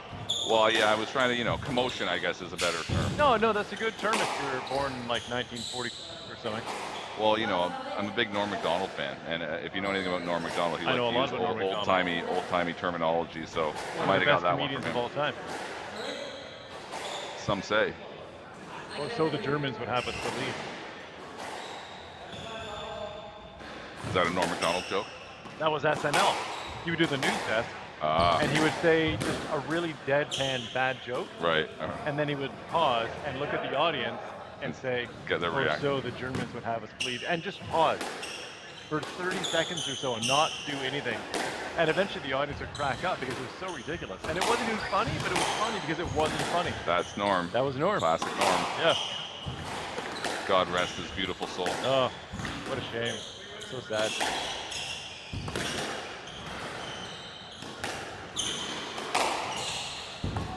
It was a good rally. Really good rally here. Oh, it's too loose.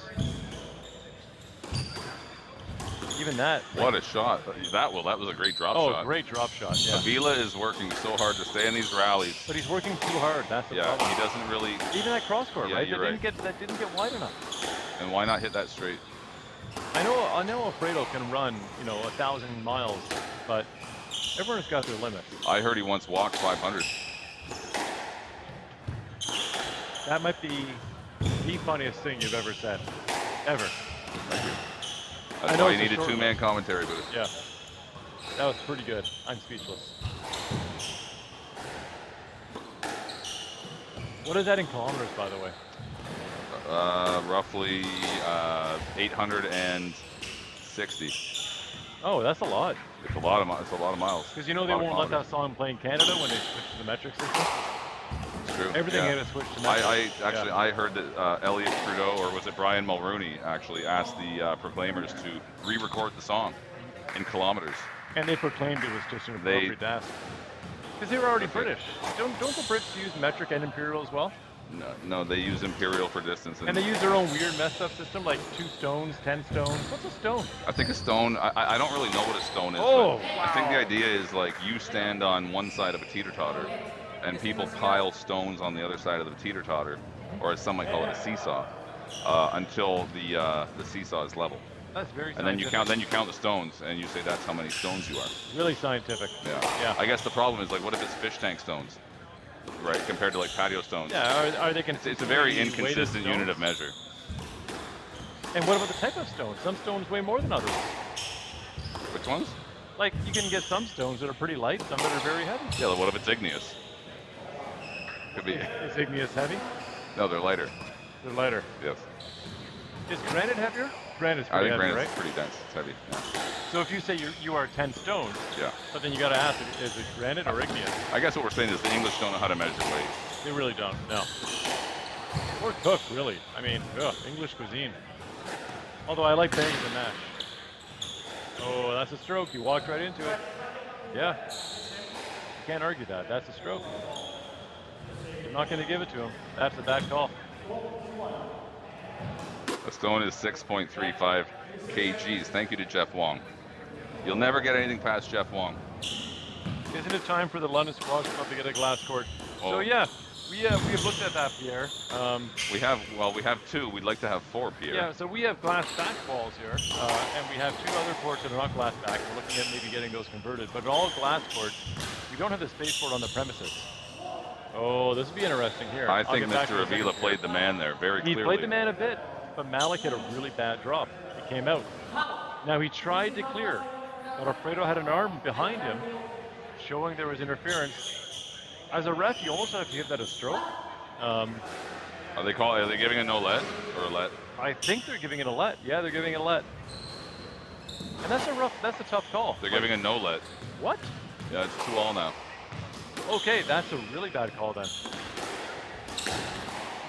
And now it's in his head. So Jeff, 150 pounds is 10.714 stones.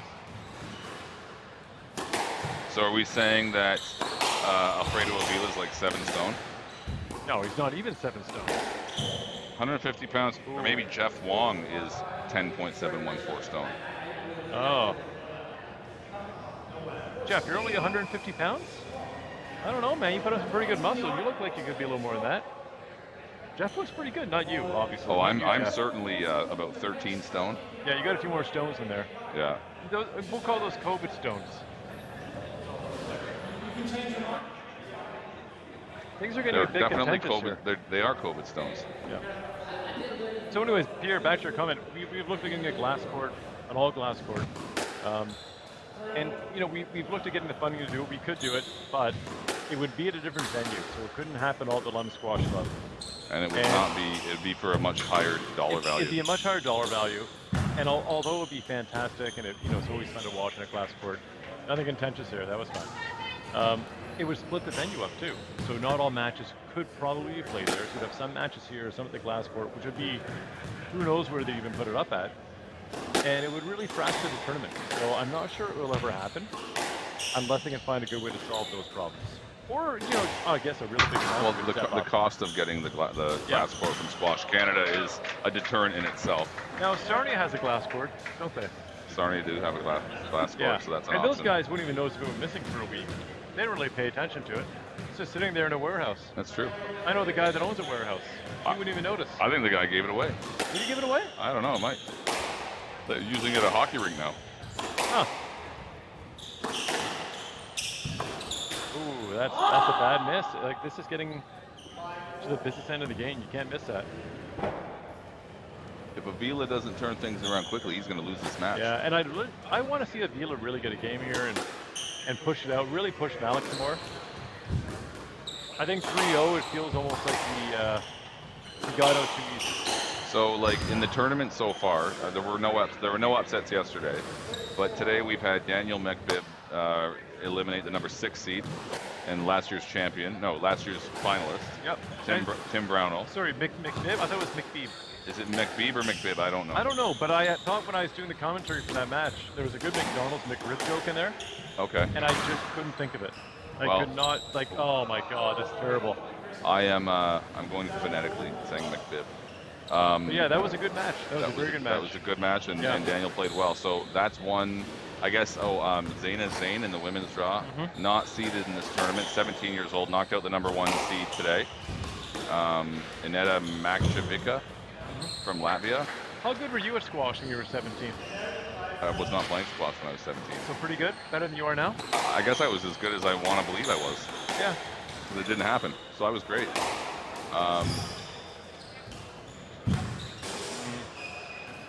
Alfredo got lucky there. He really hit a bad volley cross court. And now Alfredo is not seeded, right? And Curtis, I think, is #8. You know, I don't know.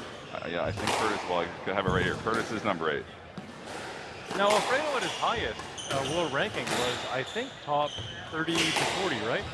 He was like 35 to 38. So, okay, so just, sorry to go back to the upsets.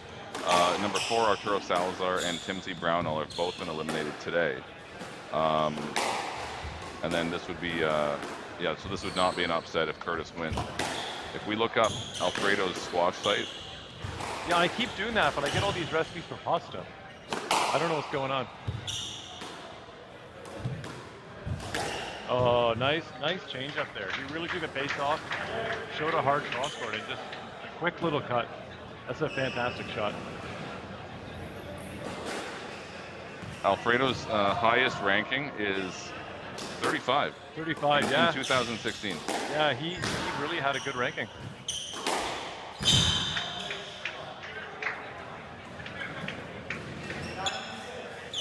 And now he's down 9-6, I believe. Yeah, that's...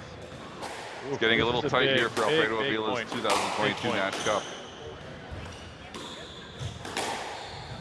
Oh, he's fished. Is he going to get a let? He fished a bit on that one. I think the refs aren't going to give it to him. No, they He's gave him going a to let. Yeah, he wanted a quick point. I get it. See, like you're down 9-6, you're hitting a both high to the front. Don't give your opponent an easy opening. Especially when your opponent is not like he's hitting good shots. Going back to a few years ago when he won, I do think he was playing playing better squash then. Yeah. That's a let. Yeah, that should be a let. He probably was. I mean, I think everyone's game suffered a little bit during the last couple of years, which is, you know, it's unfortunate. But if anything, it's given maybe some of the young players, the up-and-coming players, a chance to break in a bit sooner. Yeah, true. And we saw a lot of the older players retire over the last few years, myself included. You know, I decided I would give the pro players here a break this year. Oh, he that got was it. good. He got it, yeah. A little film. Are you a doubles player now, Brad? It's called double specialist. Double specialist? Double specialist, Thank you. yeah. And no, I'm terrible too at everything. But I'm really good at having sauna. Oh my God! The back wall Nick, a straight up and down bounce. Crazy Nick, wow. Malik takes it 3 games to 0. 11-6 in the 3rd game. Great match. Thanks to everybody for watching on the stream. Thanks for your kind comments. We know you enjoyed the commentary, especially Tom King. And we'll be back with more shortly. Lee's drinking an English.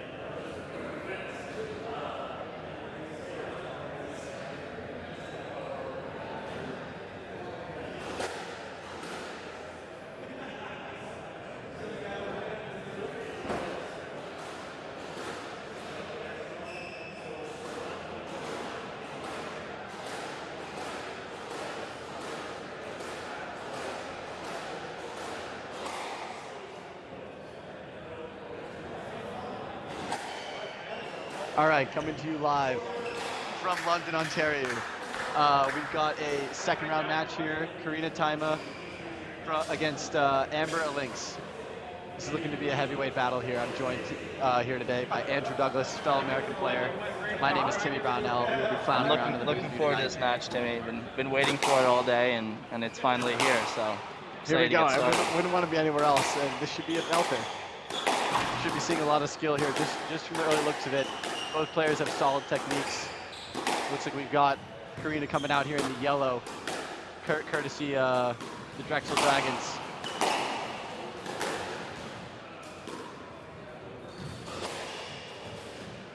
Looks like Amber to serve.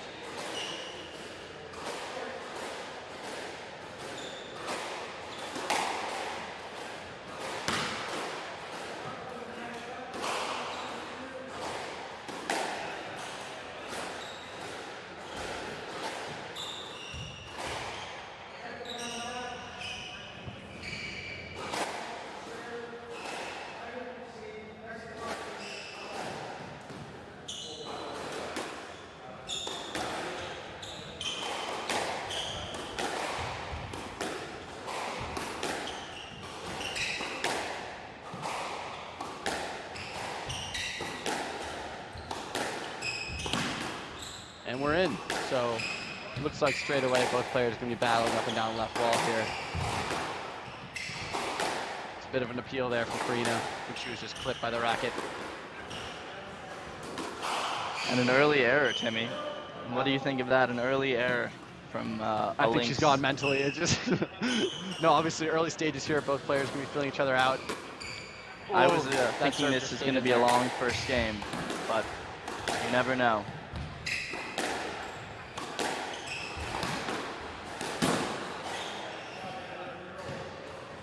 There we go. Some nerves by both players. I've never actually seen Amber play before, and she looks like a cool character. Good technique. It's going to be hard to break down here, but Karina is a skilled player, so we'll see if she's able to open up the court.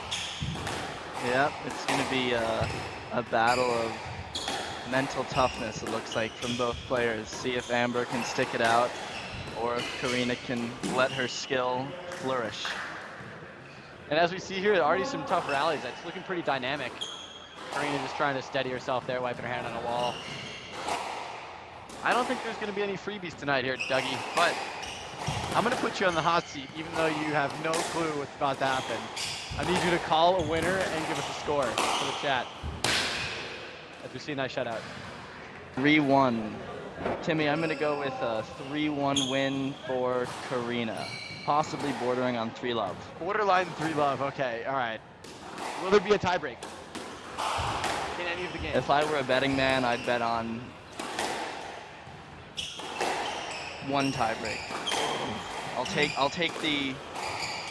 I'm Would gonna you take the over on I'm the gonna take one the tiebreak? under. Take I'm the gonna go under. with no tiebreak because I think Karina just chops Nyx, and I think it's either gonna be like she's gonna run away with the games, or Amber's gonna be tough and like kind of. I don't think it's gonna be nip and tuck. I think it's gonna be like one player's gonna Are you dominate. gonna make this interesting and take Amber and win? I mean, I have to pick the other side now. I'm sorry, Karina. I mean, I was gonna pick you, but Dougie's a wimp and decided to take the favorite. So I've got to go with the underdog here, Amber. There you go. I'm gonna go with 3-2. I'm gonna go with. I said no tiebreak, so it's got to be 11-9 in the fifth to Amber. It is. Every And it- time I make a prediction, it feels the other player And it hits just a 10. flops. The player that I predict hits a 10, and then I want to change my prediction every time. It's New looking pretty point good happens. for me right now. It's 4-2 for Amber here. She's looking pretty solid. She's not going to hit many 10s. No, she looks. Ooh, let's see what they're gonna call here. The racket went up. It looks like they're giving it just let. Pretty fair there from the referees. There'll be no Think fishing tonight. I think that's a let, right? I think it's a let. I think it's a let ball. They don't want to be too soft and start giving away strokes. I think they want to set the tone early on.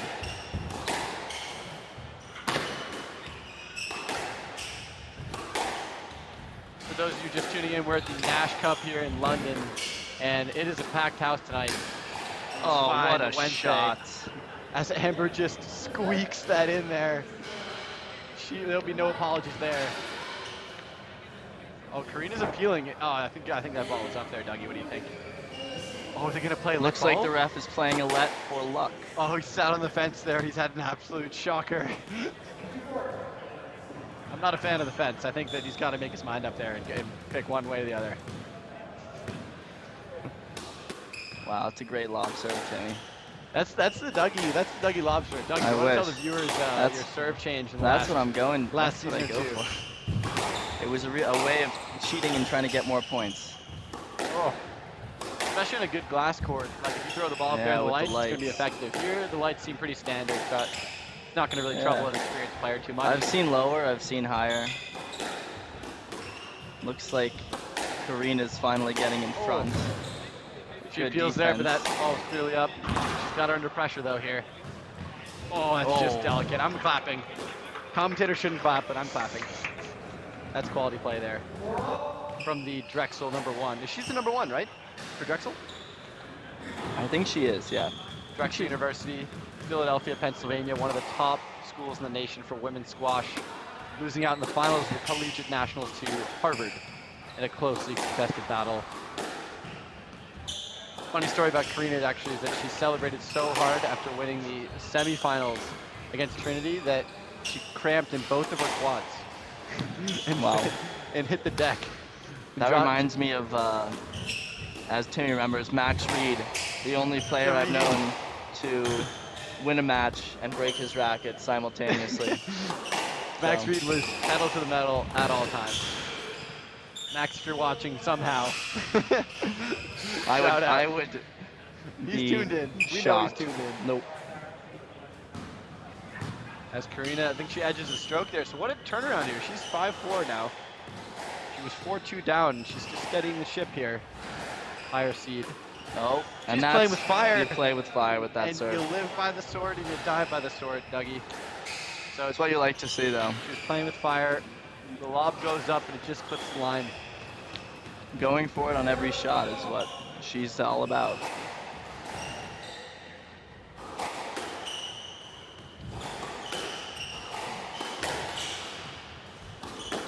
I'm already thinking I'm regretting my under on the tie breaks because I think this is going to be like a 17-15 first game. I think this could be one of those hour-long matches that we sit and Are watch. both players, so is Ember an unseeded player? Oh. She looks pretty strong. I think that the levels here seem kind of similar.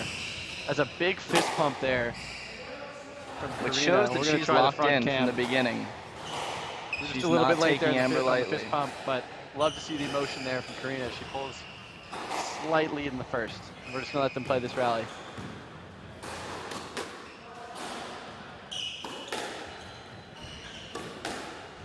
Oh, what a shot. Nice. Could have fished there for the stroke, Oh, but I love got to see the her reward. playing the ball there. Rewarded by a tin. Yeah. Didn't know that Unsquashable had a new deal with Nike, it looks like. Yeah, I was just gonna say it looked like. Oh, that's That's, gone out there. That's a cheap error. It's a pretty cool deal. Yeah, I didn't realize that Unsquashable's got the. And what do you think that triangle logo is on the back is? Chat, if you know what the logo is, just fire it in there. No, not Oh. another. I thought that was going out again. Me too. All right, over under for serves out at 1 for the rest of the match. I'm gonna go over 2.5. 2.5. You can't switch the line. You just gotta take the over. You said the over and with interest. But we're locked in. All right, I've just gotten word from our technical team that a member of the U.S. national team, Spencer Lovejoy, is tuned into the live stream. And he's a betting man himself. He has the line for the first game on time. So chat, if you're in the chat, type in how long do you think the first game will be? Will it be over or under 11 minutes? I'm gonna take the over here, folks. I think this is gonna be a 14-minute affair. And I think that Karina is gonna take it. My stopwatch tells me that this game has been going on for 7.5 minutes. Is that right, Timmy? I don't know the time in match clock, but I've just gotten word from the technical team as well that Ryan Leslie, a high up at US Squash, has taken the over on the line. And I'm not a betting man, but if I was, I wouldn't bet with Ryan Leslie. So I feel like the under is going to hit now. Oh, in the tin. You see it, 10. That's a big one. As Amber just inches ahead, 9-7. Who is it going to be? Both players are trying to steady the ship here at the tail end of the game, the business end. Oh, that almost looked out. Karina hanging back, swiping at the back wall. Oh. Oh, that's a no-let in my book, Timmy. I don't know about Both you. players look up. They're looking up there at the referees. Not an easy job. Yes, led is the decision. It's like Amber's taking the physical advantage with Karina hanging by that back wall. Oh, And that one's in the error. floor. Just as I said that, Timmy. Maybe a little fatigue. Dougie might have sniped it. They've had some tough squash up to this point. And that gives 3 game balls to the lower seeded player. It's just stayed in. Oh, that's wow. just pure class. Absolute class from the Polish player. 8-10 here. Squash is music sometimes, Timmy. I'm gonna need to come back here music. to get the over, but the issue is I said no tie break, so I'm kind of between a rock and a hard place here, Dougie. I still think Karina wins this 3-1 after dropping this first game. And that's in the 10. And the pin's gone in.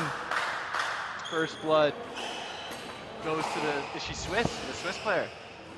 And we're about to see the match time here. Let's see if Ryan Leslie can come through for us. 11 minutes was the line. I had the over. Let's see what they've got. Need PSA to come through with the I wonder graphics. if she's Swiss French, Timmy. If she speaks French or if she speaks Swiss German. Oh, it's a push. It's 11 minutes. Exactly 11 minutes. Wow. All right, to our friends in Vegas, great line. No one is betting here, but No one's if, betting, if but they if we were.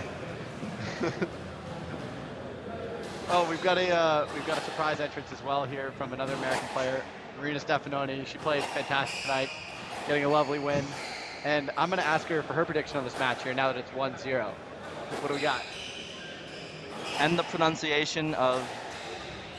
All right, I've just gotten word from my technical team that Marina has gone with 3-2 for Karina.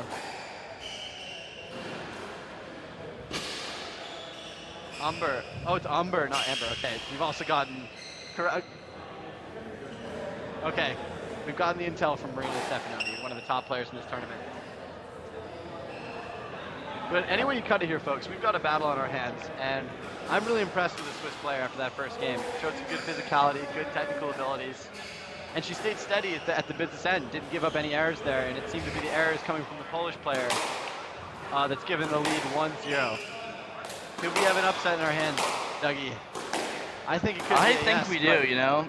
I'm outvoted 2-1 right now by the other Americans here, so. I really should be backing my player, but it seems that Sounds to me that you're just a front runner. Amber is just locked in. She's not making any errors. Karina's a few times just in the tin unnecessarily, and unless she gets in front and starts to turn it around, it looks like we're gonna have an upset. I think it's also interesting to note that Amber's the first one out on court by a long shot and is just hammering the ball around. She must have been off court for about 30 seconds. She's just buzzing, chomping at the bit. Also, Timmy, here's an interesting tidbit. Amber Olinks is using her protected ranking for this tournament. So we're throwing a new bit of information that would have changed my prediction, but she must have been ranked higher than she currently is. Is that right? That's exactly right. It sounds like maybe she's coming back from an injury as well, though. So Yeah. possibly a bit of a dark Possibly horse maybe here. we got a little hoodwinked We've by been her hoodwinked. ranking. We did not have complete information. As we're in here in the second game. And I think they're probably similar ages, these two players. Yeah, I So think they both players probably- probably early 20s, maybe 20, 21 years old. So they probably would have played in juniors many times. Possible, yeah, both being European. If Spencer, our tech intern, could look that up and find their head-to-head, that would be. Yeah, we're gonna do a Phenomenal. little intern request. You know, he's getting paid minimum wage here, but we're gonna do a big ask for him and ask if there's any history between the two players here. Let's see if he can get his technical skills buzzing. He's been doing a coding boot camp all summer and he's been buzzing for the test. I think the answer is gonna be no. He's not gonna be able to come through for us, but the request is being put out there. freedom of information. Spence, if you're listening, give us the intel. Just Oh, early what a here, it looks shot. like kind of worrying here for Karina. She's stuck behind Amber again, and it looks like in the basic game. I think that's the right call there with the I think no it left. could be as well. In the basic game here, I think the Swiss player has the advantage. Dare I say it? That's a nice attacking shot, though. Wow.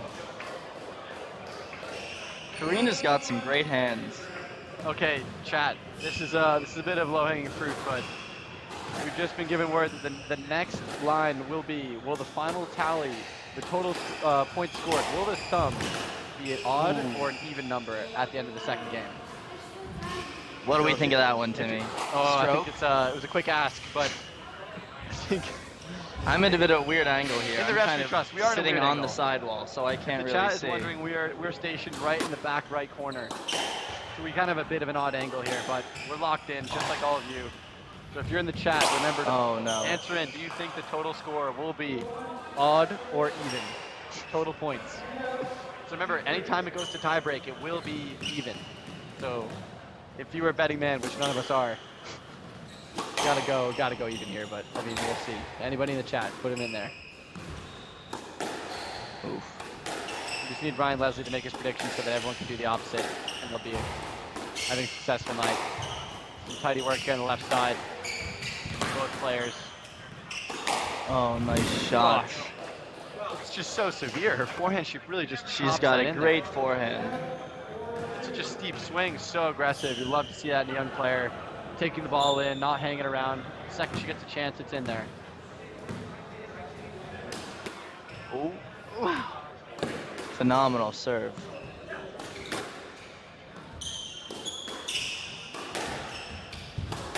That might nick. Ooh. Tight. Wow. She just stayed in. She's done well. Wow. No, not the shot. One floorboard stuff. Yep. And then hold and the fist pump. That's a big rally there.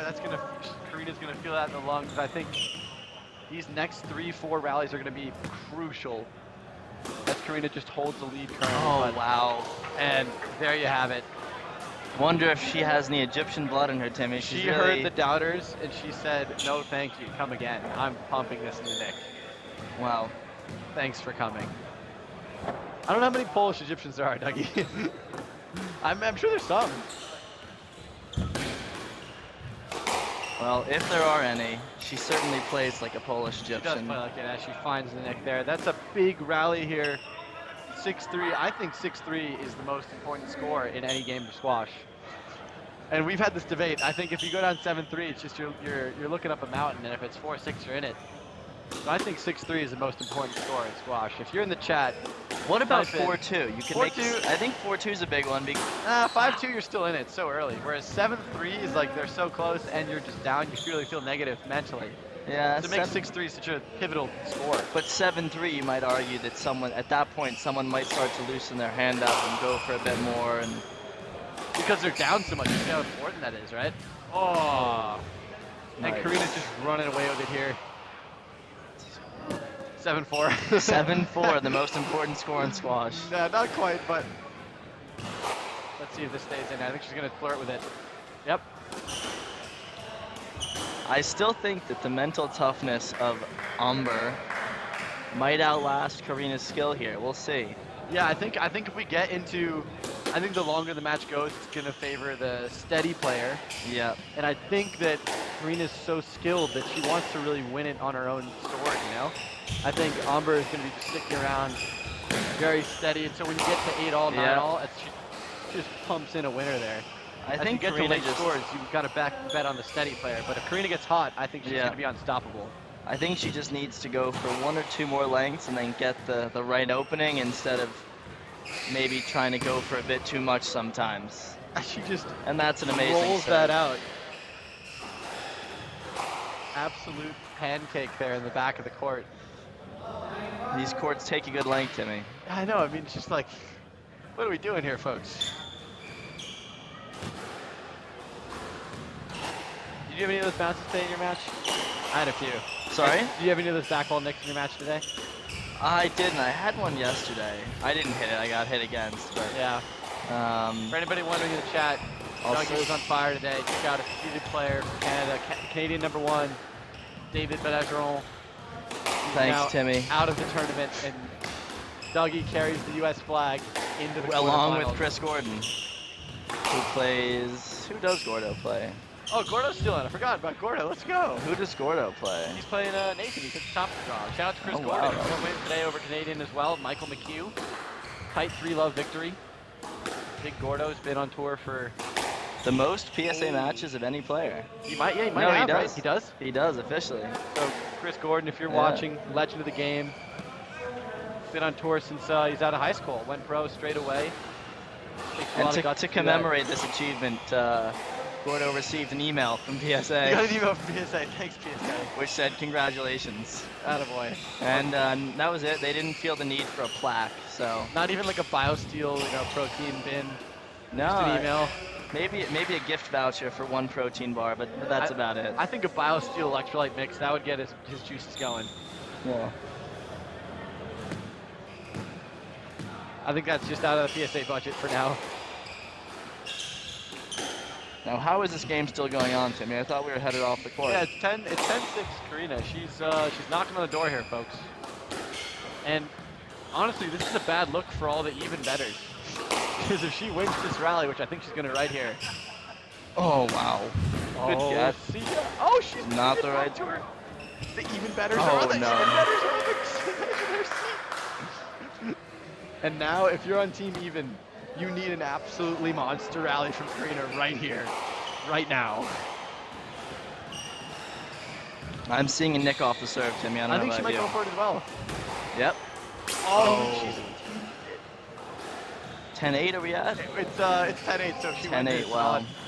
This is the last chance for odd betters. Let's see if she can do it for the odds out there. Oh, Spencer Lovejoy, prime oddball.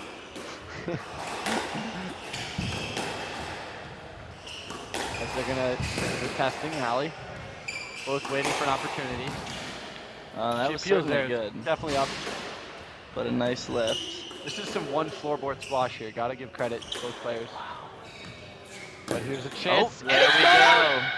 And a massive fist pump. Absolutely gargantuan rally. And we're level here. One game all. As Karina walks off the court. Massive fist pump. Dougie's on the edge of his seat. He spit out his sandwich. He's in my lap. Certainly was Nice Italian sandwich. quite the game, Timmy. Quite the game. Honestly, though, that was good signs though for Karina. Yeah. She really rolled, built a big lead there. It was tight early on in their very early stages, but her skill just kind of shone through.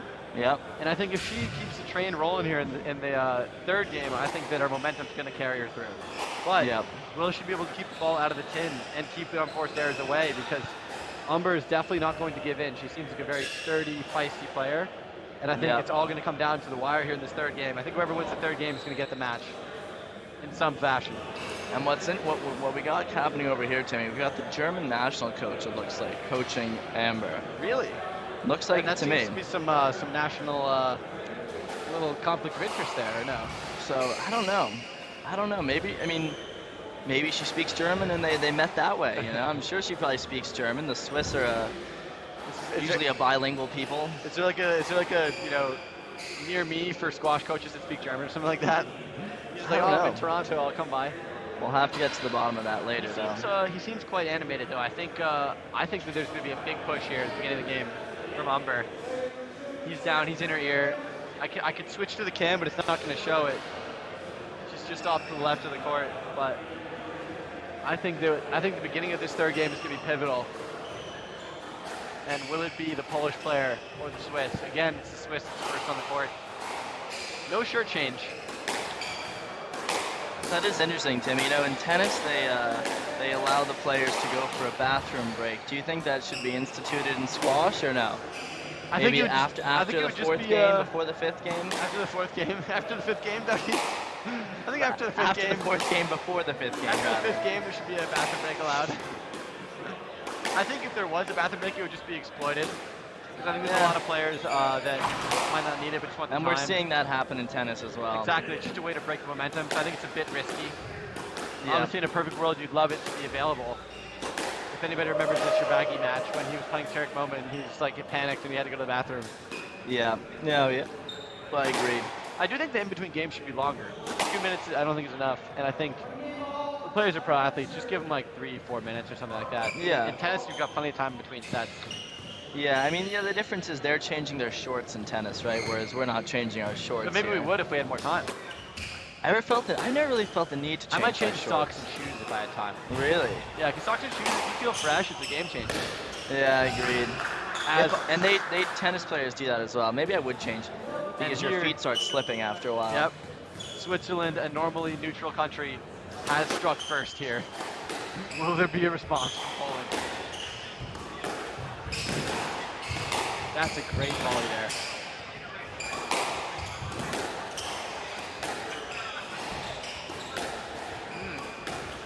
I've got to say, I've been really impressed with the level here from both players. This is a quality match, clearly not fitting of a second round here in this event. This is a quarter semifinal match at the very least. You've got to feel for Karina being up against it, and that's like just a That was a quality phenomenal capture there shot. from the Swiss, who will, their barrage is not letting up. Yeah, I feel like their rankings probably don't do them justice here.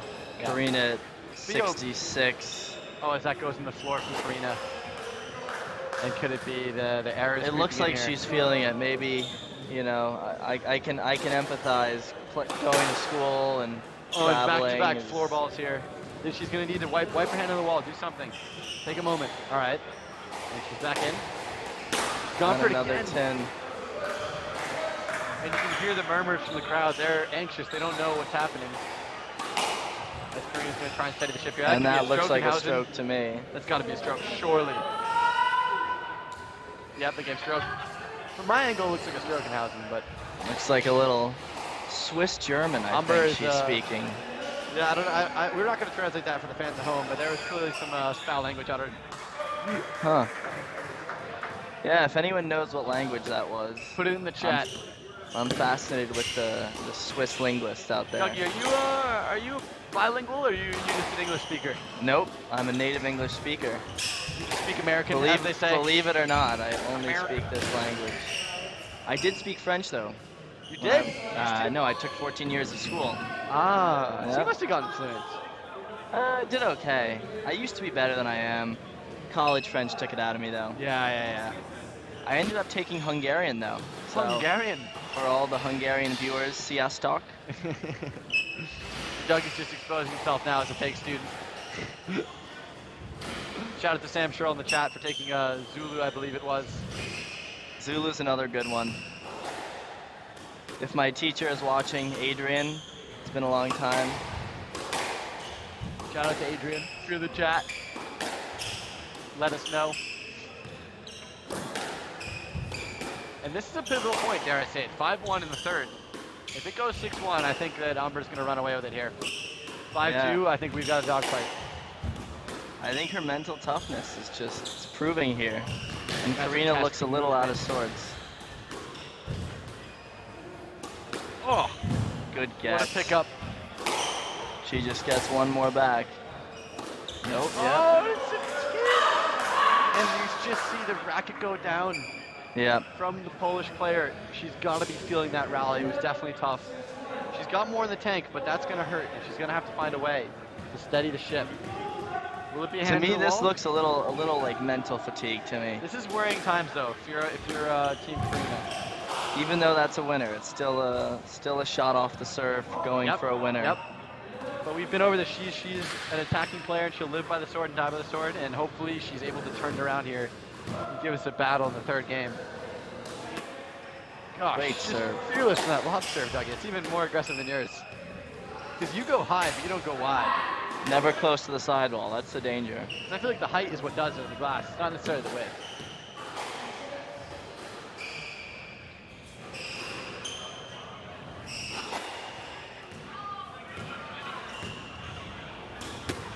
Wow. So that's two. And the overhead That's two. hit on the serve outs. Oh my gosh. That was in the left box though. You took the way over. I did. And Oh, another one just- in the floor. I mean, credit to the Swiss player for staying tough here, but Yeah. if you're Karina, you just got to find a way into these rallies. There you go, hit the back corner. I just think this to me looks like she's just struggling mentally, whether it's fatigue from you know, school or travel or Yep. it just seems like she's not fully present in this match. Not to say that there's not a way out. I know that she's got an absolute cannon of an arm. No, for sure. As that was the right shot there, got to stay positive. She goes to the towel here. But you've got to respect Umber's steadiness as she just calm, cool, and collected. She is fully here. Checks up the strings. Bounces the ball, ready to go. Wow, and that is a 9-3. huge lead. And that's Karina's worrying time. She's giving up the third here. So it's going to be a 2-1 lead here for Switzerland. So I need Karina to sneak the fourth. Oh no. And that'll do it, folks. So we've got a quick third game. Switzerland takes it 2-1. And they're going to have 2 minutes to figure it out, to recoup. And if you're in the chat, if there's any Karina fans left out there that think she can come back, let us know, because I think that she can. I think she's going to have to start well, though. Because it seemed like just her racket kind of gave up on her there. She was really shooting a lot on the serve returns. Wasn't able to really get in the rallies like you want. Yeah. I think she plays her best squash when she's earned her chances and she doesn't just try to make them out of nothing. Yeah. So if you're, I just think she's going to need a few more lengths, Karina. I think that's what it's going to come down to. Yeah. Whether she can mentally stick in long enough to get that opening and then use her skills. But again, I think she's just struggling mentally out there. You can tell when another player is struggling, and definitely going through a dip definitely here. looks that way. Okay, we've got some new prop bets from our interns at US Squash. Shout out to Spencer Lovejoy and Ryan Leslie. I think Who hit the first 10 of the game? I think Spencer is technically Ryan's intern. So I think they're both interns, but Spencer is the intern of the interns. So we've got who will hit the first 10 of the game. We have does the first serve hit the sidewall or not. And remember, Umber will be serving.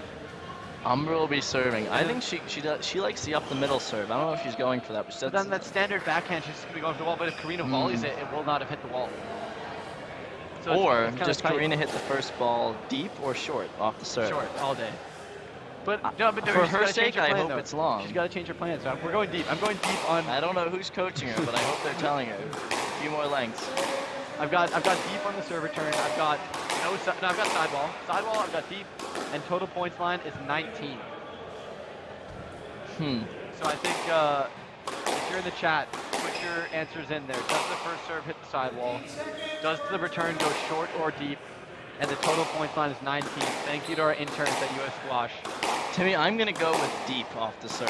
Gosh, I feel like we're both going against her instinct, though. She's Deep, gonna were you pump thinking it across was court gonna and- be? I think it'll be a straight drop. I'm going back on the other side of the fence. She's going short. Straight drop or both. I've gone to the cashier line. I've changed my bet last minute. I don't know if Marina was coaching her, but I think Marina would have told her. If Freezy's coaching her, she definitely said go short off the serve. If I know Marina, that's on her mind. Let's see what we see This is here. going to be important. The beginning of this game is going to be, we're going to see here if Karina's going to be able to put up a fight, or if it's just going to be a one-way street here for Switzerland. I get the feeling if Karina gets off to a good start, she can really send this to a deciding. Oh, there we go, Timmy. I'm going to First to me. That's so tough. First 10, who's going to be though? It's just a lad. I'm going to go They crazy. give a no lad.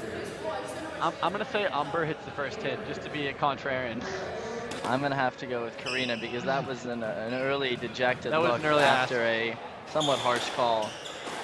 Oh, she's gone deep twice. I like it. Gotta respect the adjustments. She clearly has a game plan or someone talked to her in the beginning game.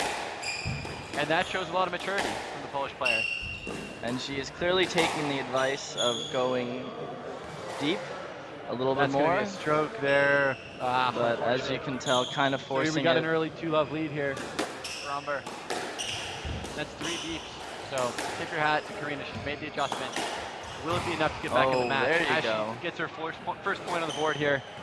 The scoreboard's what not she needs updated, to but the do. score is 1-2. Nice lob return. Chance. Wow. That's too good. Too good. As we see a little frustration there from Karina kicking the ball in the back. Got a feel for her. She's up against an opponent that's clearly in form. Does she have enough in the tank to come back here? I think so, but it's going to take a And lot that's right now. poor error. As Umber's going to go 4-1 here, and it's now or never here for the Drexel fans.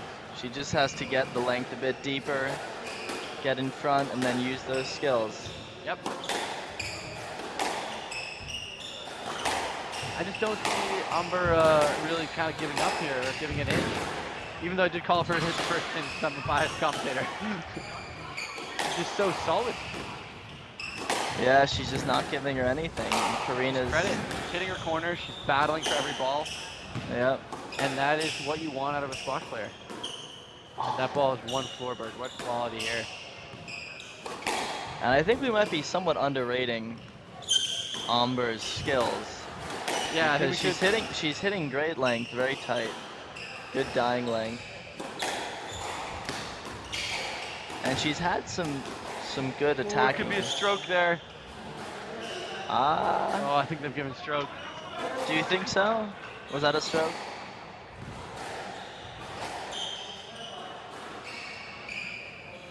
Actually, I think they played just led. I think they played a lot, yeah. So still live here. We got the camp. And Oh, it's wow. another serve out. Look, you crushed the over. You said Yeah. over 2. I have to say, oh wow, we could be. Oh, back-to-back outs. And that's just. And this is the time to pounce now if you're Umber, because you've just seen some weakness Yeah. here. I really want to see Karina make a comeback here, but it just looks like it's maybe a Looking bridge less too likely, far I'm right still now. rooting for it.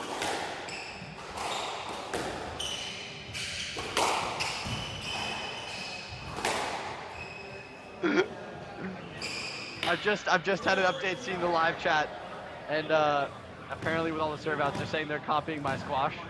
So I gotta say, you know, spot on in the chat there. I'm just pure hack, as we'll be on a flight back to the United States tomorrow, because I cannot play squash. But all credit to Daniel McBeef today. Quality play, Nick City. Oh wow, He hit that's a 0 big serves swing. out. It's a bit of a cheeky ask there. Did they give a stroke? I don't know. I want to shout out George Crown though. He would have fished for that stroke. Got no that all day. I think he's giving it to her. So it's 4-5 out of nowhere here, Doiky. Damn.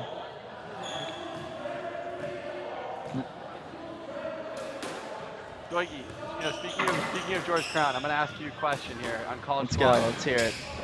Who- Wow, that is a floor and a You gotta half. pick one guy and one girl. Who are the best 2 techniques in college squash? One guy, one girl. Techniques. Let's see. Technique. Could be from your time playing or current. All time? No, just like in your years, All time is probably, I don't even know. I was gonna say like, I mean, best techniques. Yeah, his best swing. Oh, I think that ball's put the pin That's there. a tough one. I don't know. Who could it be? I've got a few contenders, like Branston Ming is a contender. Branston Ming is certainly a contender. Yeah, I forgot about him. The Fave 5. Who else had a really nice swing? Also, I'm gonna ask you another, maybe more interesting question, which is, of all like the number 1 or 2 players, like top players, who do you think get the most tins in their 4-year college Yusuf. career? Yusuf by a mile. Snap Yusuf. I mean, I beat him once, but I've lost him many times. And even in the matches where I lost, he found a way to hit tens, which is probably- impressive. It's probably Yusuf because he's played the most matches. He's played a lot of like national. He played a lot of matches, and he top also. tens in all of them. But he would just like, I remember especially his like freshman and sophomore year. He used to just like have matches where it was just 10. Yeah. And he would keep going for it every time. And he was just Travis Barker drumming on that He's a 10. gunslinger at heart. You gotta respect it. Yeah. And this is it. This is the line in the sand Is this here. match ball? 9-5. Oh, 9-5 for 9-5, Switzerland. wow. Umber's got her pedal to the metal. My prediction goes out the window. Yeah, Doig, you blew it there. And that's another 10. It's a story we've seen all 10-5 day. could be a one-way street here. if you're in the chat and you know anything about college squash, give us who do you think hit the most tins in their 4-year career in college? And then also if you want to give in your best 2 techniques. We've already got 1 contender for Branson technique, Ming is up and there. we've got 1 contender for tins. I mean, it's tough not to say Victor. He's got a good technique. But is it like the best to look at? I'd say it's very solid. Like but is it the best to look at? most aesthetically pleasing. I don't know. I'm gonna put Andrew Lee in the contenders. Yeah, true. for Andrew Lee. technique. Yeah, he had a good Very technique. Shabana-esque. I got a lot of heat in college. What's the Egyptian kid's name from Trinity? And there we have it. Look at the emotion there. See what it means. See what it means to her. Wow, She looks back at her coaches. what a win! All credit to Amber here for putting in a huge battle. Credit to Karina for giving it her best. And a as tough well. match from Karina. Definitely one An she'll want to absolute forget. belter of a But first round match here at the Nash Cup, or second round match. And it will be Amber that advances to the quarterfinals tomorrow. And you can tune in here on PSA Challenger Tour YouTube. There we have 11-8, 9-11, 11-3, 11-6, 40 minutes. 3 games to 1 for Amber Alex. yep. Thank you, Timmy, for carrying the commentary. I'll be signing off now and forever. So hope everyone enjoys the rest of the squash. Dougie, thanks for being here with me. I'll have to find another contestant to join me for the next match, but keep it real. If you're in the chat, let us know what you thought of Dougie's commentary, and we'll be back in shortly.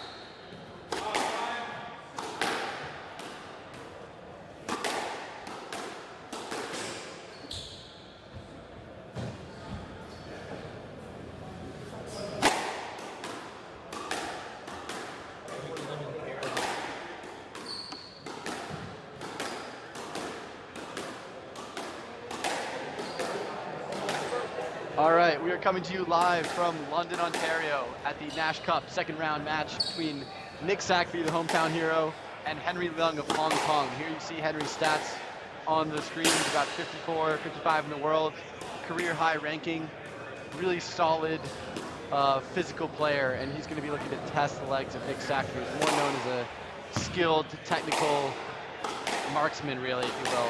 And we're going to see how these styles clash. Packed house tonight here in London. Should be an absolute battle. My name is Timmy Brownell, PSA player from the United States. I'm joined here by fellow player Connor Turk, the man of the hour. How's it going tonight, Connor? Wonderful today. Feeling almost better than yesterday, actually. Where would you rather be here on a lovely Wednesday night in London? A couple of brewskis for the boys. I don't know what we're drinking. What is it, Connor? Shout out to Sleeman here. Sleeman original. Sponsor of the tournament. Are they? Oh, are they really? I love it. Sleeman original. So thank you, Sleeman. Only fitting that they'd sponsor the event. Yeah. You hear that, folks? It's a beautiful sound right there. Cheers, lad. I think we're in for a good one. I've heard a good Sleeman is the optimal recovery drink after a tough match out there. Both of us, obviously, since we're in the booth, we are no longer in the event. Subpar squash players, to say the least. But not the case for these two lads here. We've got some strong players here. You'll have a good knowledge of Nick Sackby as a fellow countryman. So what are your thoughts here coming in for the, what is he, 31? 31-year-old? He's 30-year-old. 30. No, For the he 30-year-old. might have, no, yeah, he's got a late birthday, so he turns 31, I think, later this year. Well, he's still a spring chicken. So what are your thoughts here coming in today? What does he got to do to break down the legs of the number 2 seed here? I think he's going to have to keep the pace high. He hits a hard, crisp ball. Yep. But just looking to cut it off and keep him under pressure, take his chances when he sees them. Yep. I haven't seen Henry play a ton, but I think he's a pretty smooth player. It'll be tough to break down, but Yeah, he's quite a smooth character. He's very good at absorbing pressure and tightening the ball up. I think on a tough plastic court like this, he's going to be hard to break down, but if there's anybody that can, it's a gunslinger, and that would be Nicholas Sackby. would. Comes from a long line of gunslingers. His older brother, Chris, is a gunslinger himself. Formerly based in Philadelphia, he's now moved on to be the head coach at Columbia University. Shout out Chris Sackby. And here we are. If you're in the live chat, let us know your predictions for the match. I've got it. I'm going to call for the hometown hero tonight. I'm going to go with a Sackby win 3-1. What are your thoughts? You know what? I was actually thinking the same thing, but I'll take, to change it up, I'll take the hometown boy in 5. Oh, I love it. Try and see a nice long one here for the last match of the night. Yes, sir. Get the crowd going. Yeah, if you're in the chat, give us your predictions. If you think that Sackby's going to take it, give us a 1. And if you think Henry's going to take it, give us a 2.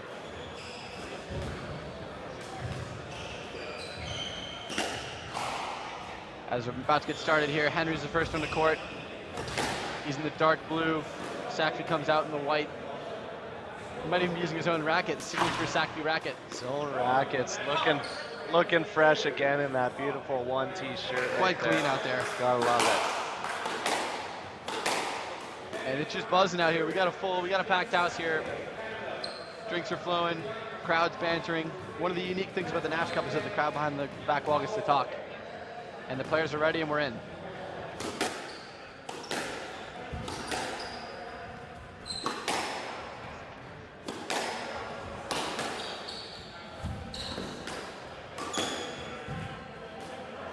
Takes it in nicely there. First blood to Hong Kong. You can see here on these courts, the ball does stay quite short if you get some cut on it. So Yeah. really can stretch the court for your opponents and make them do some hard movements. Yeah, definitely rewards good length and taking it short into the side wall at the front.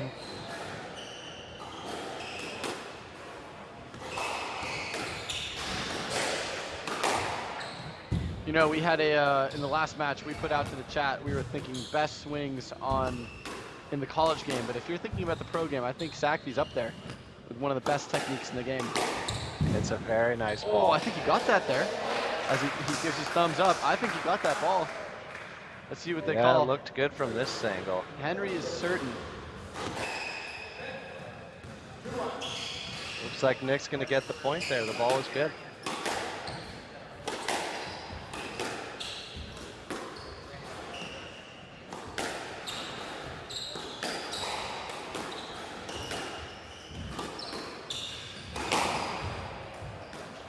I think just from early doors, it looks like Sackby's been getting a lot of joy on that left side. His technique's so clean. He's been able to put so much pressure on Henry. If he can just jump on the ball when he earns those chances, I think he's going to be a nightmare to play tonight. I agree. He's looking like he's moving fast on the ball right now. He's got looking some springy. energy, yeah. I've been on the wrong end of this kind of Sackby. It's not fun. When he's really seeing the ball like a football, he's able to put it in with so much bite. But touche there from Henry, firing it off the serve return.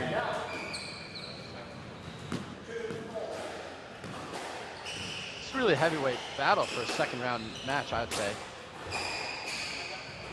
Oh, just clipped the top of the tin there. Yep, possibly some early nerves. We'll see how the players settle down. Might have to give him a steal minute or two in between games.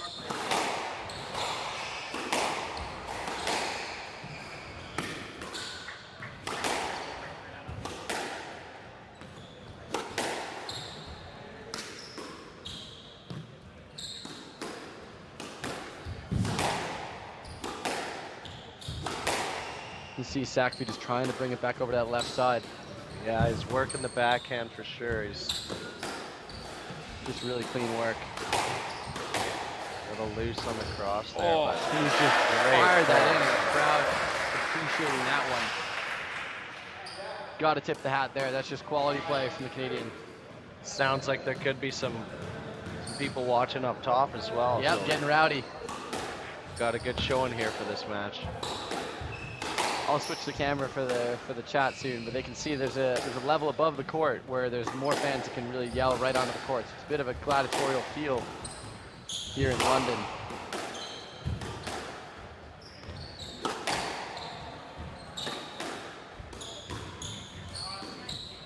Oh,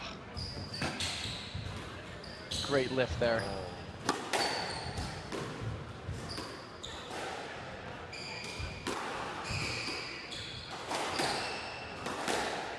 That's just quality there from Henry. When Air Sackby went up for it, but it's just finished, punished immediately from the man from Hong Kong.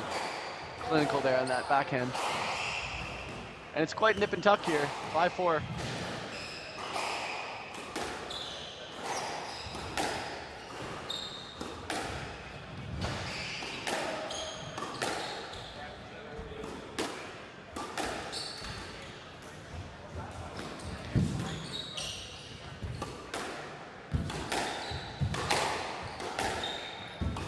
Really high pace.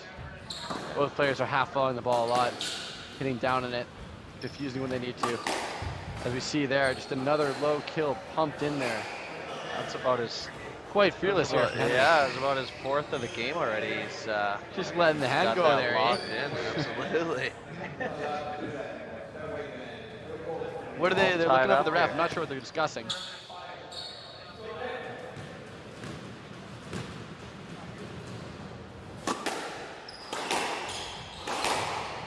That might be an outlet there. Minimal interference. Oh, they bailed him out. The hometown boy. He's got the call.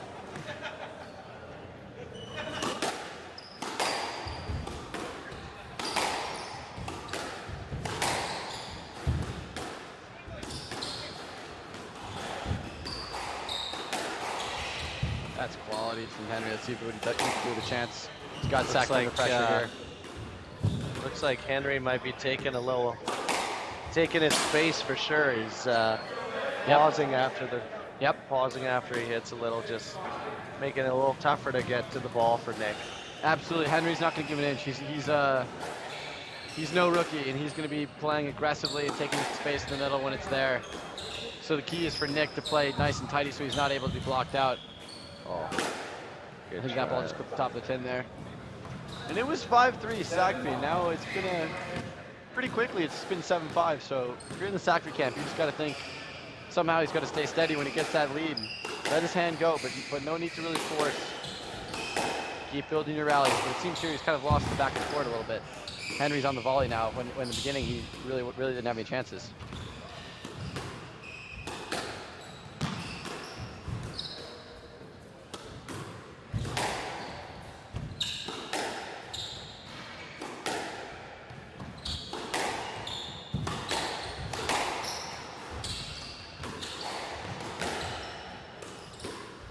Quality lift there.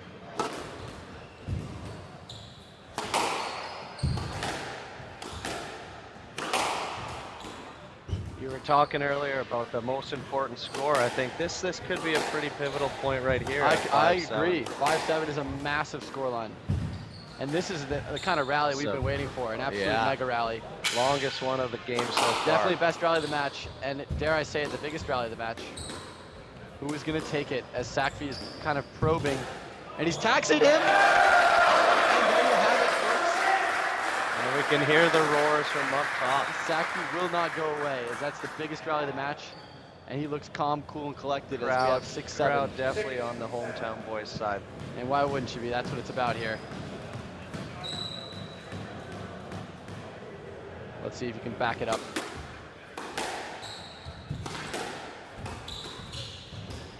Oh, it's just he's had it right on the racket here. He just doesn't have to go for the winner there, I think. Take a little bit of margin and just move him. So I think from what I've seen, Henry's not going to be as severe on the counters. You know, he's going to counter, but he's not going to really kill you. So if you're Nick, I think you can take a little bit of margin off. Just try and move him. Keep the ball out of the tin.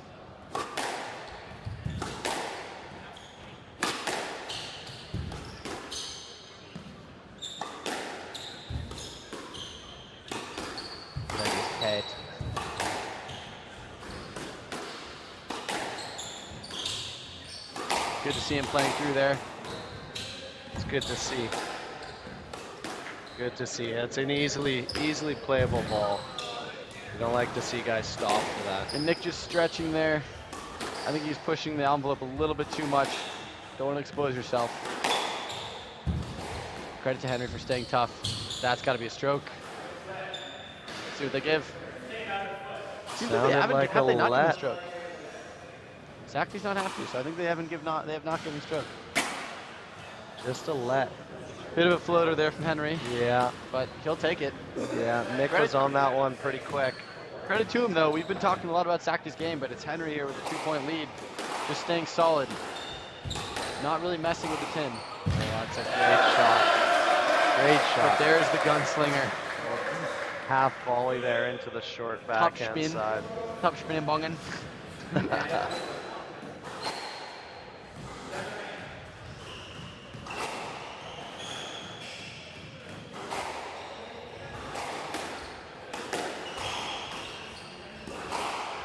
Sakfi's got the 1T shirt on.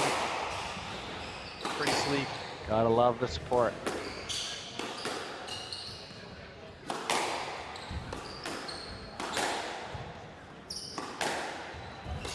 I wonder if they're gonna give us one of these Sleemans per game, or if they think this is gonna last the whole match. I'm not sure. Well, I think for me, you know, I'll be on the floor after one more of these.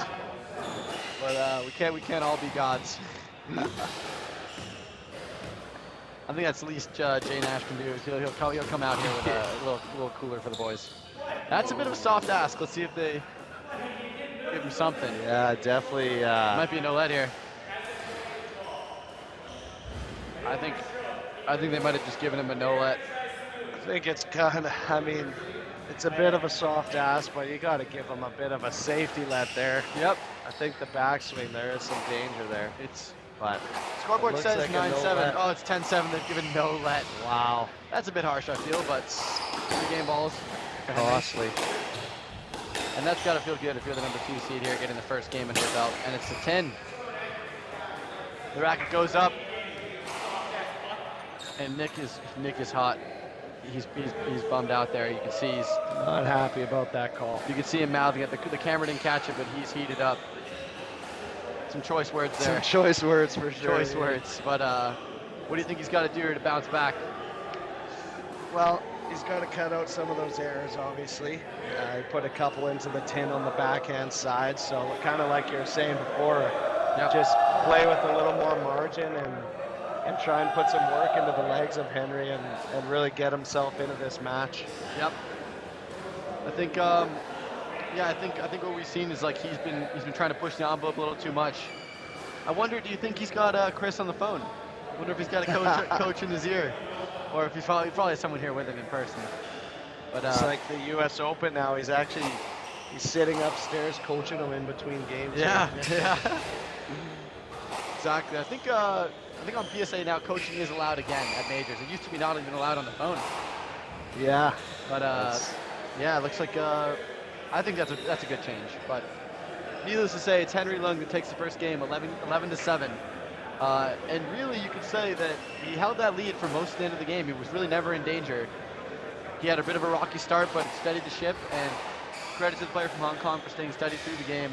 And the errors eventually came from the Canadian. So hopefully we see a switch here. Yeah.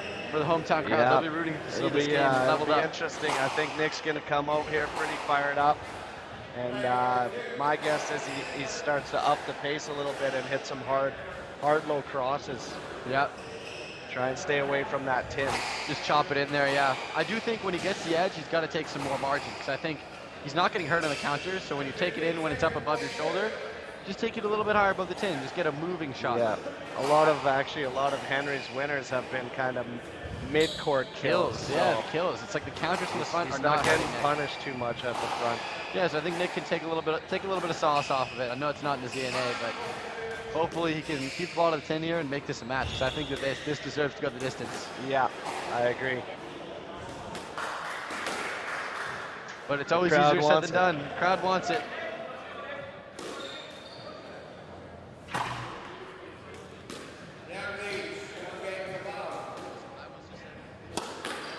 I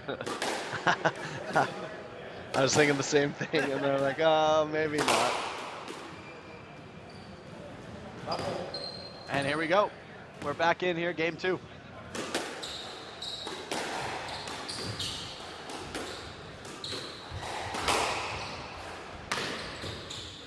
Start. See if we can build a little lead up here and loosen his hands.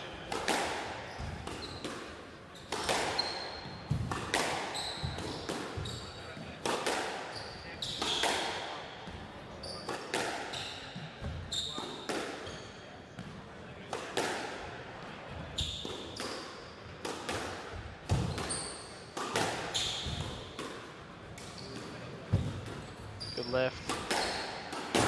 And it just goes to the tin. It's the right shot, but he's just snatched at it. Yeah, that same backhand volley, Definitely the right shot, though. But he seems to be going for the knockout punch there instead of the Once jab. he dials that in, I think that could be the ticket. Well, it seems like he made maybe 5 errors last game. He lost 11-7. So Yeah. if he gets a couple of those, the game is his. But Henry is going to be steady, not going to give it in. He does have a big forehand, Hong Kong player. Bang.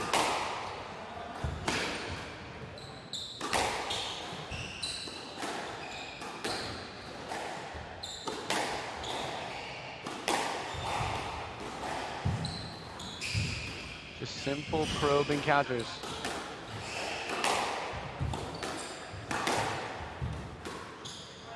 Lifting the ball well here to get out of trouble. Yeah, this is a tough rally. You got to think if Henry were to get this would be a stomach punch to Nick. That's got to be a stroke in Hausen. Let's see what they give. All right, they give a left ball. All right, I'm okay with it. I don't hate it. Seems like both players were happy to see that one go neutral. I'm not going to throw my tomatoes. My view is a little bit slanted. I'm on the right side, so it seems a little more closed to me. But from the overhead, might be a little more of a let ball. What's a good touch? In! He's got volley. And call me crazy, but I think this is one of the most important stretches of the match. Yeah. Nick gets into it here. We got a game on our hands, but if he goes down big in the second game, I think it could be smooth sailing. It's always for him. mental grind, starting the game slow and Yep. trying to come back from a 3 or 4 point lead. Oh, what a pickup there. Great boast. But that's going to be no let. Going to be no let. It's probably a no let. I think he could get to that ball, but just Oh, it looks like he got a let. Oh, did they give him a let ball? Judging by Merry Henry's Christmas. facial expressions, he doesn't seem too thrilled about it. It's a holiday for the Sackbees. That's a gift, but you know, he'll take it. You think the call is canceled out over time? Hopefully he could use this to really turn the momentum. Yeah, he's been throwing a little bit of a bone here.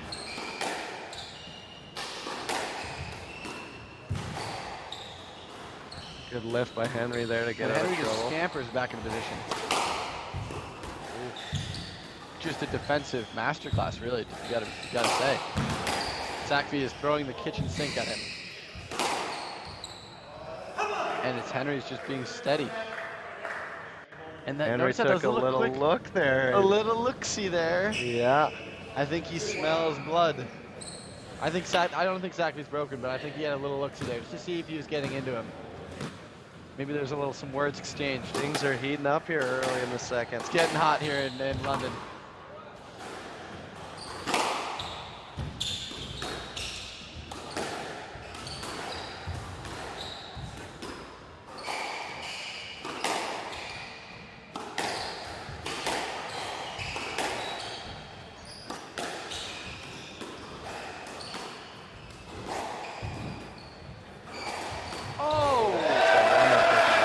Magnifique. Crowd love that. Air Sackby, 30,000 feet up, takes it out of the air, slots it in the net. Nice. That is butter.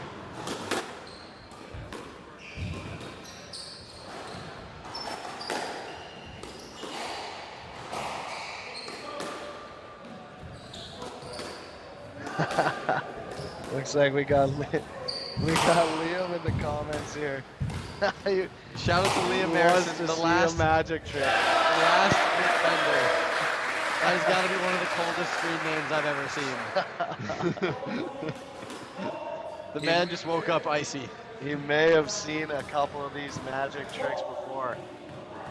Oh, we've got some intel from our technical team is saying that, you know, Sackby's got a bit of a wig on here. It's not possible to have that much lettuce. Same guy as Agassi. We might have to verify this in between games. I think we get Turk to go over and give it a little squeeze, Give it a little yank. just to see, you know, if it really is possible to have that much flow. I'm gonna take the over. I think it's real, but It Never is know. luscious nonetheless. delicate. We see some testing play here. Ball goes up. Sackby's got an edge here. I think that these, as I said before, is the most important stretch of the match for Nick mentally, just to get into it. That's a quality line. That's a bit of a tire movement as well. Definitely seen some longer rallies here at the start of this game. So when he says he wants to see a magic trick, are you a magician? You know, I've Care to got, elaborate for the I've got chat? a select few tricks that I like to pull out of the sleeve every once in a while. I mean, we can switch to the front court camera and they can catch us in the back. Let's just say this Lehman could potentially disappear. Oh, yeah. Ball goes out. It's a big rally. It'll disappear, and then a new one that's full will reappear at the start of next game. Oh, is this like where you like ask where my beer went? You're like, oh, it's already gone. Like, Yeah. You gotta see it to believe it, folks. like Muhammad Ali of beer drinking. Yeah. That cannot be a stroke. I'll be upset. No chance. Just a let there. Yep. Standard let. Good to see. Don't want to have any soft strokes given. It encourages the players to look for it. We don't want that here. Not out in London. We play fair. Yeah. Play through everything. I got to give credit to the players today. I've seen a lot of fair matches. There's no lets in the street. Yep. I was expecting a few big tussles, and I just saw a lot of good squash today.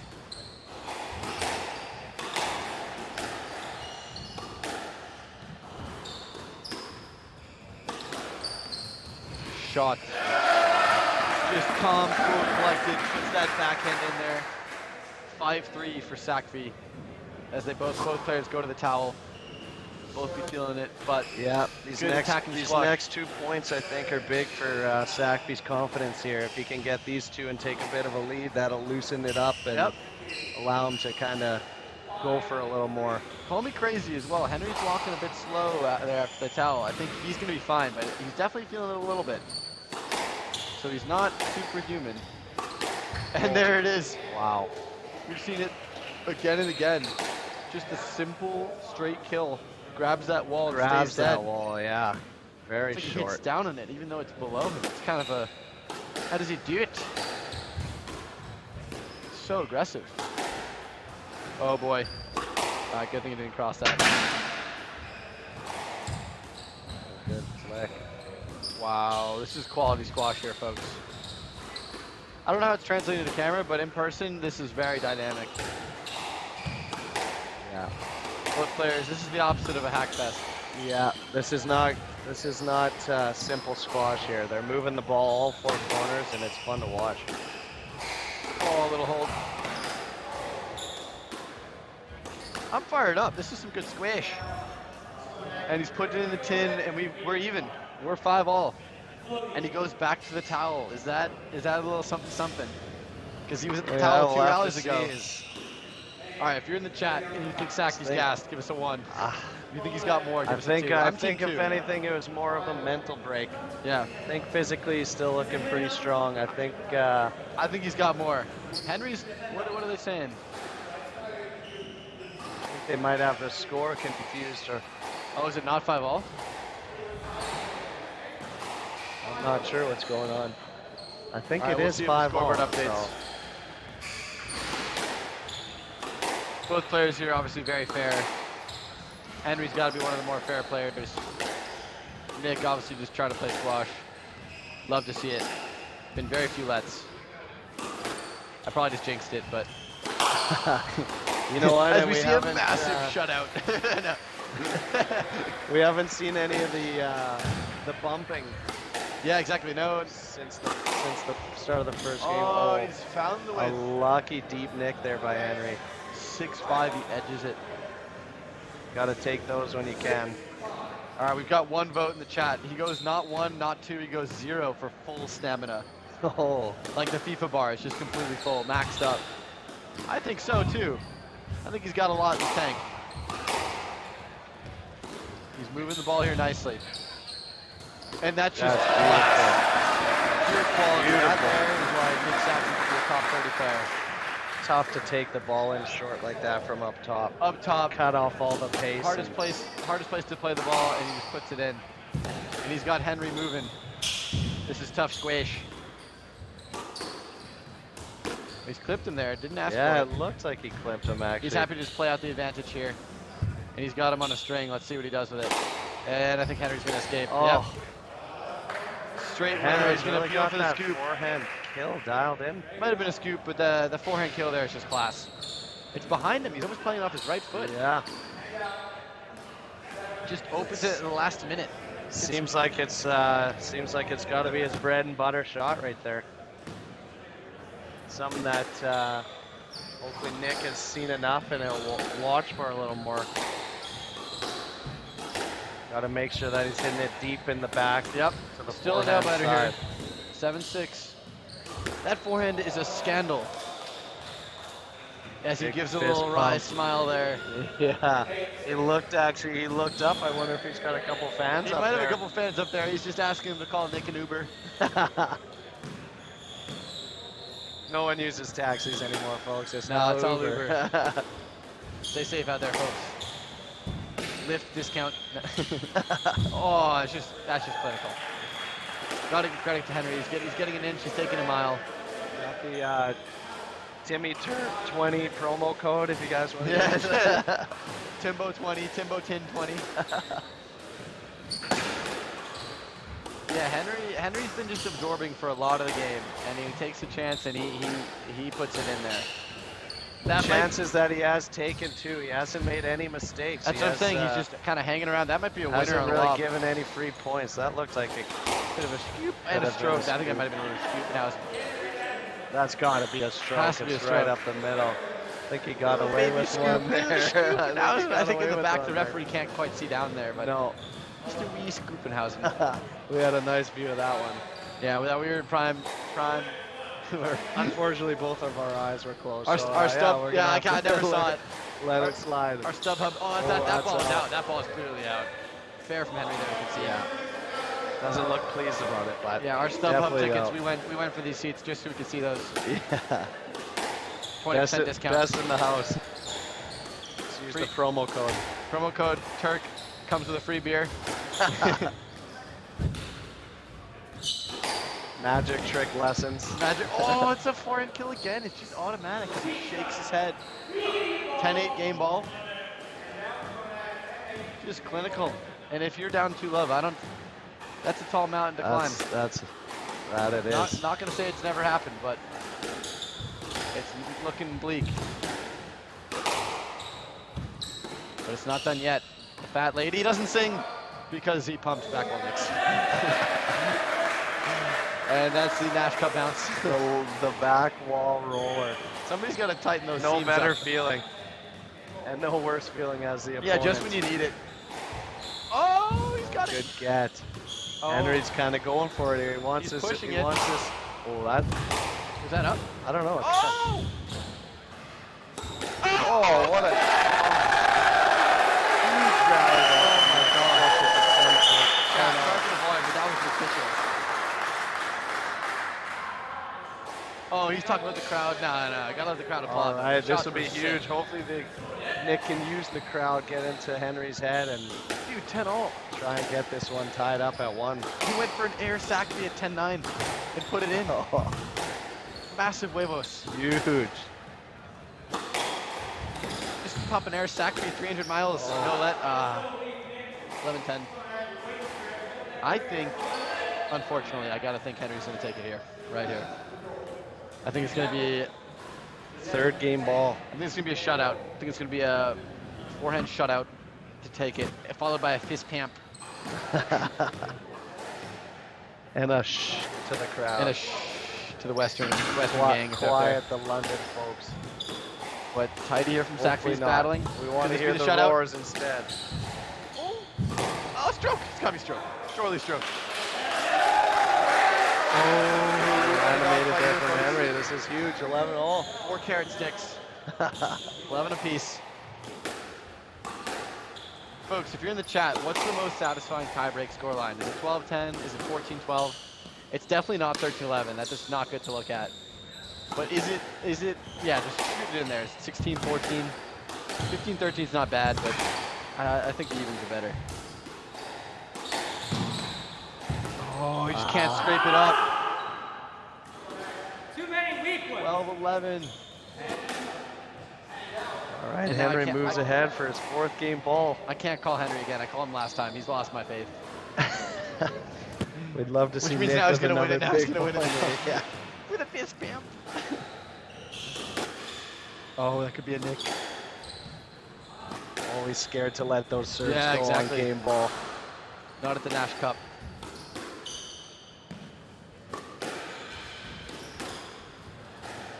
It's a chance. Oh, A little push He's there. gone for it again. He's kind of went out of his line there Little to give him a little something, nudge. something. Just let him know he was there. Air Sackby. And he's just floored it. Ah.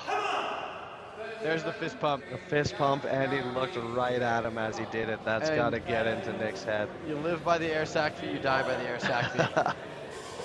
And we have a 2-love lead for Henry Leung. And I don't think it's over, but it's going to be an absolute mountain to climb here for the Canadian player as Henry Leung Yeah. takes a commanding 2-love lead. Yeah, Let's see the time in that game. He's got an absolute Let's see if he gives us battle the ahead of time. him. I'm curious. 17 minutes. That's a pretty good duration there, folks. Yeah, that was a long That's one. some quality squash. As A lot Logan of good Trent Ramsey would rallies in say. that. That was a little, I'd say, a little higher quality than the first game. I would say so too. They really pushed hard in those big rallies in the tiebreaks, especially. Really, you didn't see a lot of errors there until the very end. It was mostly good, positive play, maybe a couple nip and tuck strokes here and there, but mostly positive, free-flowing squash, and that's what you want as a squash fan, squash Yeah. viewer. And I tell you, the atmosphere here is buzzing.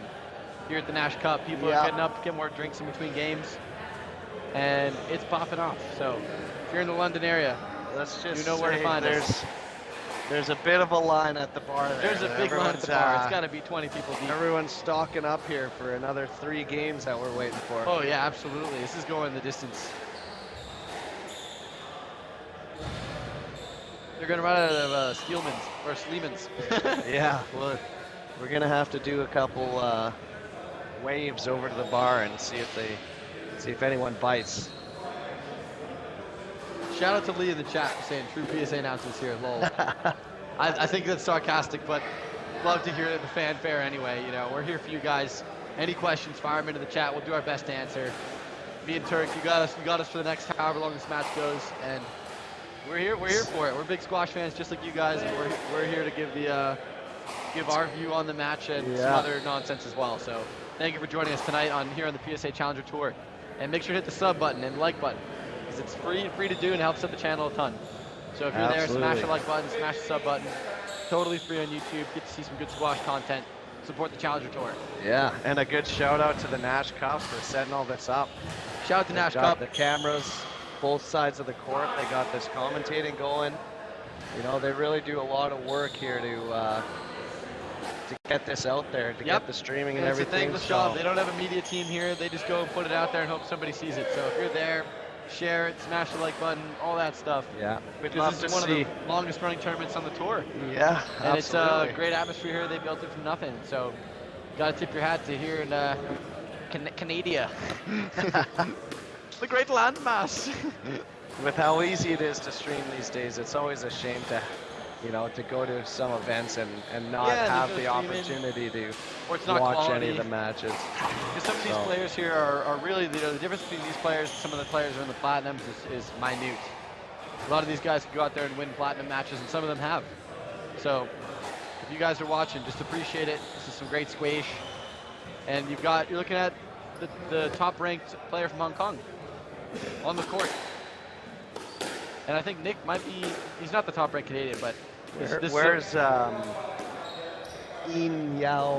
In Yao, he's a Malaysian player. Malaysian, okay. Yeah, that's so right. Malaysia is In Yao, and maybe they got Mohammed Sifik Kamal,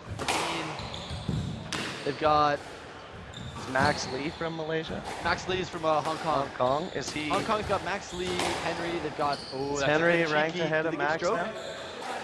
That should be a let ball, sir. He's gonna play a let too. Yep, I think it's little the right call space from him. there, yeah. Don't want any cheap ones here. Yeah, they've got Quan Lau as well, who he won the national championship. So shout out Quan Lau, self-proclaimed the ninja. I think it fits because he plays like a ninja. He slides around out there. Henry He's looks a fun bit to more like a watch. general. He looks more, you know, composed. But here he's been animated. He gets a stroke there. And it's now or never if you're Nicholas. Yeah, you gotta think he's gonna have to. Well, he's gonna have to have a good start in this game, but he's down two. Down quick two ones, right so away, and that does not feel He's good. really got to turn it around now, and let's hope he can do it. That ball looks like quite dead. I was just thinking the same thing. They might have It's popped gone it. cold. Dying in the back like crazy. I'll tell you what, court one earlier was flying around. This ball looks just dead as a dodo. Have they broken it? I mean, I guess not. He would have felt it. But it's dying really in that corner. softened up. If you saw those that movements, happen in one of the earlier matches, and a couple of the. Oh no, he's gone down here. 4. Oh, we've got a request for nicknames from the two players. All right, what do you think, Air Sackby?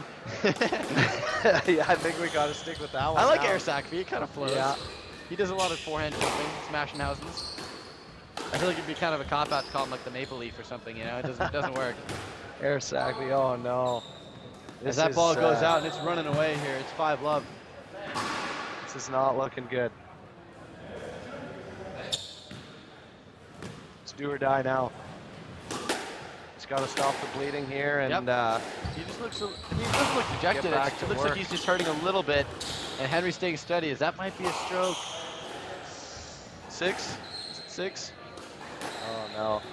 6 Louvre. I think that it is a long way home here. he's going to keep battling. He's a professional. And that, just a weird We bounce. see it again there. The ball just totally died. Just in the dies back. off as Saki takes off the wristband there. He's clearly not feeling comfortable right now. And he just no. pumps that in the floor. Smart serve there by Henry. Going Yeah, soft on the down body. the middle. And he's just straight in again. Nick's gonna ask for let. Just an absolute, I gotta say, it's like a defensive masterclass from Henry. He's still finding his chances to attack, but he took all the punches early on. He's a fencer. Yeah, that's not a bad nickname. Like the samurai feels too, that's not gonna fit. The fencer is not bad. The swordsman or something, I don't know. He's quite tactical, but he's big. He's bigger than you think. Yeah, he's got a big bit of body he's got out a bit there. of an aura about him. Very collected. Nick's more of a gunslinger. I like air Sakfi. Yeah. Looks like Henry's feeling it right now. He's 9-1. kinda He's running gonna be- away with this. At this rate, he's storming into the quarterfinals tomorrow. I'm not sure who he's got. He's got Leandro or somebody, but he's going to be a tough guy to stop here in this tournament. And I think everybody knows it. He's here to stay. And unless Sakfi can pull off a miracle here, it's going to be. Even that, he picked it up. Yep. There's barely anything Ball's out, on that but- ball. It's hard to make the ball bounce twice to him, isn't it? And he just kind of gets it back. Yeah, he's reading the ball really well right now. Doesn't do anything crazy. He might not be the best technically, but he's putting in good spots. He's been very composed the whole match. Yep. Couple points here for Nick, just kind of taking advantage of the cold ball, putting the ball in when he can. You got to think he's got to go on at least a 5-6 point run here if he wants any chance of coming back in this one. Yep. There's that forehand kill. Great defense there. 4-9. All right. Never say Seen never. crazier things. Like magic tricks. And a tin. So I think if he gets this next rally, he's in it. I'm really hoping that Nick wins this rally because that'll take us to my personal favorite score line. You guys probably take a guess what that is. Are you leading or are you behind?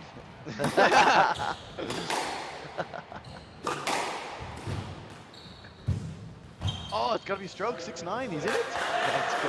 What a turnaround here. I Sorry, mean, what's the score? 6-9. Oh, all right. Not 9-6, 6-9 specifically.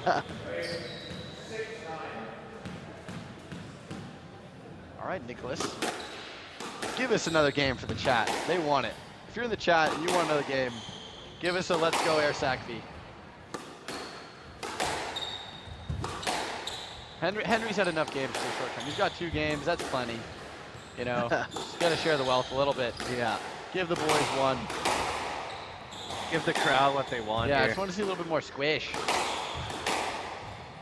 We're not ready for the night of squash to be over yet. Oh, he's gonna get there. Oh, great get. Oh my God, these are that's out. Oh, What great is this? rally. That ball was so out. And the rally. Golly, wizard. Thanks, Henry. I'm not sure if he was actually trying to play that or not. Henry. That All was right. pretty funny. 7-9 here, folks. What's happening There's here that in London? 5-6 point run we were talking about. It's making it interesting. It's got a little doubt in Henry's mind here. Oh my goodness. You know, you think you've seen it all. And then you realize that we know nothing. Skid bows to get out of trouble there. A little John Wade action. I'm telling you, if he squeezes this rally, and he And squeezes another it, air. it is 8-9, and We he's haven't down seen Henry 9-1. make Pump it airs for like air. this And if the you're in whole chat, match. just spam air Sakfi. I'm not seeing the chat right now, but just spam it. Just send the run good. If he, oh gosh, he's so close. If he gets 9-all, he takes it. Just air Sakfi in the chat, folks. 9-1 down. Have you ever seen that in your life? Oh. Oh, there's an air Henry. Oh. I'm literally falling out of my chair. Nah. Have you seen anything like this in your life, folks? 9-1 down in a PSA event. and Who's it's- gonna go for it? Oh, it's trouble. Oh, good counter, tight work there. Just a dagger. Henry looks like he's a little gassed right now. 10-8. You know. Oh, he's got to be feeling it, but you know he's just going to end Yes. something silly. I'm calling, all right, stroke or forehand kill. There are no other options. Or Sakvi floorboard. Just make it 10-9. I want to see a 10-9. Yeah. Oh, what a shot. That is gotta clap that. risky business, but it What an absolutely absolute pays off. masterclass. He's just fearless. You got to give him credit. All right, give us a 10. I want to see the 10. I want to see the 10 all. Henry can win if he goes to tiebreak. I just want to see the tiebreak. Takes it in. Oh. Tense. Oh, It's tense. Does he get though? He's got a chance. He's going to go for it. He went for it. Oh my goodness. No fear. No fear, Shakespeare. Oh, it could be a cross court here. That's good. Oh my length. God. Oh, he Straight gets up. it. That's a Oh, qual. no. That's it. That's it. Oh, he's got it. No let. Ah. Oh no. They haven't made the call yet. They're They gonna call that. haven't. They're arguing, but I just think the drop quality was too good there. He did bump him, They but got to that call. was. I mean, it is a no let. That's. I think that might be the match.